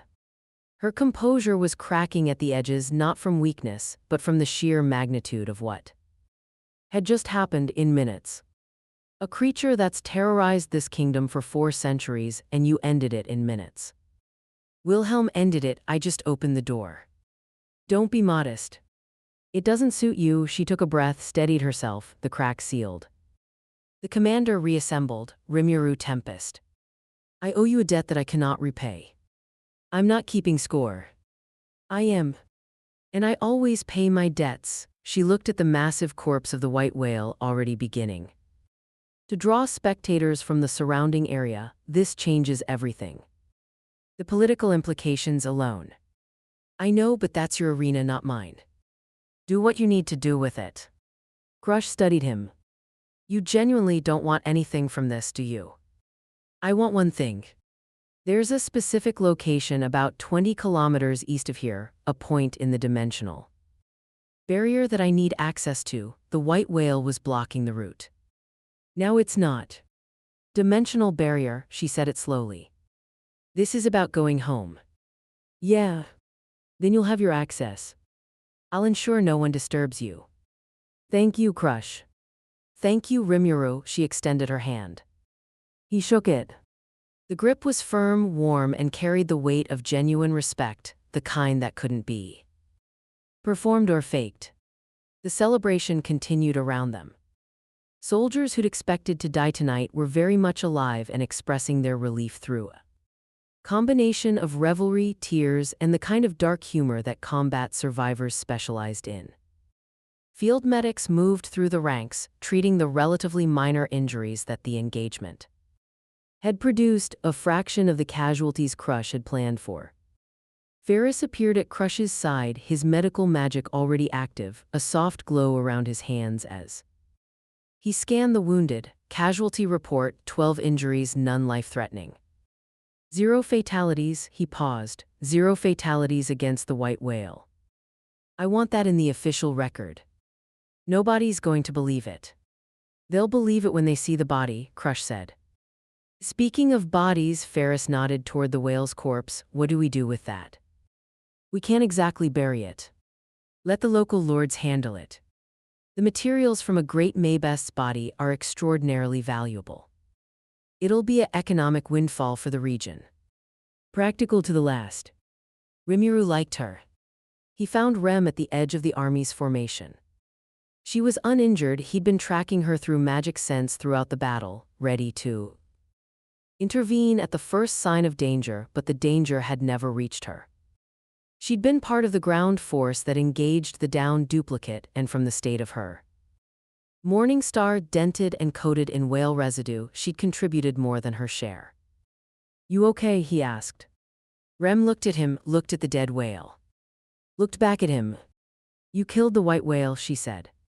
Wilhelm killed it. I helped. You opened a tunnel through its skull with your bare hand. Well, when you put it that way. Mr. Rimuru, she took a step toward him. Her horn was still manifested, glowing softly in the gathering dark. The white whale has been a terror since before Rem was born, before Rem's parents were born. Armies have died fighting it, heroes have been erased by it, and you treated it like a problem to be solved. Like an inconvenience.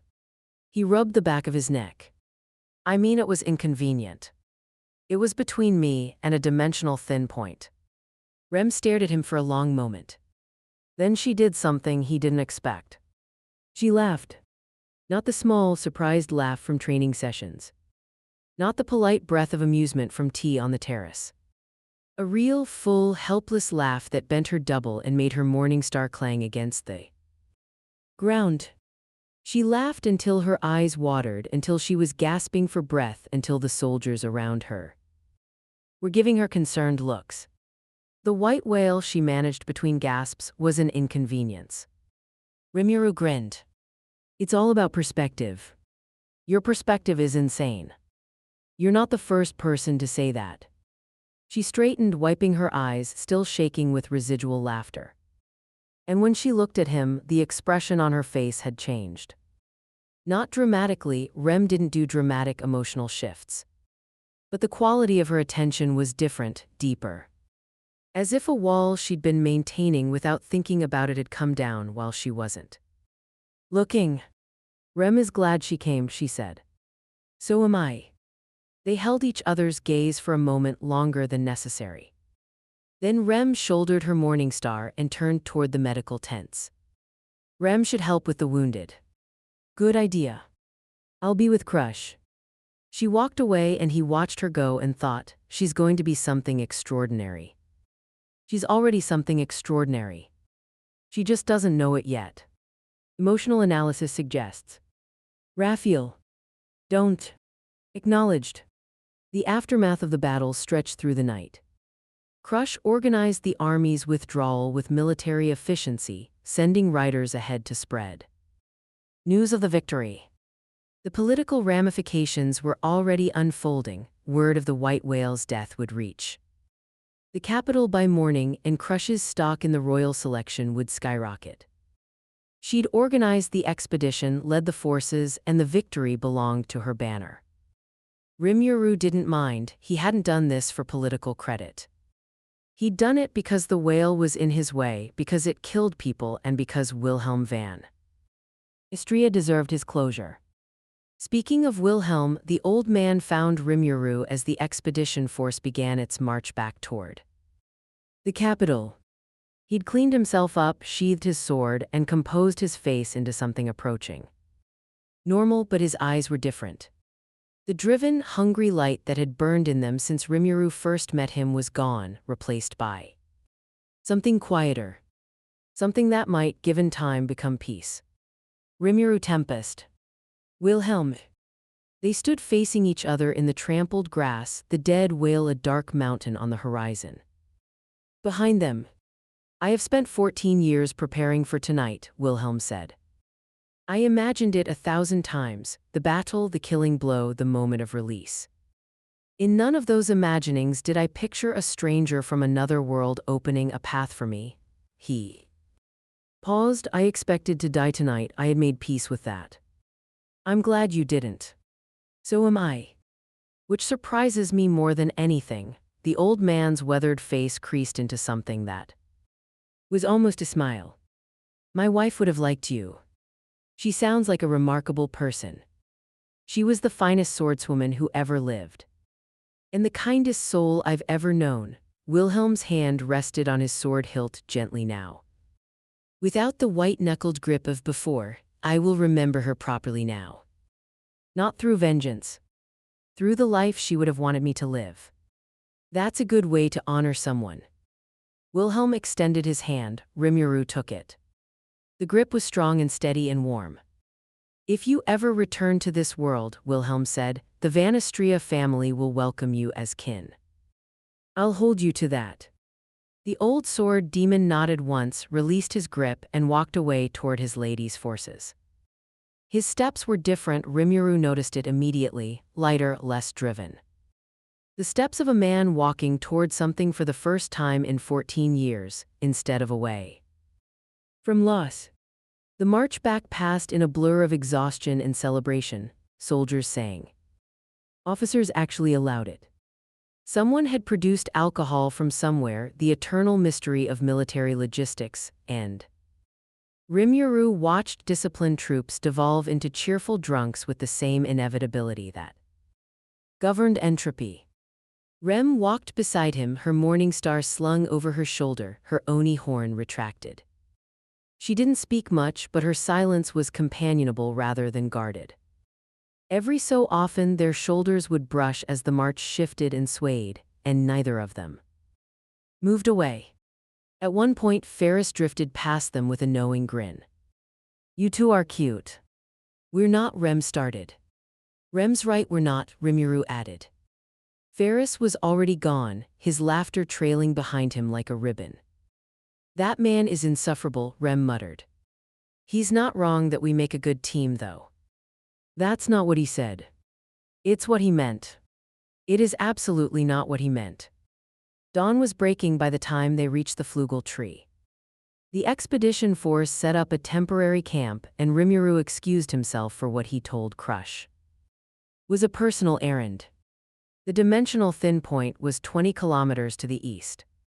He covered the distance in seconds, his movement so fast that to an observer he would have simply vanished and reappeared. The site was unremarkable, a stretch of open grassland, indistinguishable from the surrounding terrain, but to Rimuru's magic sense it blazed like a beacon.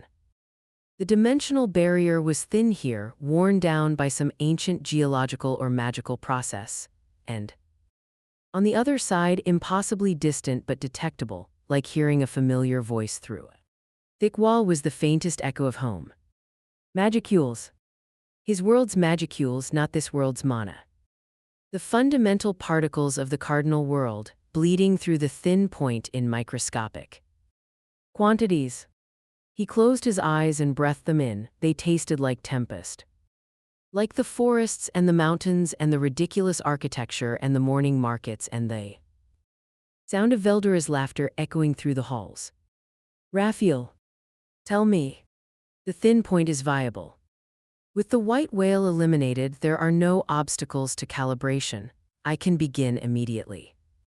Estimated time to establish a stable return pathway, 7 to 10 days.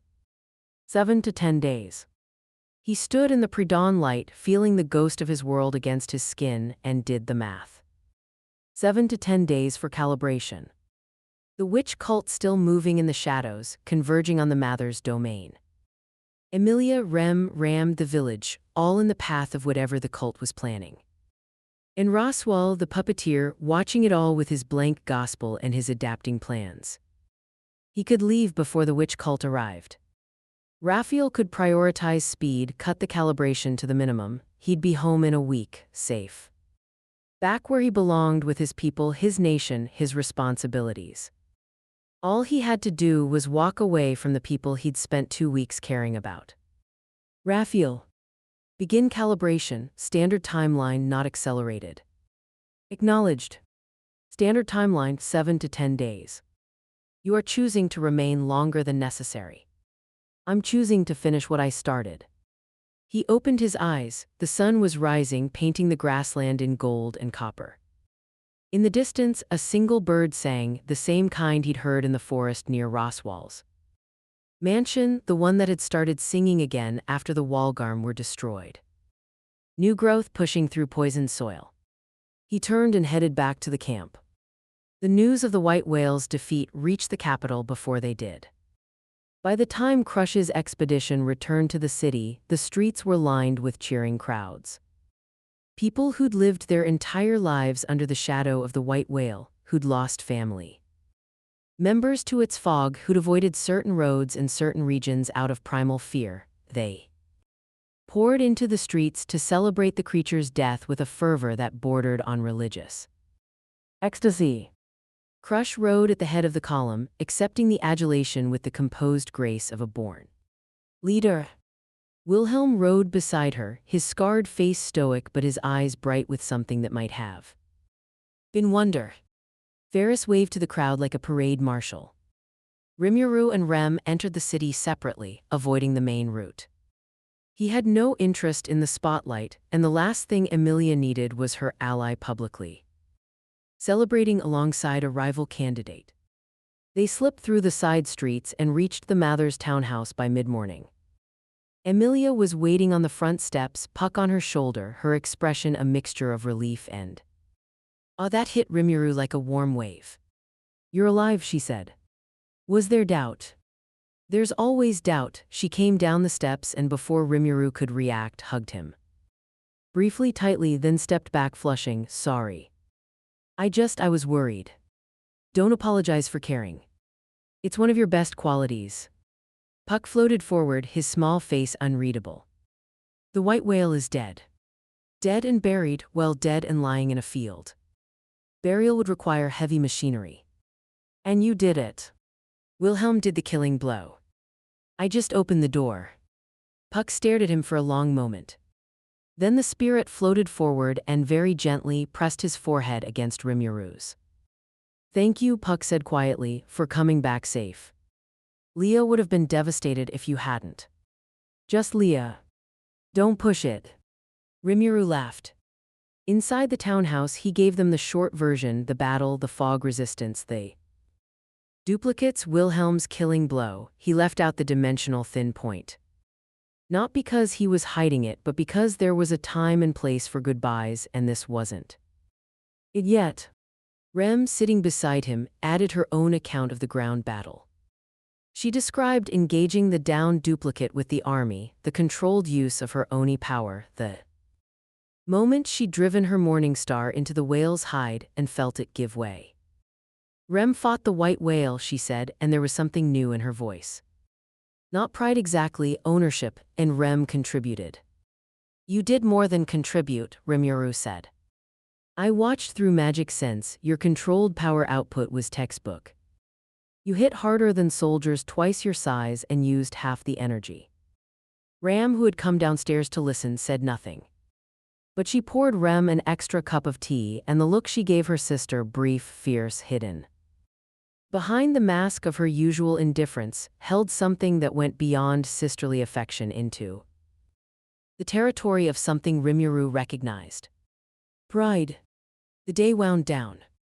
Rimuru retreated to his room, ostensibly to rest, actually to process information. That tracks with the timeline from the library records. The Archbishop of Sloth, Beetlejuice, makes his move around this time. Second, Roswell L. Mathers, his behavioral patterns have shifted since the White Whale's defeat. He departed the capital 3 hours ago, ahead of our return. His destination is the Mathers mansion. He is moving with urgency. He's going back to prepare, or to execute whatever backup plan he's developed since his gospel went blank. Third, the dimensional thin point calibration is proceeding on schedule. Current estimate, the return pathway will be viable in 8 days. 8 days. The witch cult would attack in 5 to 8. The timing was either coincidental or cosmically poetic. Rimuru suspected the latter.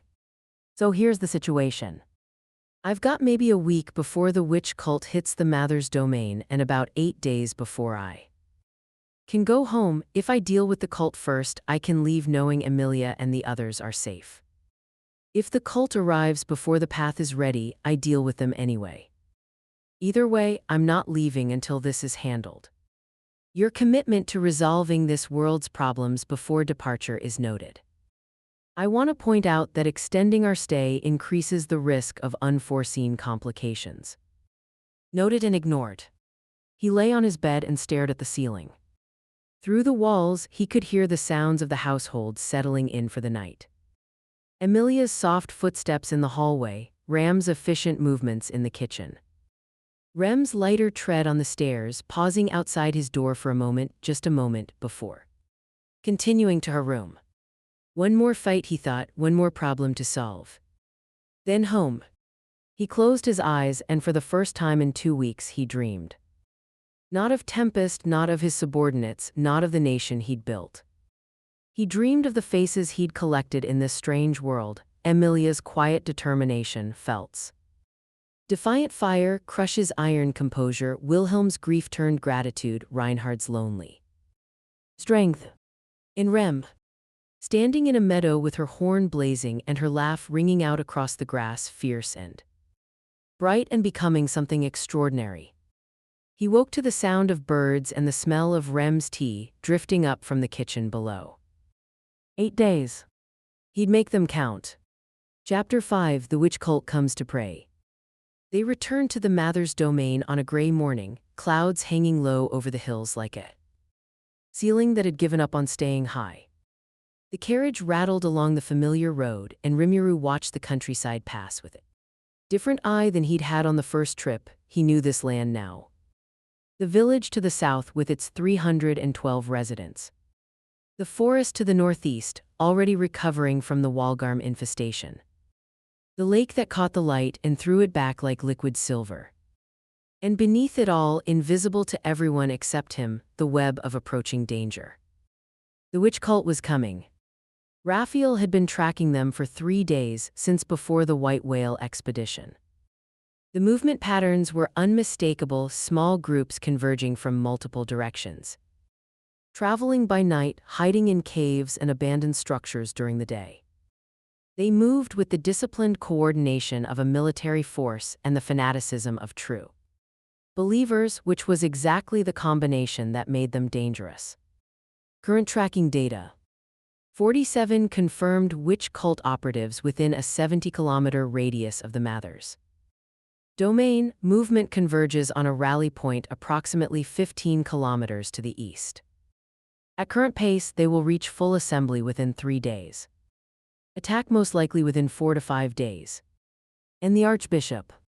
A single entity matching the energy profile described in available records has been detected at the center of the convergent pattern. This individual's magical signature is distinct. It carries a witch factor, the sin associated. Power fragment I previously analyzed, the witch factor of sloth, the signature is unstable. It fluctuates in a pattern consistent with severe psychological degradation. So Beetlejuice is insane. Rimuru processed this as the carriage pulled through the mansion gates. The familiar wall of detection spells washed over them, and this time he didn't bother letting Raphael spoof the readings. He'd made his point about transparency.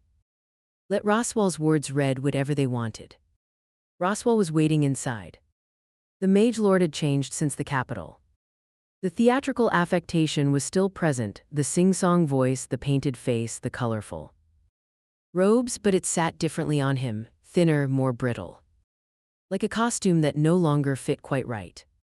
"Welcome home," he said as they entered the foyer. "I trust the journey was pleasant." "It was fine," Emilia said. "Lord Roswell, we need to talk about the witch cult." Yes, the theatrical mask slipped for just a moment and the real Roswell, 400 years old. Tired, desperate, and calculating, looked out through those mismatched eyes. "I know they're coming." "How?" Emilia asked. "Because they always come, for you, Emilia. They've been drawn to you since the moment you were identified as a candidate. Your resemblance to the Witch of Envy makes you a focal point for their obsession." His gaze shifted to Rimuru, though this time they may find their reception somewhat different than expected. "You knew," Rimuru said. His voice was even, but the temperature in the room dropped a degree. "You knew the witch cult would come for Emilia, and you brought her here anyway." "I brought her here because they would come. This confrontation is necessary." "Necessary for what?" "For her growth. For the..." "If you say 'for the plan' one more time, Roswell, I'm going to lose my patience. And you really, truly do not want to see what that looks like." The foyer went very still. Ram and Rem, standing at the base of the stairs, exchanged a glance. Emilia stood between the two men, her hands clenched at her sides.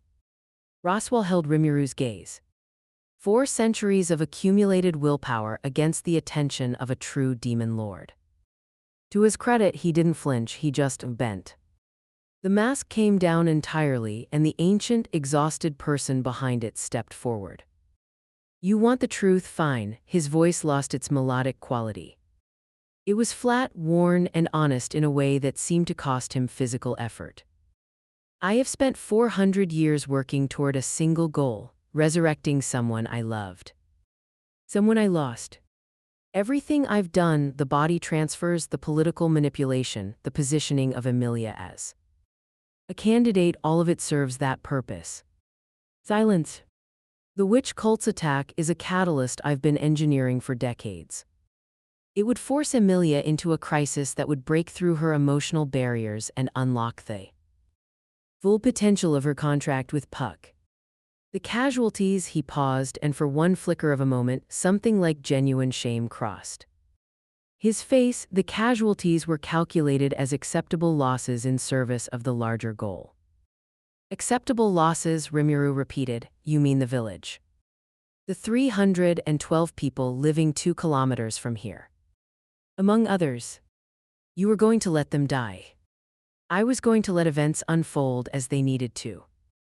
Rimuru stared at him. He'd met monsters in his life. Real monsters, beings of pure destruction who existed to consume and destroy. Roswell wasn't one of them. Roswell was something worse in some ways, a person who'd started with love and let it curdle into obsession, who'd been so focused on one goal for so long that he'd lost the ability to see the people around him as anything other than variables in an equation. Who? Rimuru asked. Roswell blinked. What? Who are you trying to resurrect?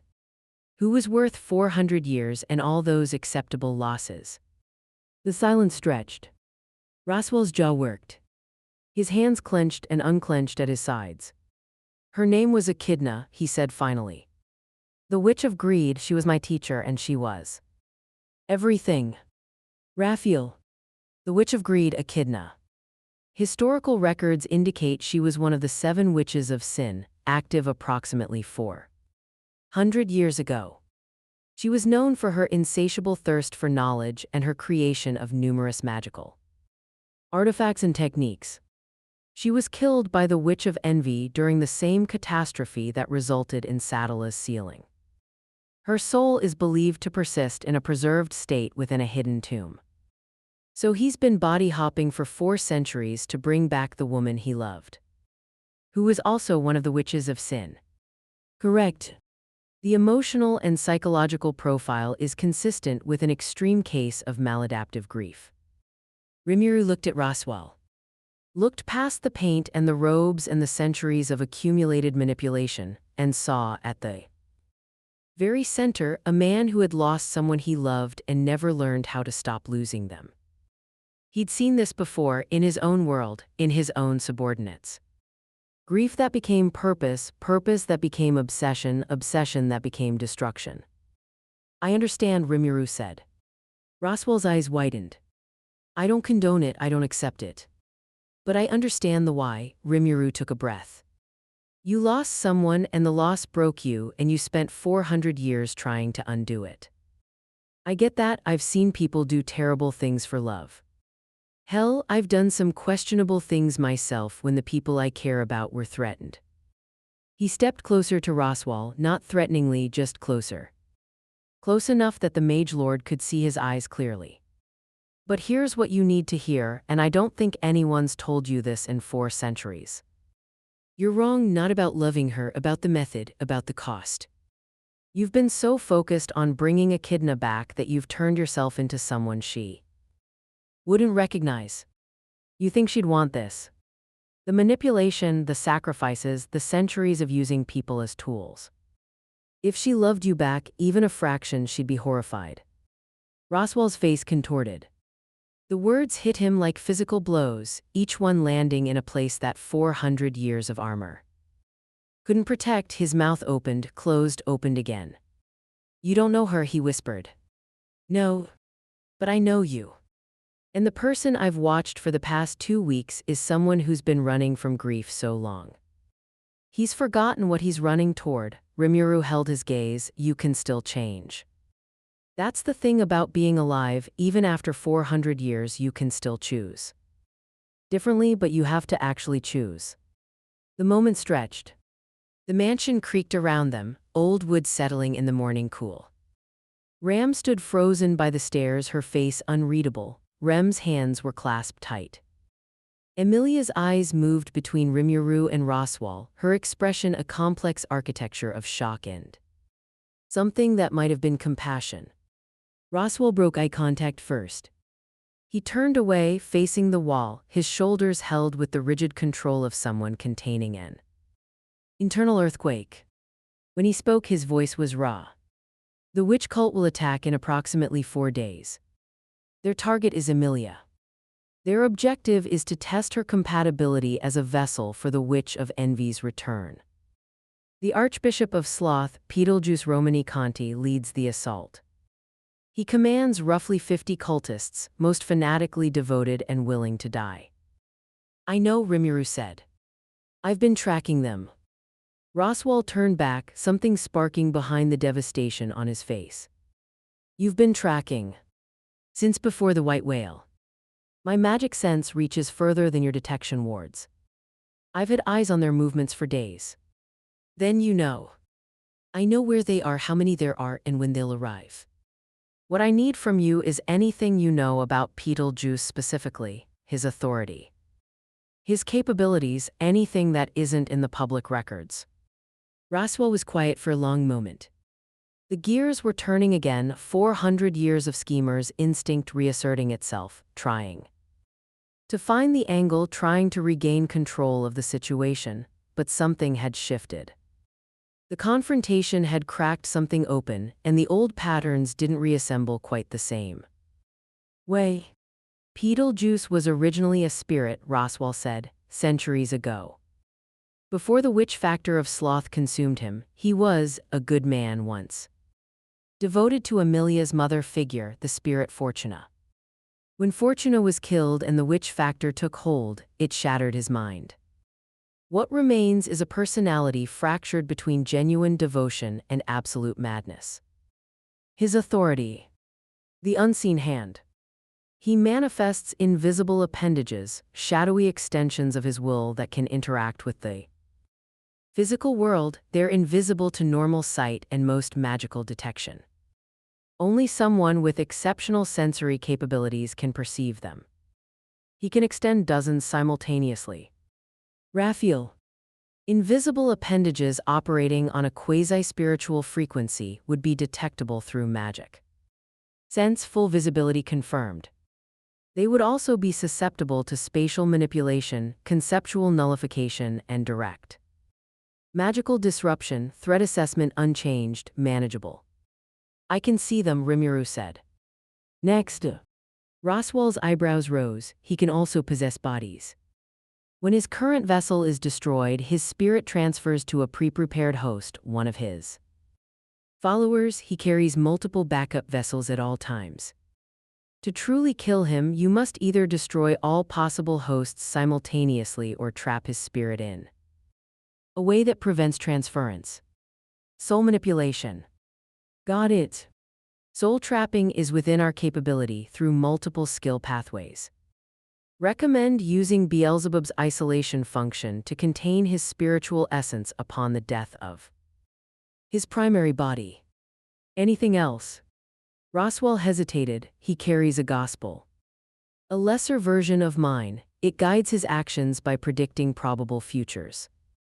If your presence has disrupted my gospel, he paused and something bitter crossed his face, then it's likely disrupted his as well. He'll be operating without guidance.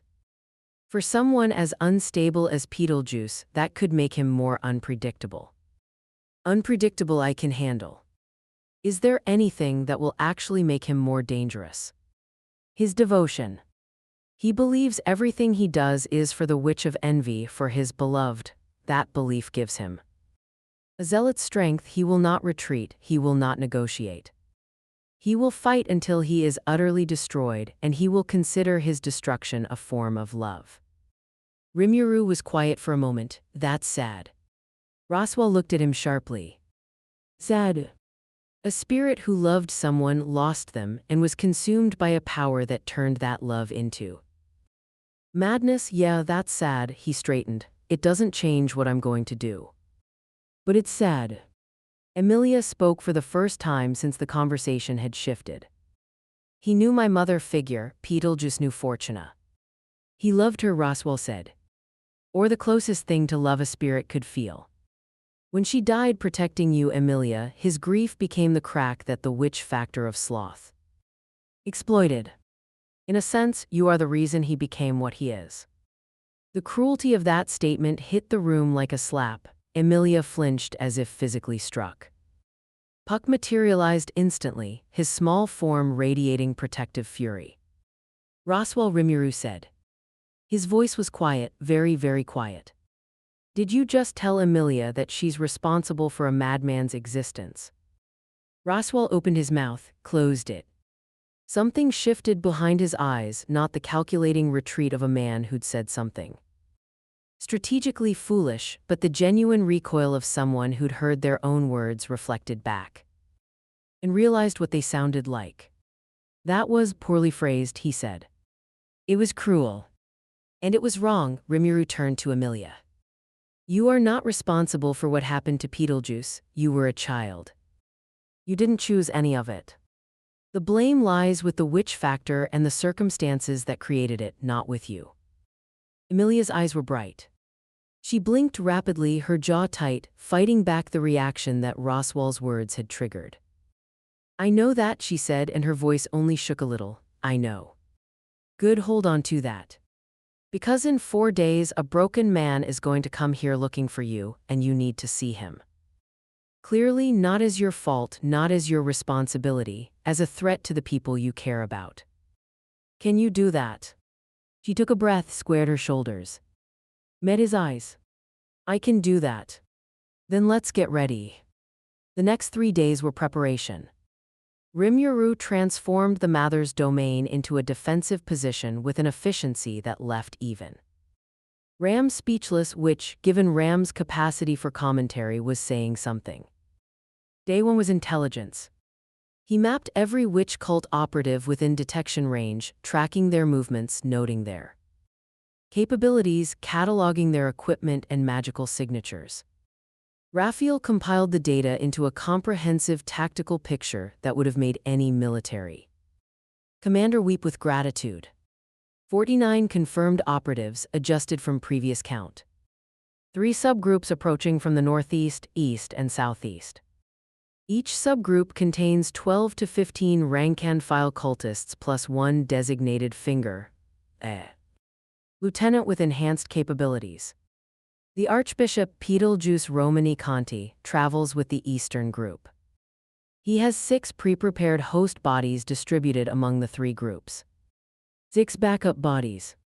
So even if I take him down, he can jump to any of 6 different people. Correct. However, if we identify and tag all 6 hosts in advance, I can establish simultaneous containment. Fields the moment the primary body is destroyed. His spirit would have no viable vessel to transfer to. Can you tag them from this distance? Not with sufficient precision. I would need to be within 2 kilometers of each host. Given their distributed positions, this would require visiting each subgroup's location. Or I could wait until they converge for the attack when they'll all be within range. Controlled risk.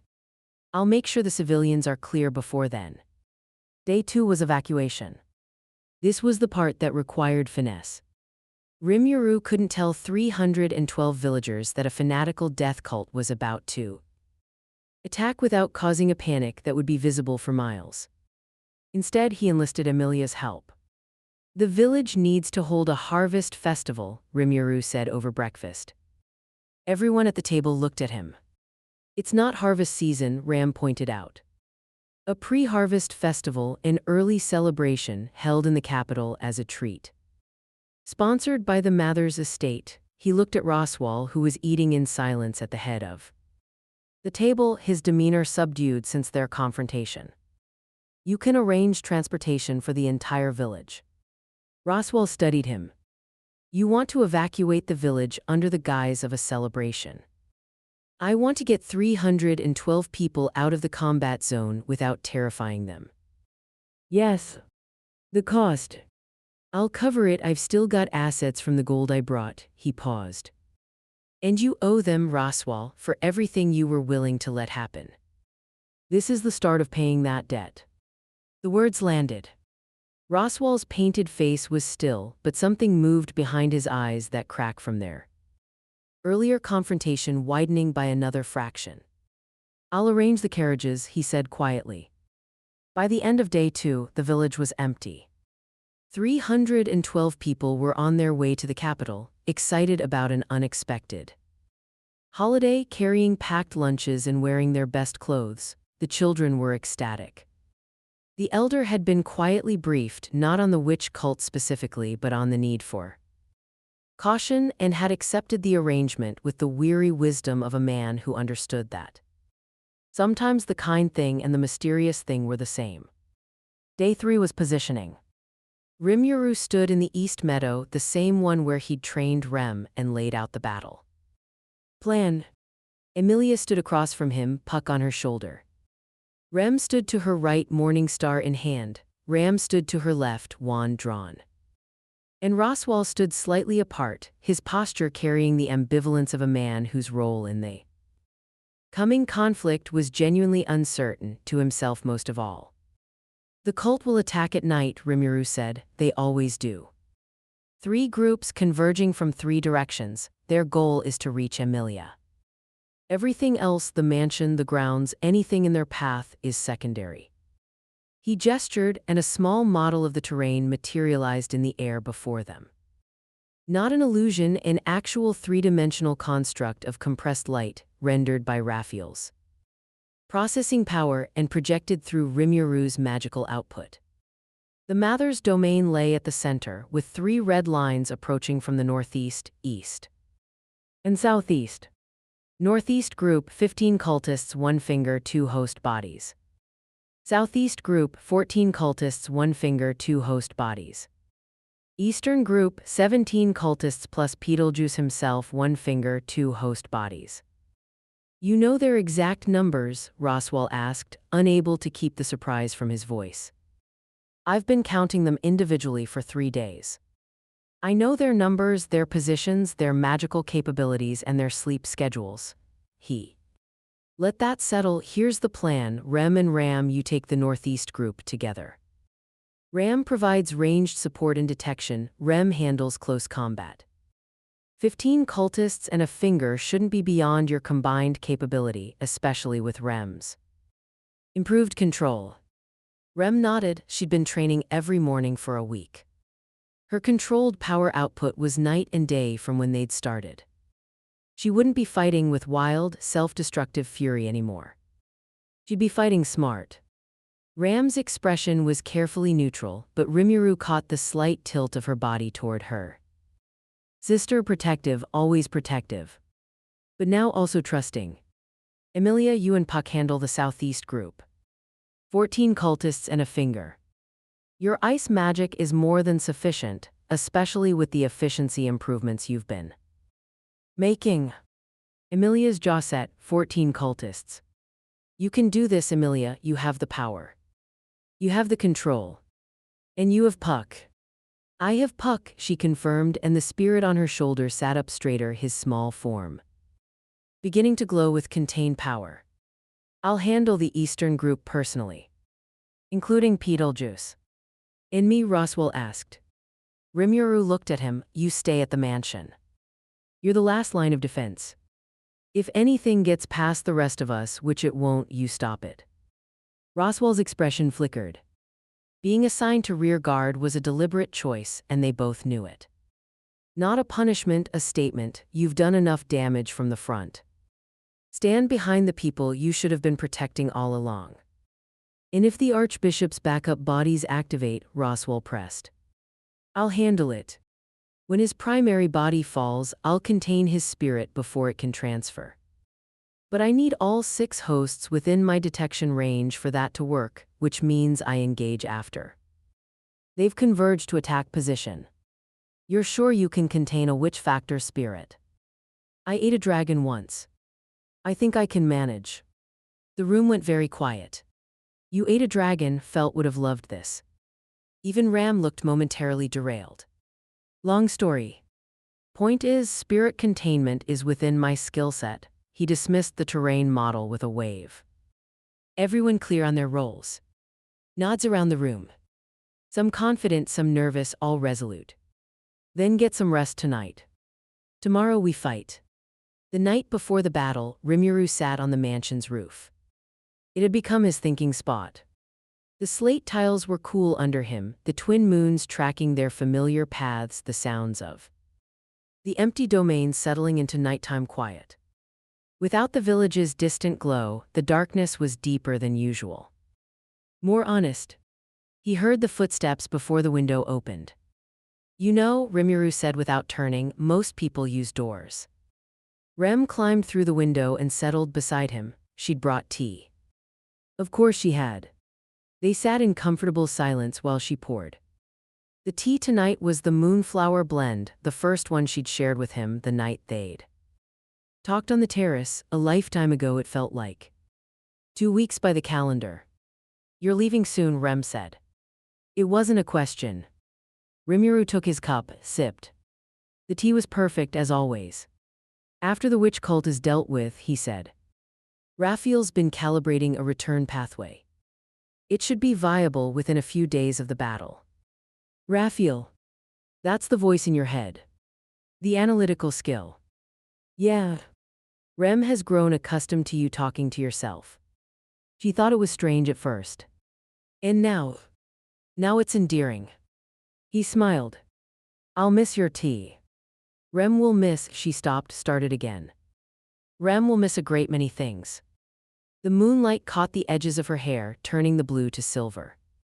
She sat with her knees drawn up, her hands wrapped around her teacup, her expression carrying a depth of feeling that she'd never have shown 2 weeks ago.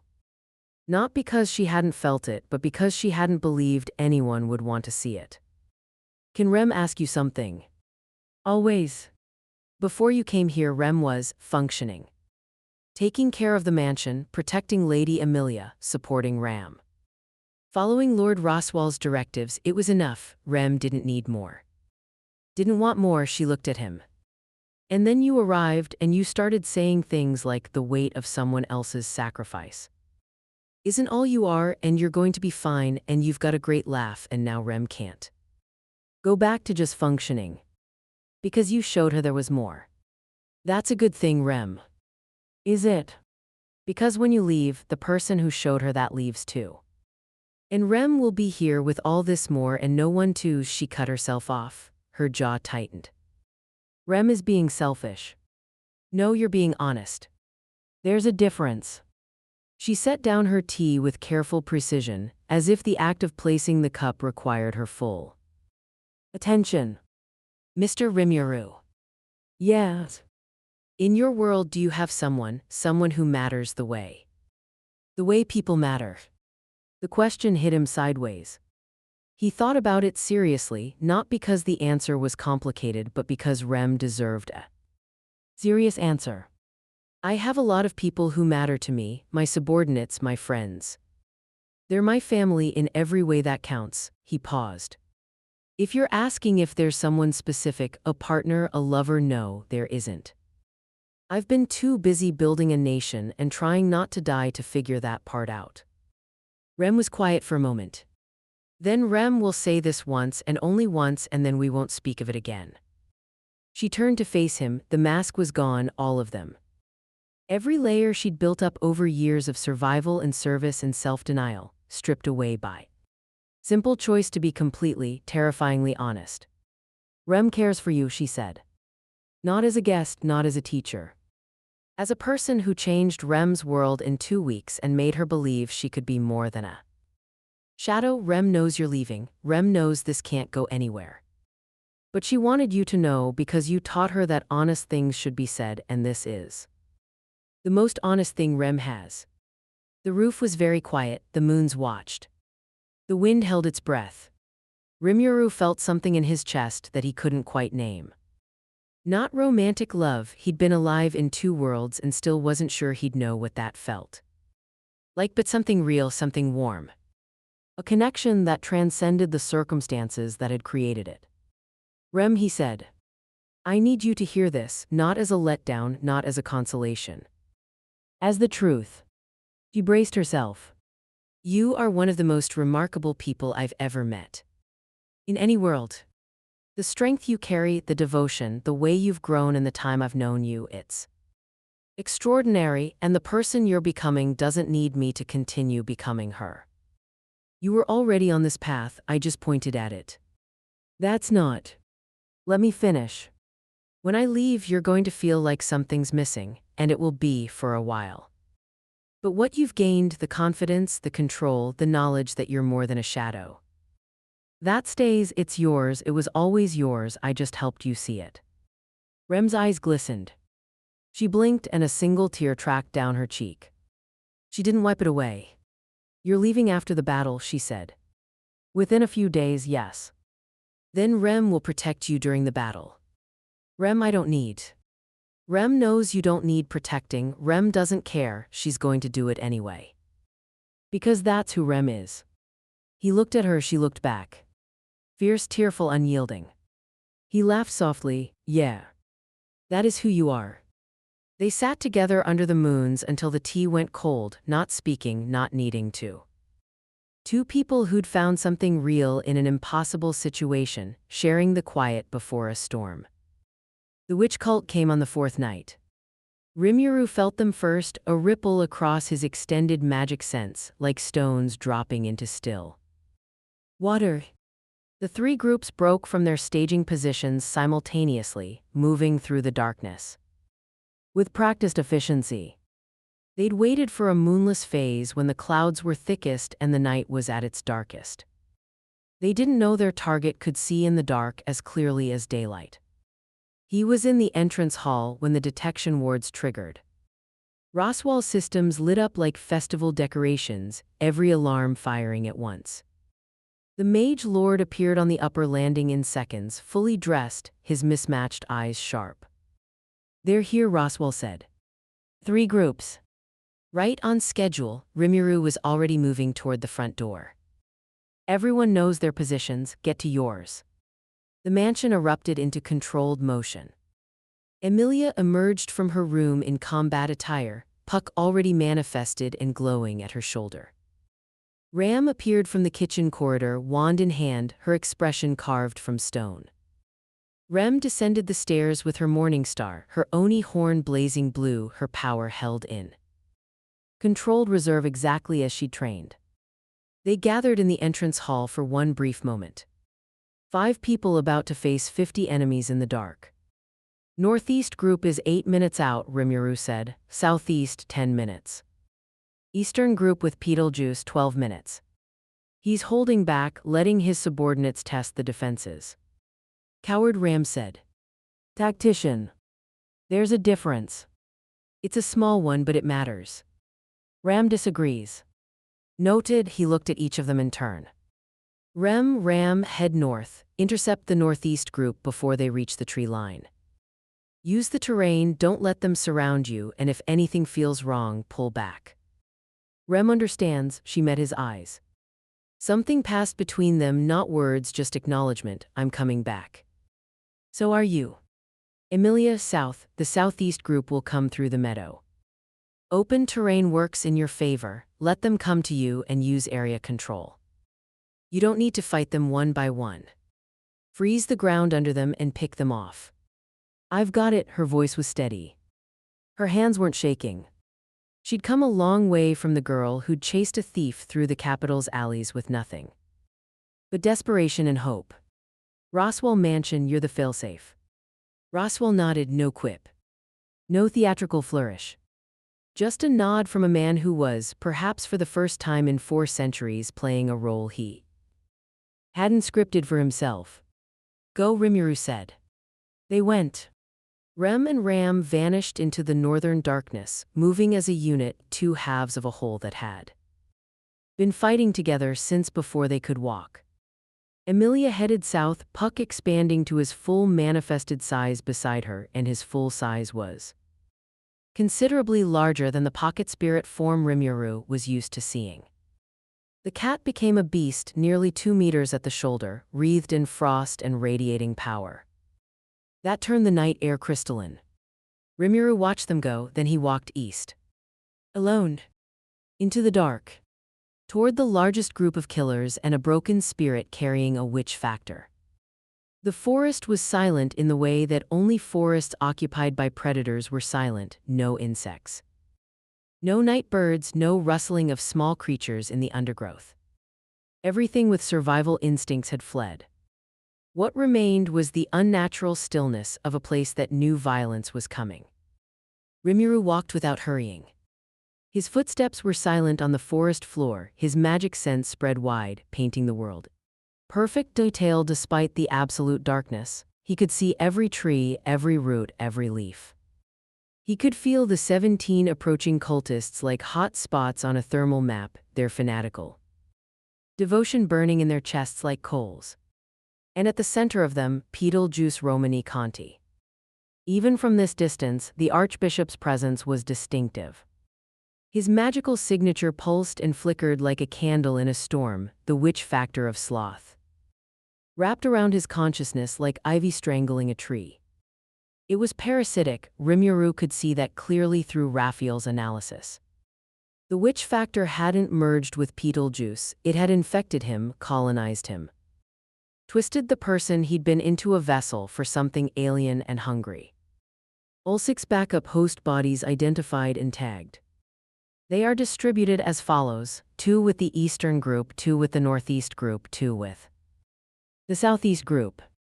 Containment fields are pre-calculated and ready for simultaneous deployment upon the primary bodies. Destruction. What about the hosts in the other groups? If Rem and Emilia engage first, they might kill the hosts before I can contain Betelgeuse's spirit. Adjusted protocol, I will deploy preemptive isolation barriers on all 6 hosts now before combat begins. The barriers will be invisible and non-intrusive, the hosts won't know they're tagged. When the primary body dies, the barriers will activate and prevent spirit transference regardless of the host status. Do it. Done. Rimuru felt the barriers snap into place, 6 invisible boxes, each wrapped around a person who didn't know they were carrying a dead man's escape route, elegant, clean. One of the many advantages of having an analytical skill that operated several steps ahead of the opposition. He stopped walking. The cultists were 200 meters ahead, moving through the trees in a loose formation. He could see their robes, dark-hooded, anonymous. Each one carried a weapon and a disturbing amount of enthusiasm. And at the center, walking with a gait that alternated between fluid and jerky, between grace and spasm, Betelgeuse. Rimuru stepped out of the trees and into their path. The lead cultist saw him first. A flinch, a shouted warning, and suddenly 17 weapons were pointed at a single figure, standing calmly in a moonless clearing. Who dares? The voice came from the center of the group, and it was exactly as broken as Rimuru had expected. High-pitched, trembling, swinging between whisper and shriek with no apparent control. Who dares stand in the path of love, of devotion, of the witch cult's sacred mission? The cultists parted, and Betelgeuse Romani Conti stepped forward. He was wrong. That was the first impression, and it was accurate. The body he wore, stolen, inhabited like a hermit crab in a shell, was gaunt and stretched, as if his consciousness was too large for the flesh and was distorting it from within. His eyes bulged, the whites showing all around green irises that spun and jerked with manic energy. His fingers were unnaturally long, bending and flexing constantly, as if conducting a symphony only. He could hear. "Ah," he breathed, and the sound was almost gentle, almost sane, a visitor.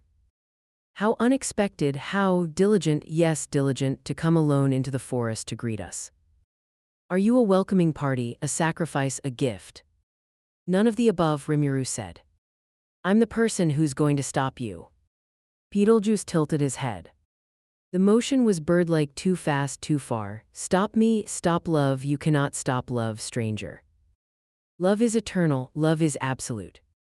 Love is, he broke off, his face contorting through a rapid sequence of emotions, ecstasy, rage. Grief, confusion, my beloved, she calls to me. Through her vessel, through the half-elf she calls, I must answer, I must prove my devotion. I must. Emilia is not a vessel, she's a person. And you're not going near hers. Betelgeuse stared. His eyes locked onto Rimuru with sudden, terrifying focus. You would deny me, my beloved. I would deny you a victim. Something changed. The manic energy, the flickering instability, it all snapped into sudden, cold clarity. The real Betelgeuse, or what was left of him, surfaced for a single, awful moment. And what Rimuru saw in those green eyes was not madness. It was agony. You don't understand, Betelgeuse whispered, and his voice was almost human. You can't understand the love it eats, it consumes, it won't let me go, I've tried. I've tried to stop, to resist, to be what I was, but she's always there, always calling. Always hungry. For one heartbeat, Rimuru saw the person Roswal had described, the spirit who'd loved Fortuna.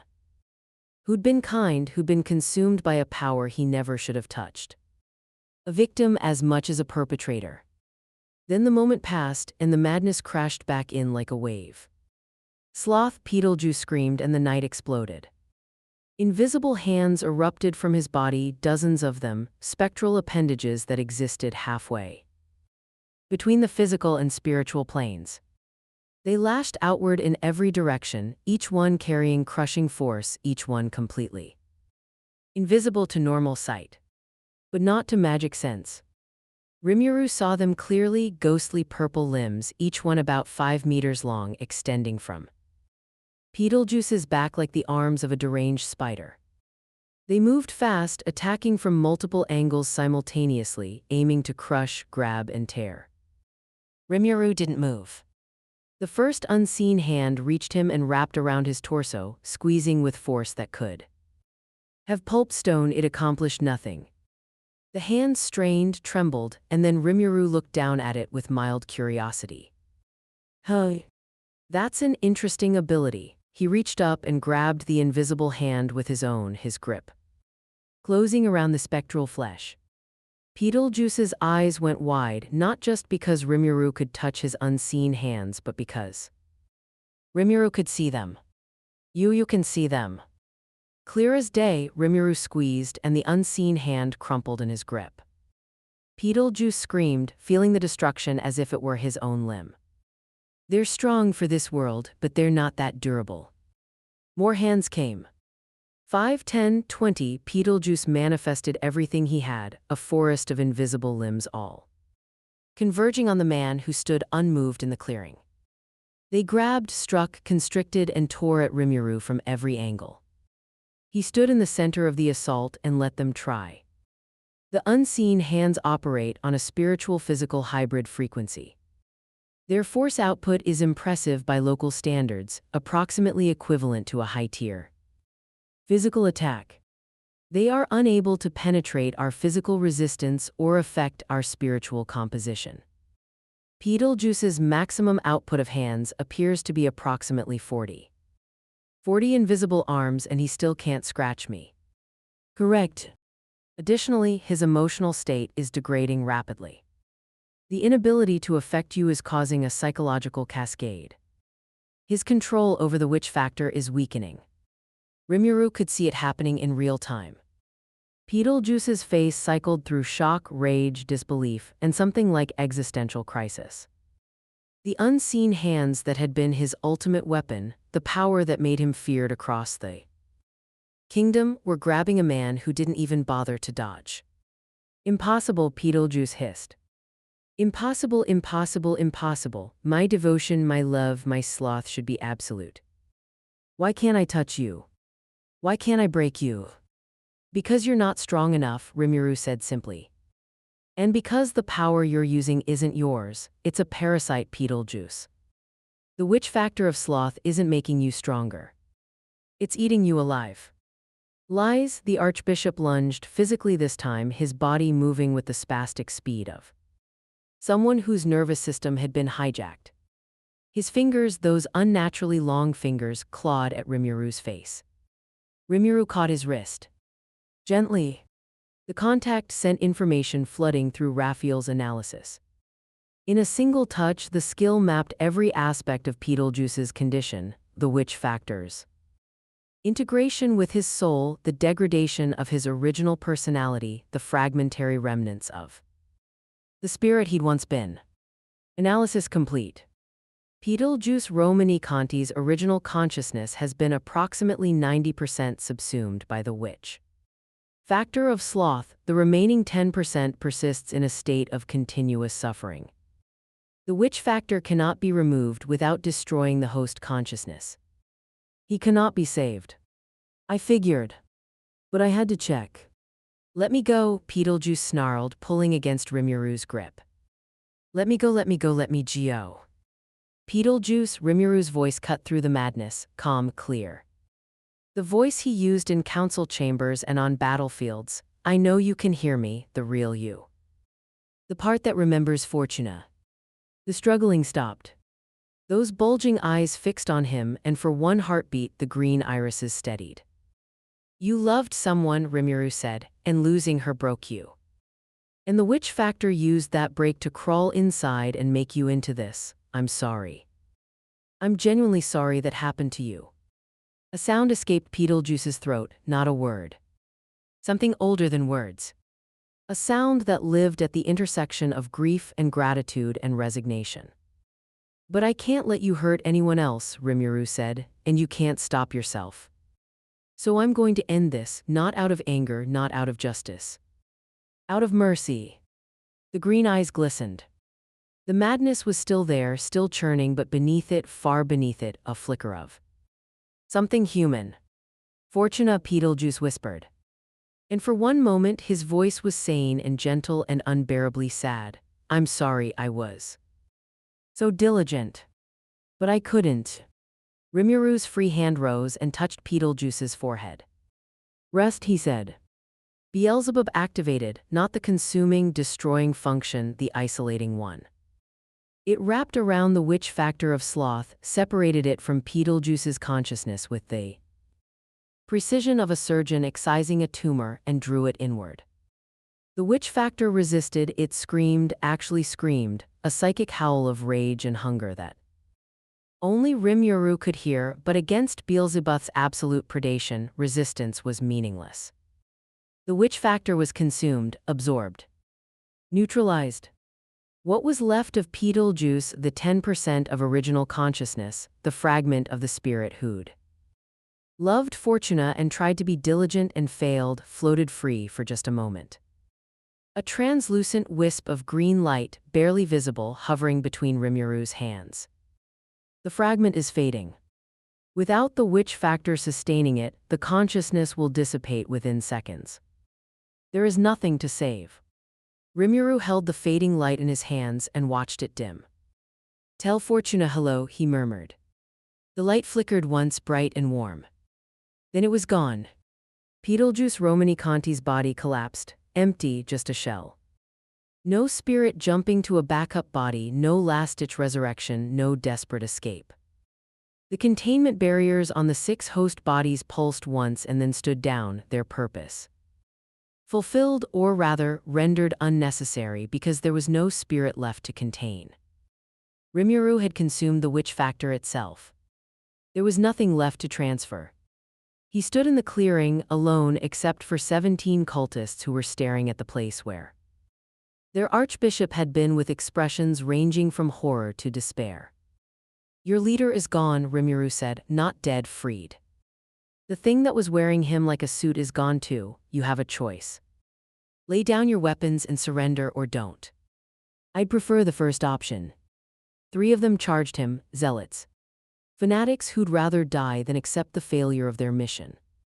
Rimuru incapacitated them without killing. Pressure applied to precise points, consciousness switched off like lights. They dropped to the ground, unconscious but alive. The remaining 14 stared. Weapons trembled in their hands.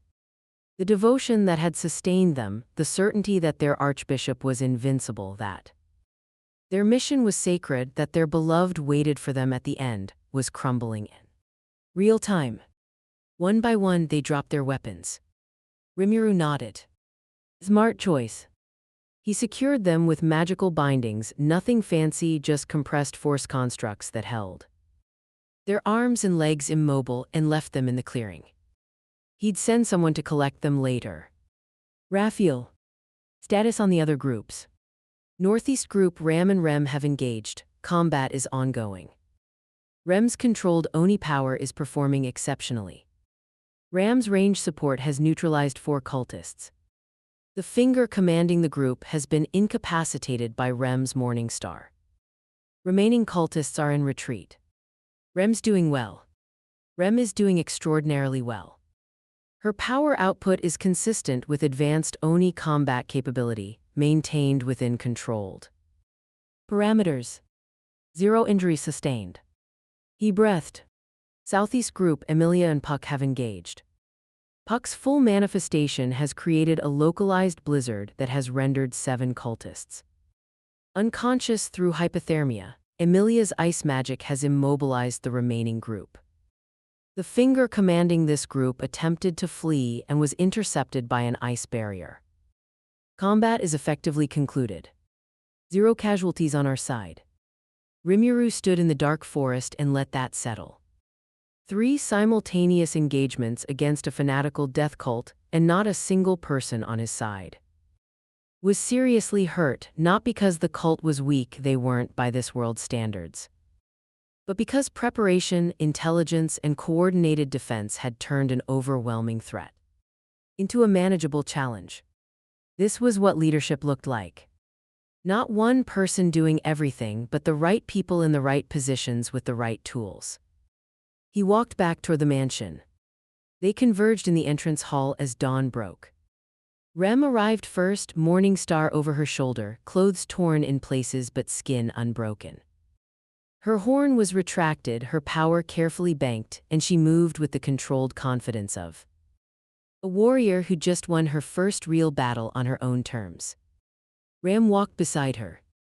The pink-haired twin was immaculate, not a hair out of place, her maid uniform somehow untouched.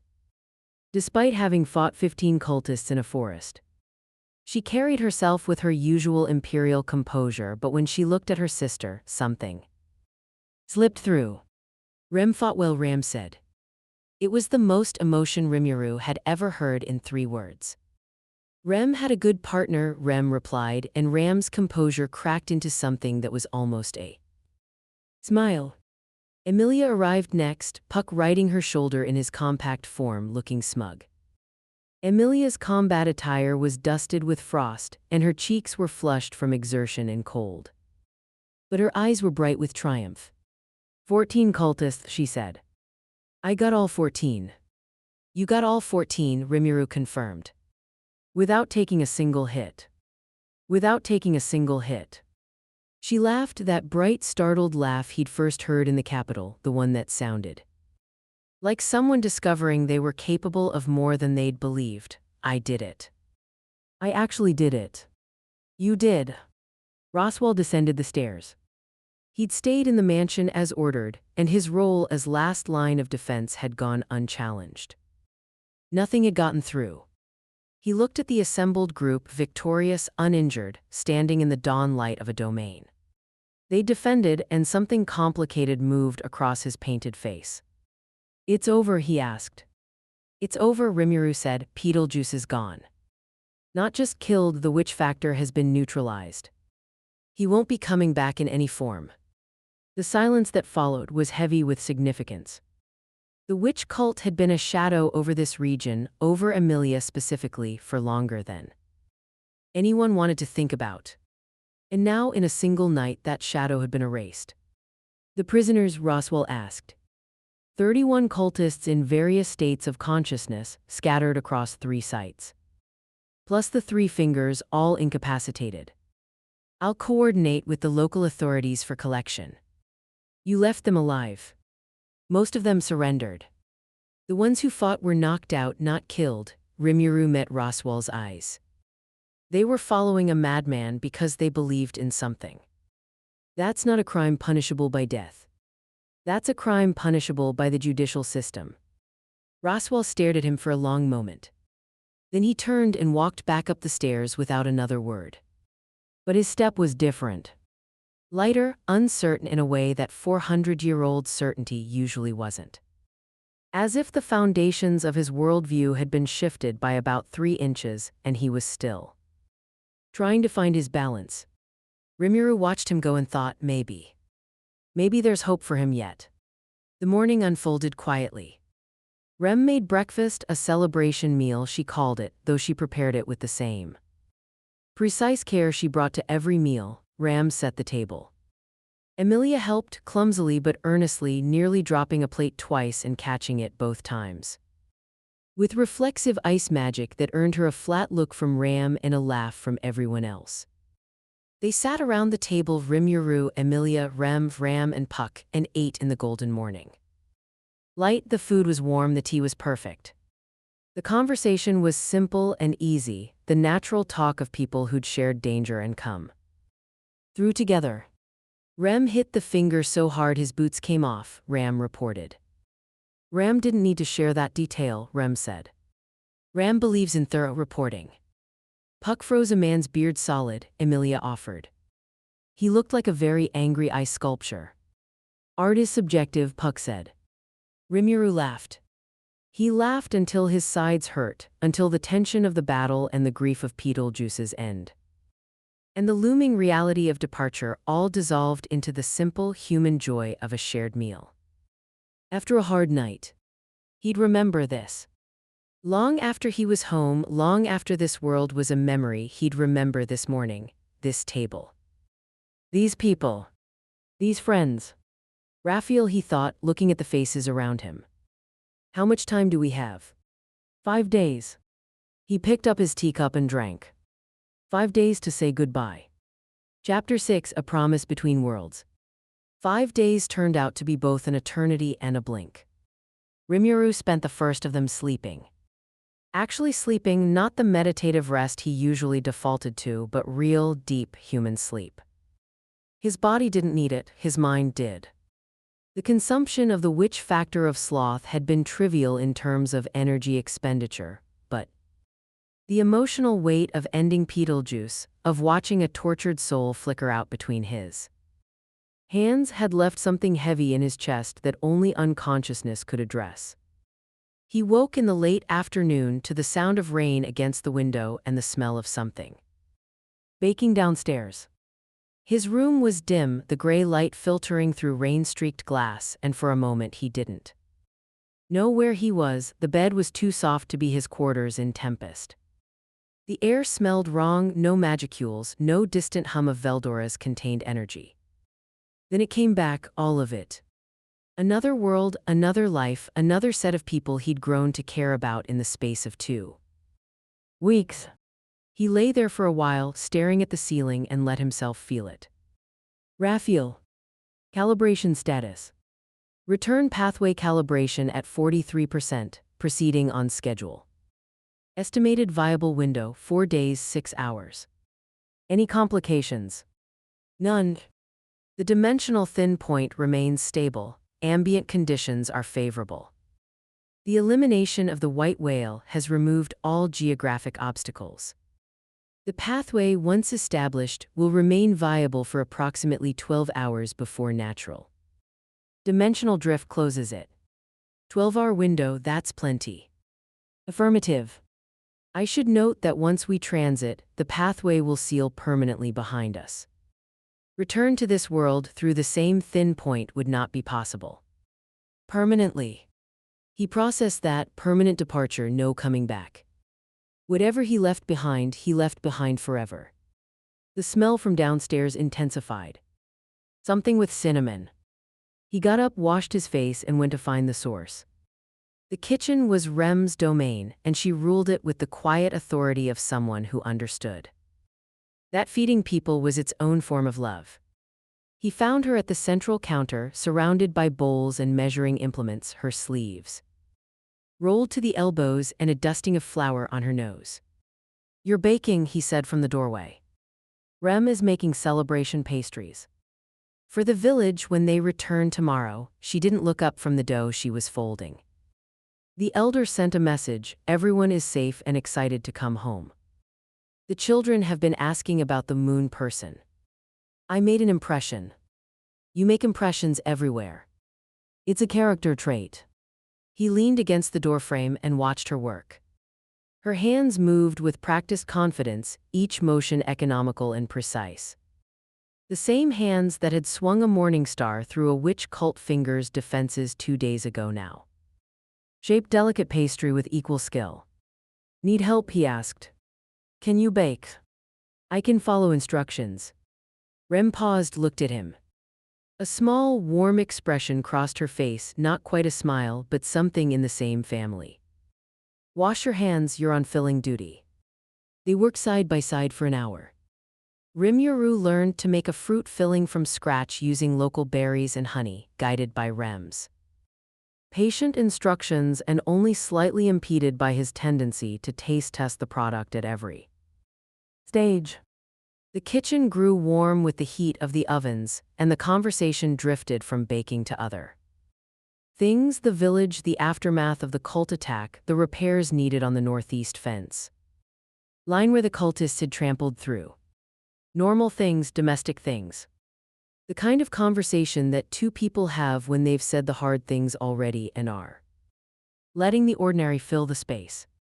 Ram appeared at one point, surveyed the flour-dusted scene, and said, "If Barusu were here, Ram would make him do the dishes." "Who's Barusu?" Rimuru asked. "Nobody. An imaginary servant Ram sometimes wishes for. Ram has a rich inner life. Ram contains multitudes." She took a tray of finished pastries and left. Rimuru caught Rem hiding a smile behind her hand. The village returned the next day. 312 people came home to find their fields intact, their houses untouched, and their forest eerily quiet, the last traces of both the Walgarm infestation and the witch cults. Passage already fading. Rimuru had spent part of the previous evening doing a sweep of the surrounding area, neutralizing residual curse energy and dismantling the cultists' abandoned camps. He'd left the forest cleaner than he'd found it. The villagers didn't know any of this. They knew only that they'd been sent on a wonderful trip to the capital and that they'd come home to a table of fresh pastries set up in the village square, courtesy of the Mathers estate. Rimuru watched the reunion from the edge of the square, leaning against a fence post. Children ran screaming through the streets with the specific joy of returning to a familiar place. Parents called after them with the specific exasperation of people who'd just traveled with those children for 2 days. The elder stood at the center, directing traffic with the calm authority of someone who'd been managing organized chaos for decades. Emilia was in the thick of it, helping families unload their belongings, carrying bags, answering the children's rapid-fire questions with patience and warmth. She'd changed since the selection ceremony. The anxiety was still there, it probably always would be, but it lived alongside something stronger now: confidence, not in her power, though that had grown too. Confidence in her purpose. Lady Emilia, did you fight any monsters while we were gone?" "A few," Emilia said, smiling. "Did you win?" "I did." "Was it scary?" She considered this with the seriousness that children's questions deserved, a little. "But I had good friends helping me." The girl who'd asked Rimuru if he was a moon person spotted him by the fence and sprinted over. "Moon person, you're still here." "Still here. For a few more days." "Are you going back to the moon soon?" "Something like that." "Can you bring me a moon rock?" "I'll see what I can do." She grinned, a gap-toothed, luminous grin, and ran off to rejoin the celebration. Rimuru watched her go and felt that ache again. The one that came from knowing you were leaving. Felt arrived the following day. Rimuru was in the library when he felt her approach, a familiar magical signature accompanied by the unmistakable presence of Reinhard van Estria. They came by horseback, riding hard, and reached the mansion gates in the early afternoon. He met them in the entrance hall. Felt burst through the front door like she was raiding the place, her formal dress replaced with practical traveling clothes, her blonde hair windswept and her red eyes blazing. "You," she pointed at Rimuru. "You killed the white whale and took out the witch cult, and you didn't even tell me." News travels fast. News travels because Reinhard has connections in every branch of government, and he told me everything, and I'm furious that I missed it. Reinhard appeared behind her, slightly winded from trying to keep up with what was apparently Feld's default pace. "I apologize for the unannounced visit." Feld insisted. Felt doesn't need permission to visit people. Felt technically does, given that we're in another candidate's domain. Felt doesn't care about technicalities. Rimuru laughed, he'd missed her energy. In a world full of political calculation and ancient trauma, Felt was a raw nerve of honesty and defiance. It was refreshing. "Come in," he said. "I'll have Rem make tea." They sat in the drawing room, Rimuru, Felt, and Reinhard, with Emilia joining after being summoned. From the garden, the dynamic between Felt and Emilia was interesting. They'd been on opposite sides of the insignia theft not 3 weeks ago, and they were technically political rivals in this election. But something had shifted at the ceremony when Emilia's speech had acknowledged Felt's experience. And Felt had watched Rimuru defend Emilia against the room. They weren't friends exactly. But they weren't enemies. They were two people who recognized something of themselves in each other, the shared experience of being underestimated, dismissed, and judged by circumstances of birth rather than content of character. "So you're really leaving," Felt said, cutting through the pleasantries with her usual directness. Rem had briefed her on the basics, apparently. "In a few days, I found a way home." "That's stupid. You should stay." Felt, Reinhard said mildly. "What he should? He's the most useful person in this entire kingdom, and he's going to just leave." "I have a nation to get back to," Rimuru said, "people who depend on me. A country that I built and that needs its leader. So build another one here. You're good at it. One nation per dimension. That's my rule." "That's a dumb rule." Felt, Emilia said, and her voice carried a gentleness that surprised the younger girl into silence. "He has to go home, we both know that." Felt's jaw worked. She looked away, crossing her arms, and Rimuru caught the glimmer of moisture in her eyes that she'd rather die than acknowledge. "Fine," she muttered. "But this is bullshit." "Language," Reinhard said. "I know what I said." Reinhard turned to Rimuru, and the Sword Saint's expression carried something that belied his usual composed manner. There was weight there, gravity. The look of a man who'd found something rare and was watching it slip away. "Rimuru, before you go, I'd like a word. In private if possible." They walked to the lake. The afternoon light was gentle, the water catching it in soft ripples. They walked along the shore path in companionable silence, two beings of extraordinary power in a world that didn't quite know what to do with either of them. Reinhard spoke first. "I've never met anyone like you." "I get that a lot." "I don't mean your power, though that's remarkable. I mean," he paused, searching for words. Reinhard van Astria, the Sword Saint, the man who could presumably find the right response to any combat situation, struggled to find the right words for a conversation. "I mean the way you carry it, your power. It doesn't isolate you. It used to. When I first became a demon lord, I felt the distance. People treated me differently. Looked at me differently. Even my friends. For a while." He picked up a flat stone and skipped it across the lake.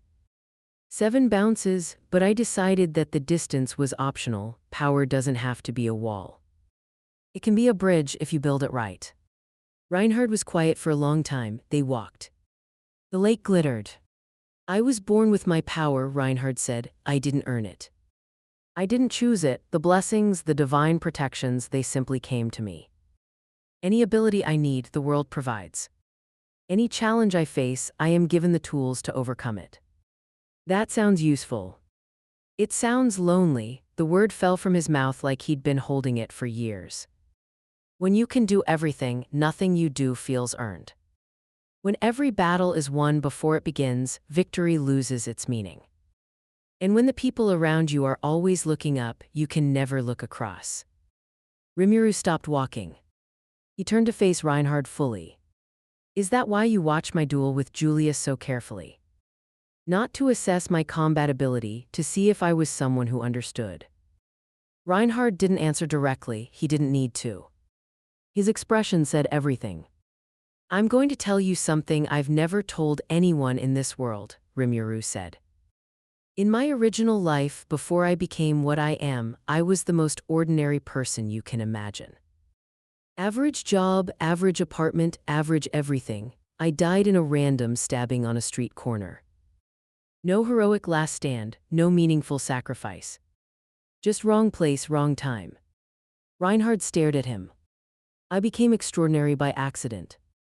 A cosmic fluke. In every day since, I've carried the knowledge that the person underneath all this power is just a regular guy who liked manga and convenience store snacks. He smiled. That's my secret, Reinhard. I'm not carrying the weight of destiny or divine blessing. I'm carrying the memory of being completely normal, and it keeps me grounded. You were ordinary. Aggressively ordinary. And it's the best thing about me, he clapped Reinhard on the shoulder. You didn't choose your power, fine, neither did I, but we both chose what to do with it. And from what I've seen, you chose well. The fact that it doesn't feel earned doesn't make it less valuable. It means you have to find your own meaning instead of letting the power define it for you. Reinhard looked at the hand on his shoulder, then at Rimuru's face.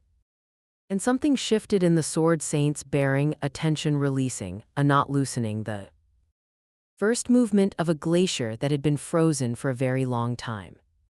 You make it sound simple, he said. Simple yes, easy no. Reinhard laughed. It was a quiet sound, almost rusty, like he didn't use it often. Emilia said you'd say that. I'm predictable. You are the least predictable person I have ever encountered. Reinhard drew his sword. Not threateningly, ceremonially, he held it between them, blade flat, reflecting the sunlight. In my family's tradition, when a warrior meets a true equal, they exchange a promise. A bond that transcends distance and time. Are you asking for a pact? I'm asking for a promise. That if the barriers between worlds ever thin again, if there is ever a way, you'll come back. Even briefly, even for a moment, his eyes were steady. So that I can have the sparring match I've been thinking about since the day we met. Rimuru looked at the offered sword. At the earnest, lonely, impossibly powerful young man holding it. And he felt something click into place, a connection between two people who understood what it meant to stand at the top and wish for company. He placed his hand on the flat of the blade. You've got a deal. Reinhard smiled. It transformed his face, the composed, perfect knight giving way to something younger and warmer. And entirely human, thank you, Rimuru. One condition, though. Name it. Take care of Felt. She's special, don't let this kingdom grind her down. I would sooner die. I believe you. But try not to do that either. She'd be furious. They walked back to the mansion as the sun began to set. Behind them, the lake held the light a moment longer, as if reluctant to let the day end. The third day, Rimuru dealt with practical matters. He spent the morning with Roswell. The mage lord received him in the study, the same study where they'd had their first confrontation, the same stacks of journals and papers covering every surface. But the room felt different now. The detection wards were still active, but their tone had changed, less paranoid surveillance. More habitual security, a small shift but telling.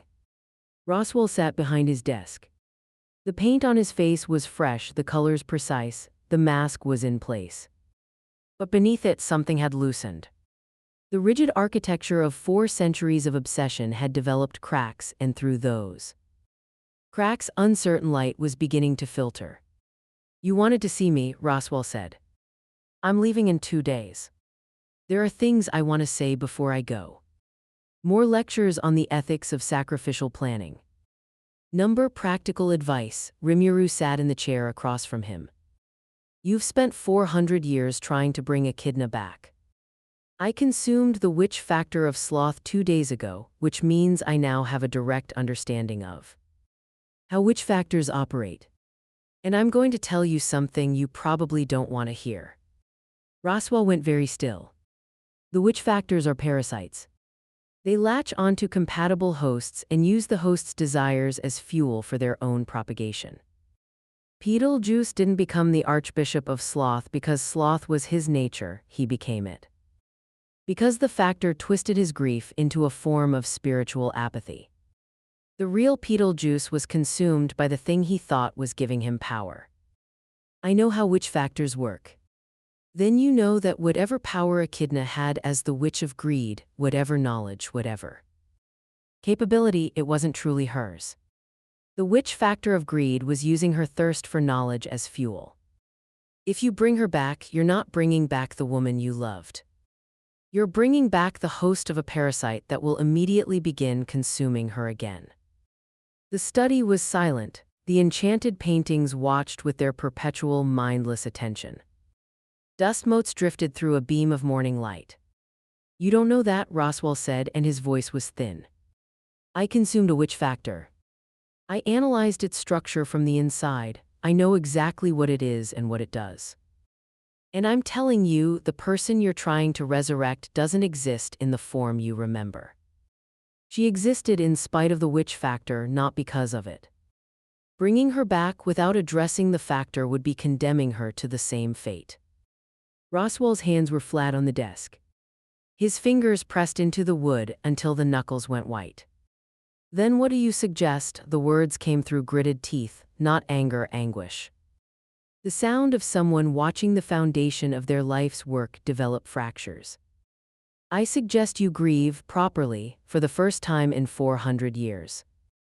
Stop trying to undo what happened and start figuring out how to live with it. He leaned forward. You have centuries of accumulated knowledge, magical power that most people in this world can't even conceptualize, and a household full of people who would follow you if you gave them a reason. 2. That's an incredible starting position, Roswell. You could do something amazing with it. Something real. Instead of chasing a ghost. Yeah. Roswell stared at the desk. Minutes passed. The clock on the wall ticked with the steady patience of an object that had watched centuries happen and was prepared to watch more. I don't know how to be anything else, Roswell said finally, and the mask was gone. No paint could hide what was on his face now, raw, ancient, exhausted grief. The grief of a man who'd been running for 400 years and was, for the first time, considering the possibility of stopping. This goal is all I've been. Without it, You're a man with a future, Rimuru stood. That's more than Beetlejuice had. More than Echidna has, don't waste it. He walked to the door, paused. Roswell. One more thing. Yes. Emilia is going to need a real advisor, not a puppeteer. Not an architect of crises, a mentor who believes in her and supports her honestly. If you can become that person, and I think you can, she'll change this kingdom. He left. Behind him, in the quiet study, Roswell L. Mathers sat alone with 400 years of certainty crumbling around him, and for the first time did not reach for his gospel. The book sat in its drawer, its pages still blank. He left it there. The fourth day was for goodbyes he hadn't planned. A letter arrived from Crush Karsten, formal, precise, but with warmth threaded through the official language. She thanked him for his service in the White Whale expedition, confirmed that the political fallout was unfolding in her favor as expected, and expressed her hope that their paths would cross again. At the bottom, in her own hand rather than a secretary's, she'd written, "The measure of a nation is how it treats those with nothing. I haven't forgotten." Crush. A separate note from Ferris: "Take care of yourself, mystery man. And take care of your blue-haired maid. She looks at you the way Wilhelm looks at his sword, with the conviction that you're the most important thing in the room." Varys. A third message, this one delivered by spirit messenger, from Julius Juculius. It was brief. "I have been training since our duel. When next we meet, I will give you a real fight. This is not a threat, it is a promise between swordsmen, Julius." Rimuru smiled at that one. He tucked it into his coat beside the others. Anastasia Hoshin's messenger arrived in the afternoon, not a letter but a gift. A small, intricately carved wooden box containing a merchant's seal from Kararagi, the kind given to trusted trade partners, no note. The message was the gift itself: "I consider you worth doing business with." From Anastasia, that was practically a love letter. Even Priscilla had sent something which surprised him. A single playing card, the Ace of Diamonds, with nothing written on it.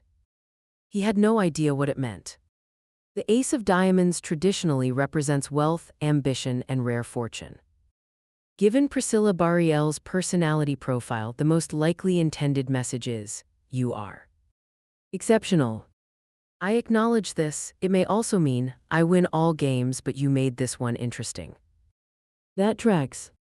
The afternoon found him in the garden with Emilia. She was practicing her ice magic, not the combat applications but something gentler.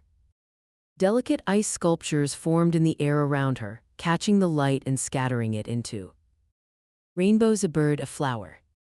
A miniature castle with tiny frozen towers that glittered in the sun.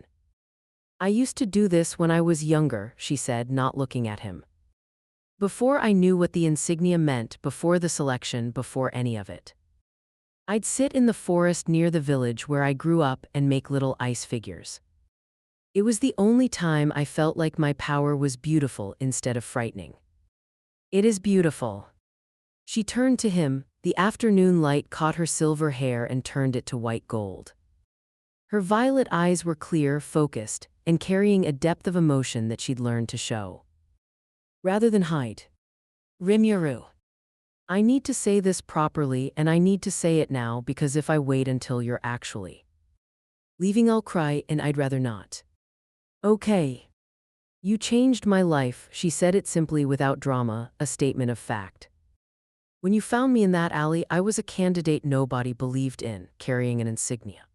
Wasn't sure I deserved, facing a world that hated me for my face, and you treated me like a person. Not a half-elf, not a witch lookalike, not a political pawn. A person. That's because you are one. I know, but nobody had made me feel it before. Not like you did, she took a breath. The mana control, the combat training, the speech at the selection, those matter. They've made me stronger. But the thing that matters most is that you looked at a world full of people who decided what I was, and you just didn't. You decided for yourself. And what you decided was that I was worth helping. You were always worth helping, Emilia. I just got there first. Her eyes glistened. She blinked hard and the moisture retreated but didn't fully disappear.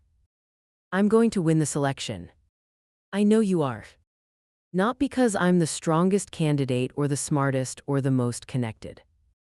Because I'm the one who understands what it feels like to be left behind. And I'm going to make sure nobody in this kingdom has to feel that way again. That's the speech you should give at the final ceremony. I might steal your door metaphor.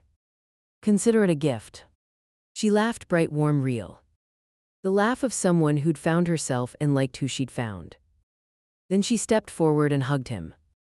Not the brief, reflexive embrace from after the white whale, this was deliberate, firm, the hug of a friend saying goodbye to someone who'd changed her trajectory. Thank you, she whispered. For everything. He hugged her back. You're going to be an amazing queen, Emilia. I'm going to try. That's all anyone can do.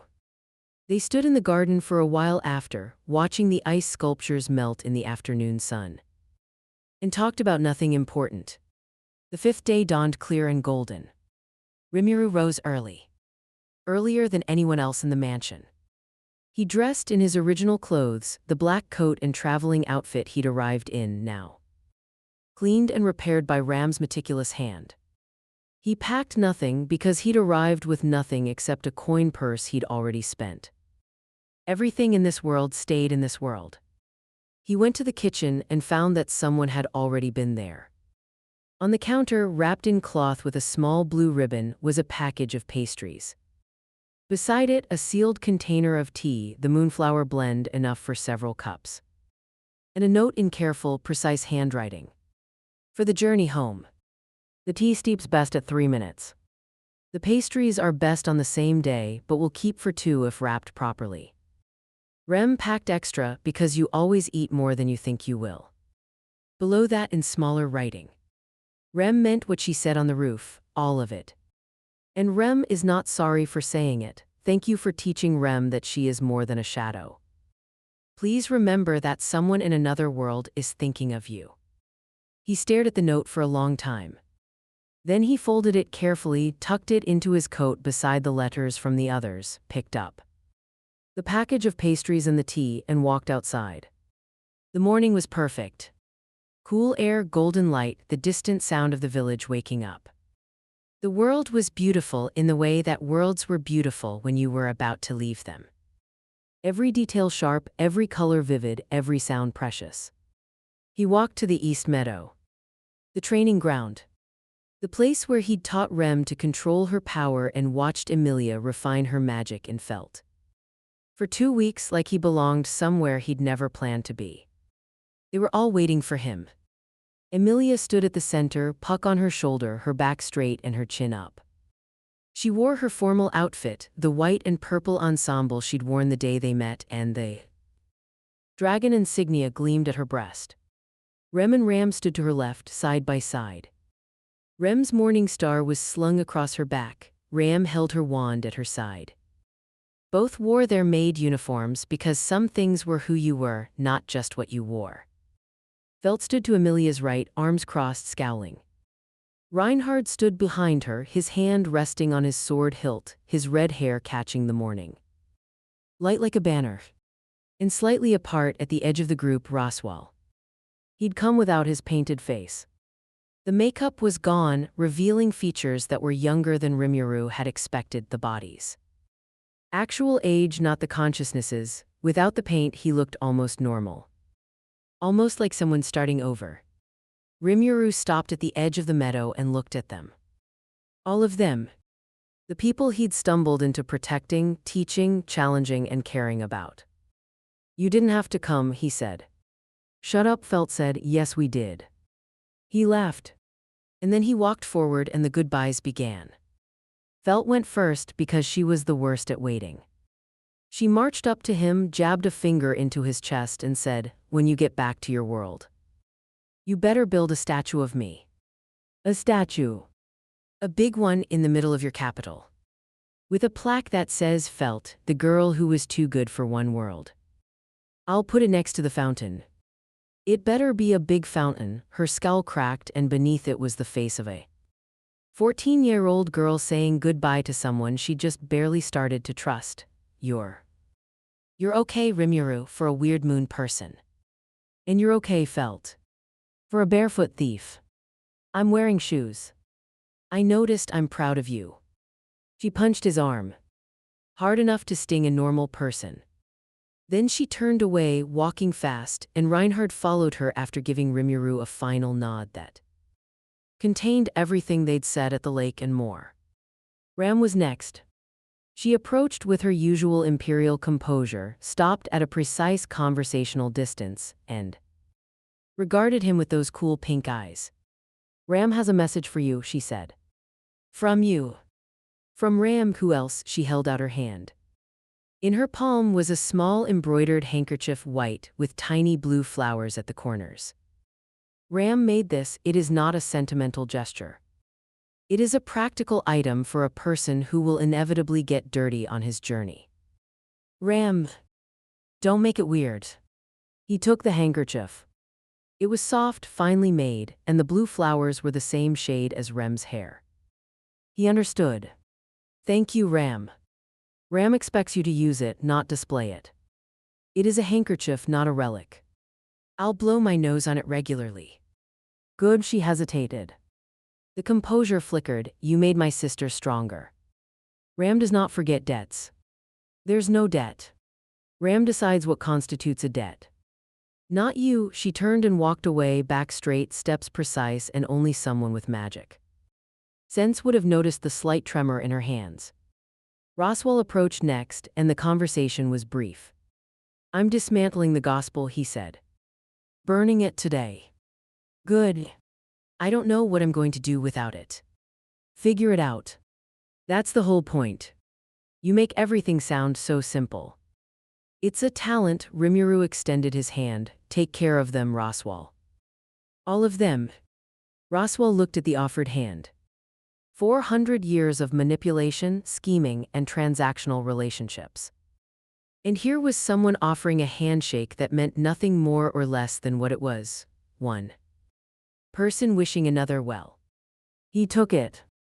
I will try. That's all anyone can do. Roswell released his grip, nodded once, and walked back to the mansion. His steps were uncertain. Searching. The steps of someone walking a path they hadn't planned. but walking it nonetheless. Emilia came to him with Puck on her shoulder and tears in her eyes. I promised myself I wouldn't cry, she said. How's that going? Terribly. He smiled. She smiled back, wobbly and bright. I've left something for you in the library, he said. A document. Raphael and I compiled everything I know about nation building, governance, multi-species. Diplomacy and conflict resolution. It's tailored to this world's conditions. Think of it as a cheat sheet. A cheat sheet for becoming queen. For becoming a good queen. There's a difference. She nodded, the tears spilled, tracking silently down her cheeks. She didn't wipe them away. Rimuru Tempest, she said, and her voice was steady despite the tears. You are the strangest, kindest, most impossible person I have ever known. And I will spend the rest of my life trying to build the kind of world you showed me was possible. You were already building it, Emilia, I just helped you see the blueprints. She hugged him again. Longer this time. When she pulled back, Puck floated between them. I still don't fully trust you, the spirit said. Puck, Emilia started. But I like you and I don't like many people. Puck extended a tiny paw. Rimuru touched it with one finger. Take care of yourself, demon lord. Take care of her great spirit. Always. Emilia stepped back, wiped her eyes, squared her shoulders. And gave him the smile he'd remember longest, not the bright, surprised laugh, not the trembling gratitude, but the quiet, steady smile of someone who knew exactly who she was and what she was going to do. Then there was Rem. She waited until the others had retreated, standing alone in the meadow, her blue hair moving gently in the morning breeze. Her morning star was on her back. Her hands were clasped in front of her.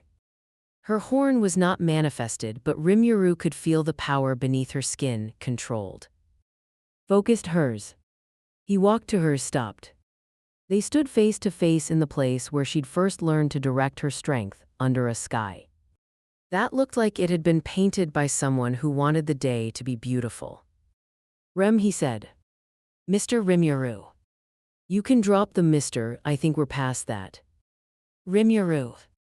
The way she said his name, just his name, without the honorific, without the distance, was its own kind of goodbye. Rem has something for you, she said. She reached into her apron and produced a small object. A crystal about the size of a marble, glowing faintly blue. This is a mana crystal. Rem charged at herself. It contains, she hesitated, it contains a memory. Rem doesn't know if it will work in another world. But if you hold it and focus, you should be able to feel what Rem felt when she made it. He took the crystal, it was warm in his hand, pulsing gently with Rem's mana signature. He focused just slightly and caught the edges of what she'd poured into it. Warmth, gratitude. The sensation of standing in a meadow at dawn, feeling power respond to your will for the first time, the taste of moonflower tea, the sound of laughter on a rooftop. And beneath it all, deep and steady and unshakable, something that Rem had decided to call hope. His throat tightened. Rem. Don't, she held up a hand. If you say something kind right now, Rem will fall apart, and Rem has decided to be strong for this. He closed his mouth, nodded. She took a breath, steadied herself. And then she did something that surprised him. She manifested her horn.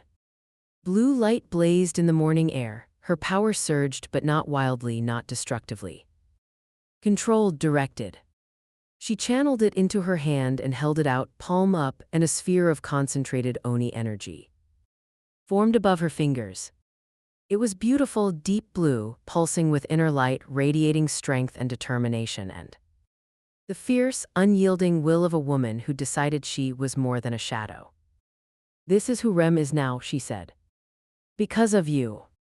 The sphere pulsed once, brightly, and dissipated into sparks that drifted upward like blue fireflies. This is who you always were, Rimuru said. I just helped you see it. You keep saying that. Because it keeps being true. She retracted her horn, her eyes were bright but dry. She'd meant what she said about being strong. Goodbye, Rimuru. Goodbye, Rem, he held up the crystal. I'll keep this close. You'd better. She turned and walked back toward the mansion. Halfway there, she paused and looked over her shoulder. Rimuru. Yes. In Rem's opinion, the moon doesn't deserve you. Then she was gone, walking briskly toward the mansion where her sister was waiting at the door. With a cup of tea already in hand, Rimuru stood alone in the meadow for a long time. Then he put the crystal in his pocket, next to the letters and the handkerchief and the merchant's seal and the mysterious playing card, and started walking east. The dimensional thin point was exactly as he'd left it, an unremarkable stretch of grassland. 20 kilometers east of the Mather's domain, indistinguishable from the surrounding terrain to anyone without the senses to detect it. But to Rimuru it blazed. The thin point had been calibrated over the past week, Raphael's tireless processing shaping the natural weakness in the dimensional barrier into a usable pathway. It hummed with potential energy, a doorway that existed in concept and needed only the final push to become reality. He stood at the center of the thin point and looked up at the sky.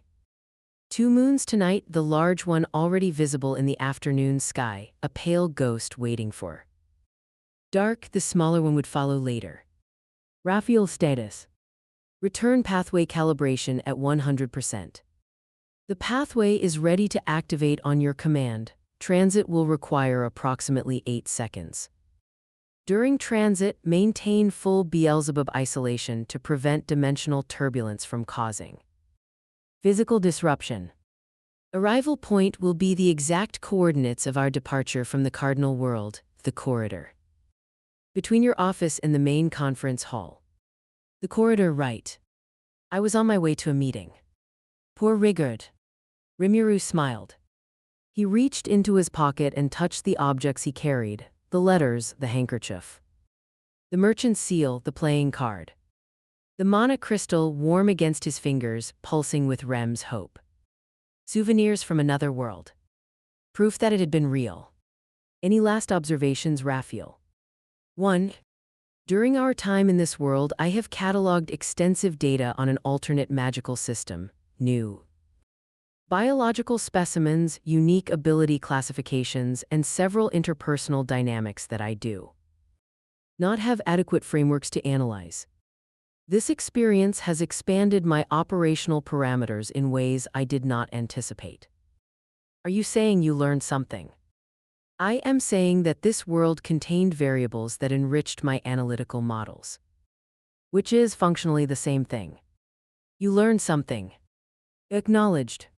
And Rimuru grinned. Even Raphael was getting sentimental. He took one last look at the sky. The rolling green hills, the distant shimmer of the Mather's domain's lake. The world that had grabbed him by accident and held him by choice. Thank you, he said to the empty grassland, to the world, to the people in it. For everything. Then he activated the pathway. The space in front of him tore open, not violently, but deliberately, like a curtain being drawn aside. Beyond the tier was light, swirling and shifting, the colors of 2 dimensions bleeding into each other. And through the chaos, distantly, the familiar hum of his world's magicules. Home. Rimuru stepped through. The transit lasted exactly 8 seconds. 8 seconds of dimensional chaos, of reality folding and unfolding around him, of Beelzebub's isolation barrier holding the turbulence at bay while Raphael navigated the pathway with surgical precision. Colors that didn't exist in any single world cascaded past him. Sounds that belonged to the spaces between dimensions rang in frequencies he could feel in his bones. And then it was over. His feet hit stone, familiar stone.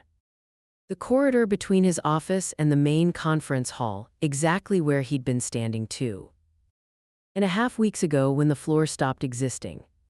The corridor was empty. Afternoon light streamed through the windows, painting the stone walls in warm amber.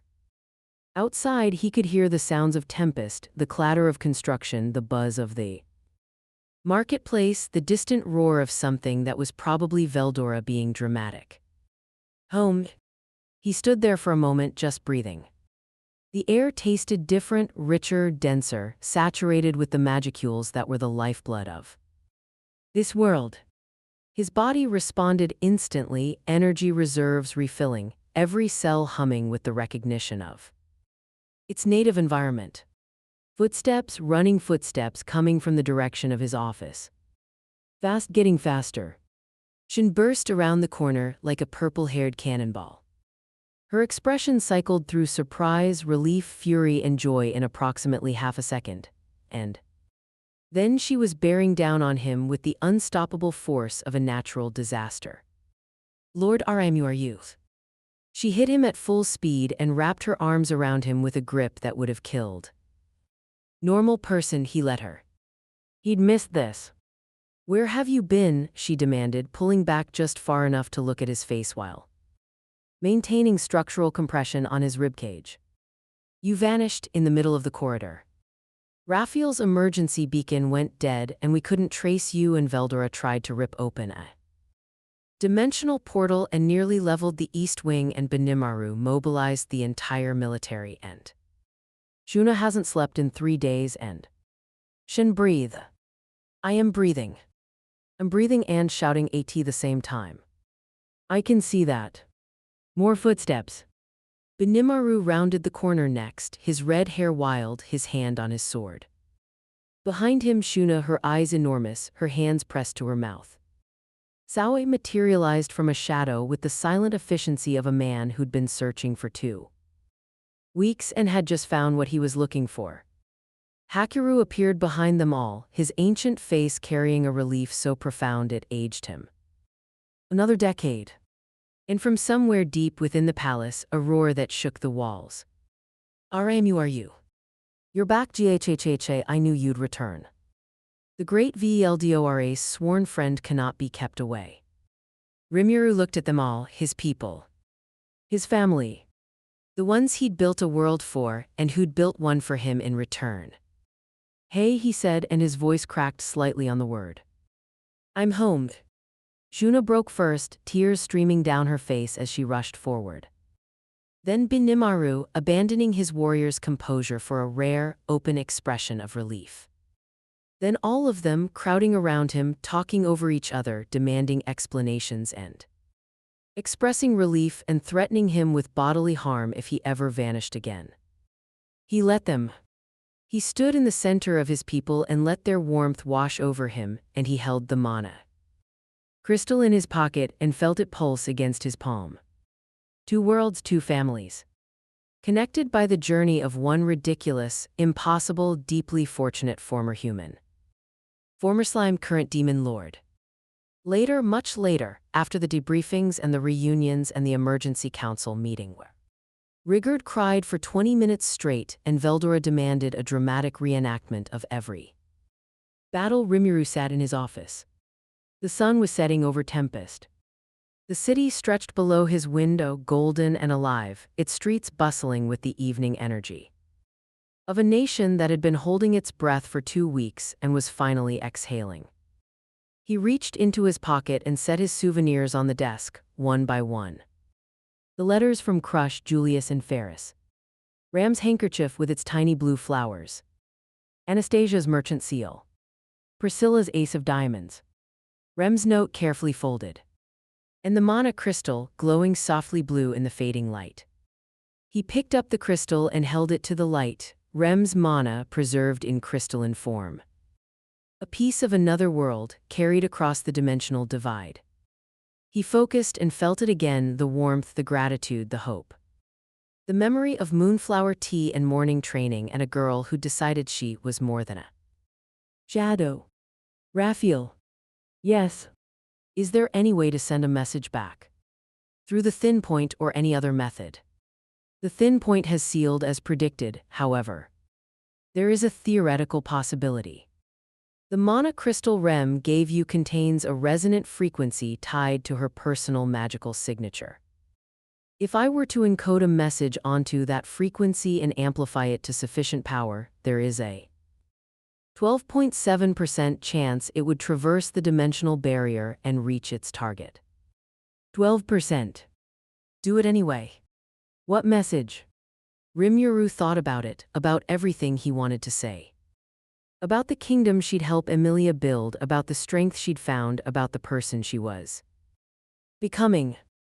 About promises between worlds and the stubborn, beautiful refusal to accept that distance meant they end of caring. He settled on 5 words. I remember, keep being extraordinary. Encoding. Amplifying, transmitting. The crystal pulsed in his hand, once, twice. Then the glow settled back to its steady, warm blue. Did it reach her? Unknown. Probability of successful transmission, 12.7%. I cannot confirm receipt. That's okay. He set the crystal on his desk, where it caught the last light of the sunset and scattered it into blue stars across the ceiling. Some things you do on faith. I know. That's what makes it faith. He sat in his office as the sun went down over Tempest, and he thought about a world with 2 moons. And 5 candidates for a contested throne, and a village where a gap-toothed girl called him Moon Person, and a blue-haired Oni maid who made the best tea in any dimension. Then he pulled out a fresh sheet of paper, picked up his pen, and started writing.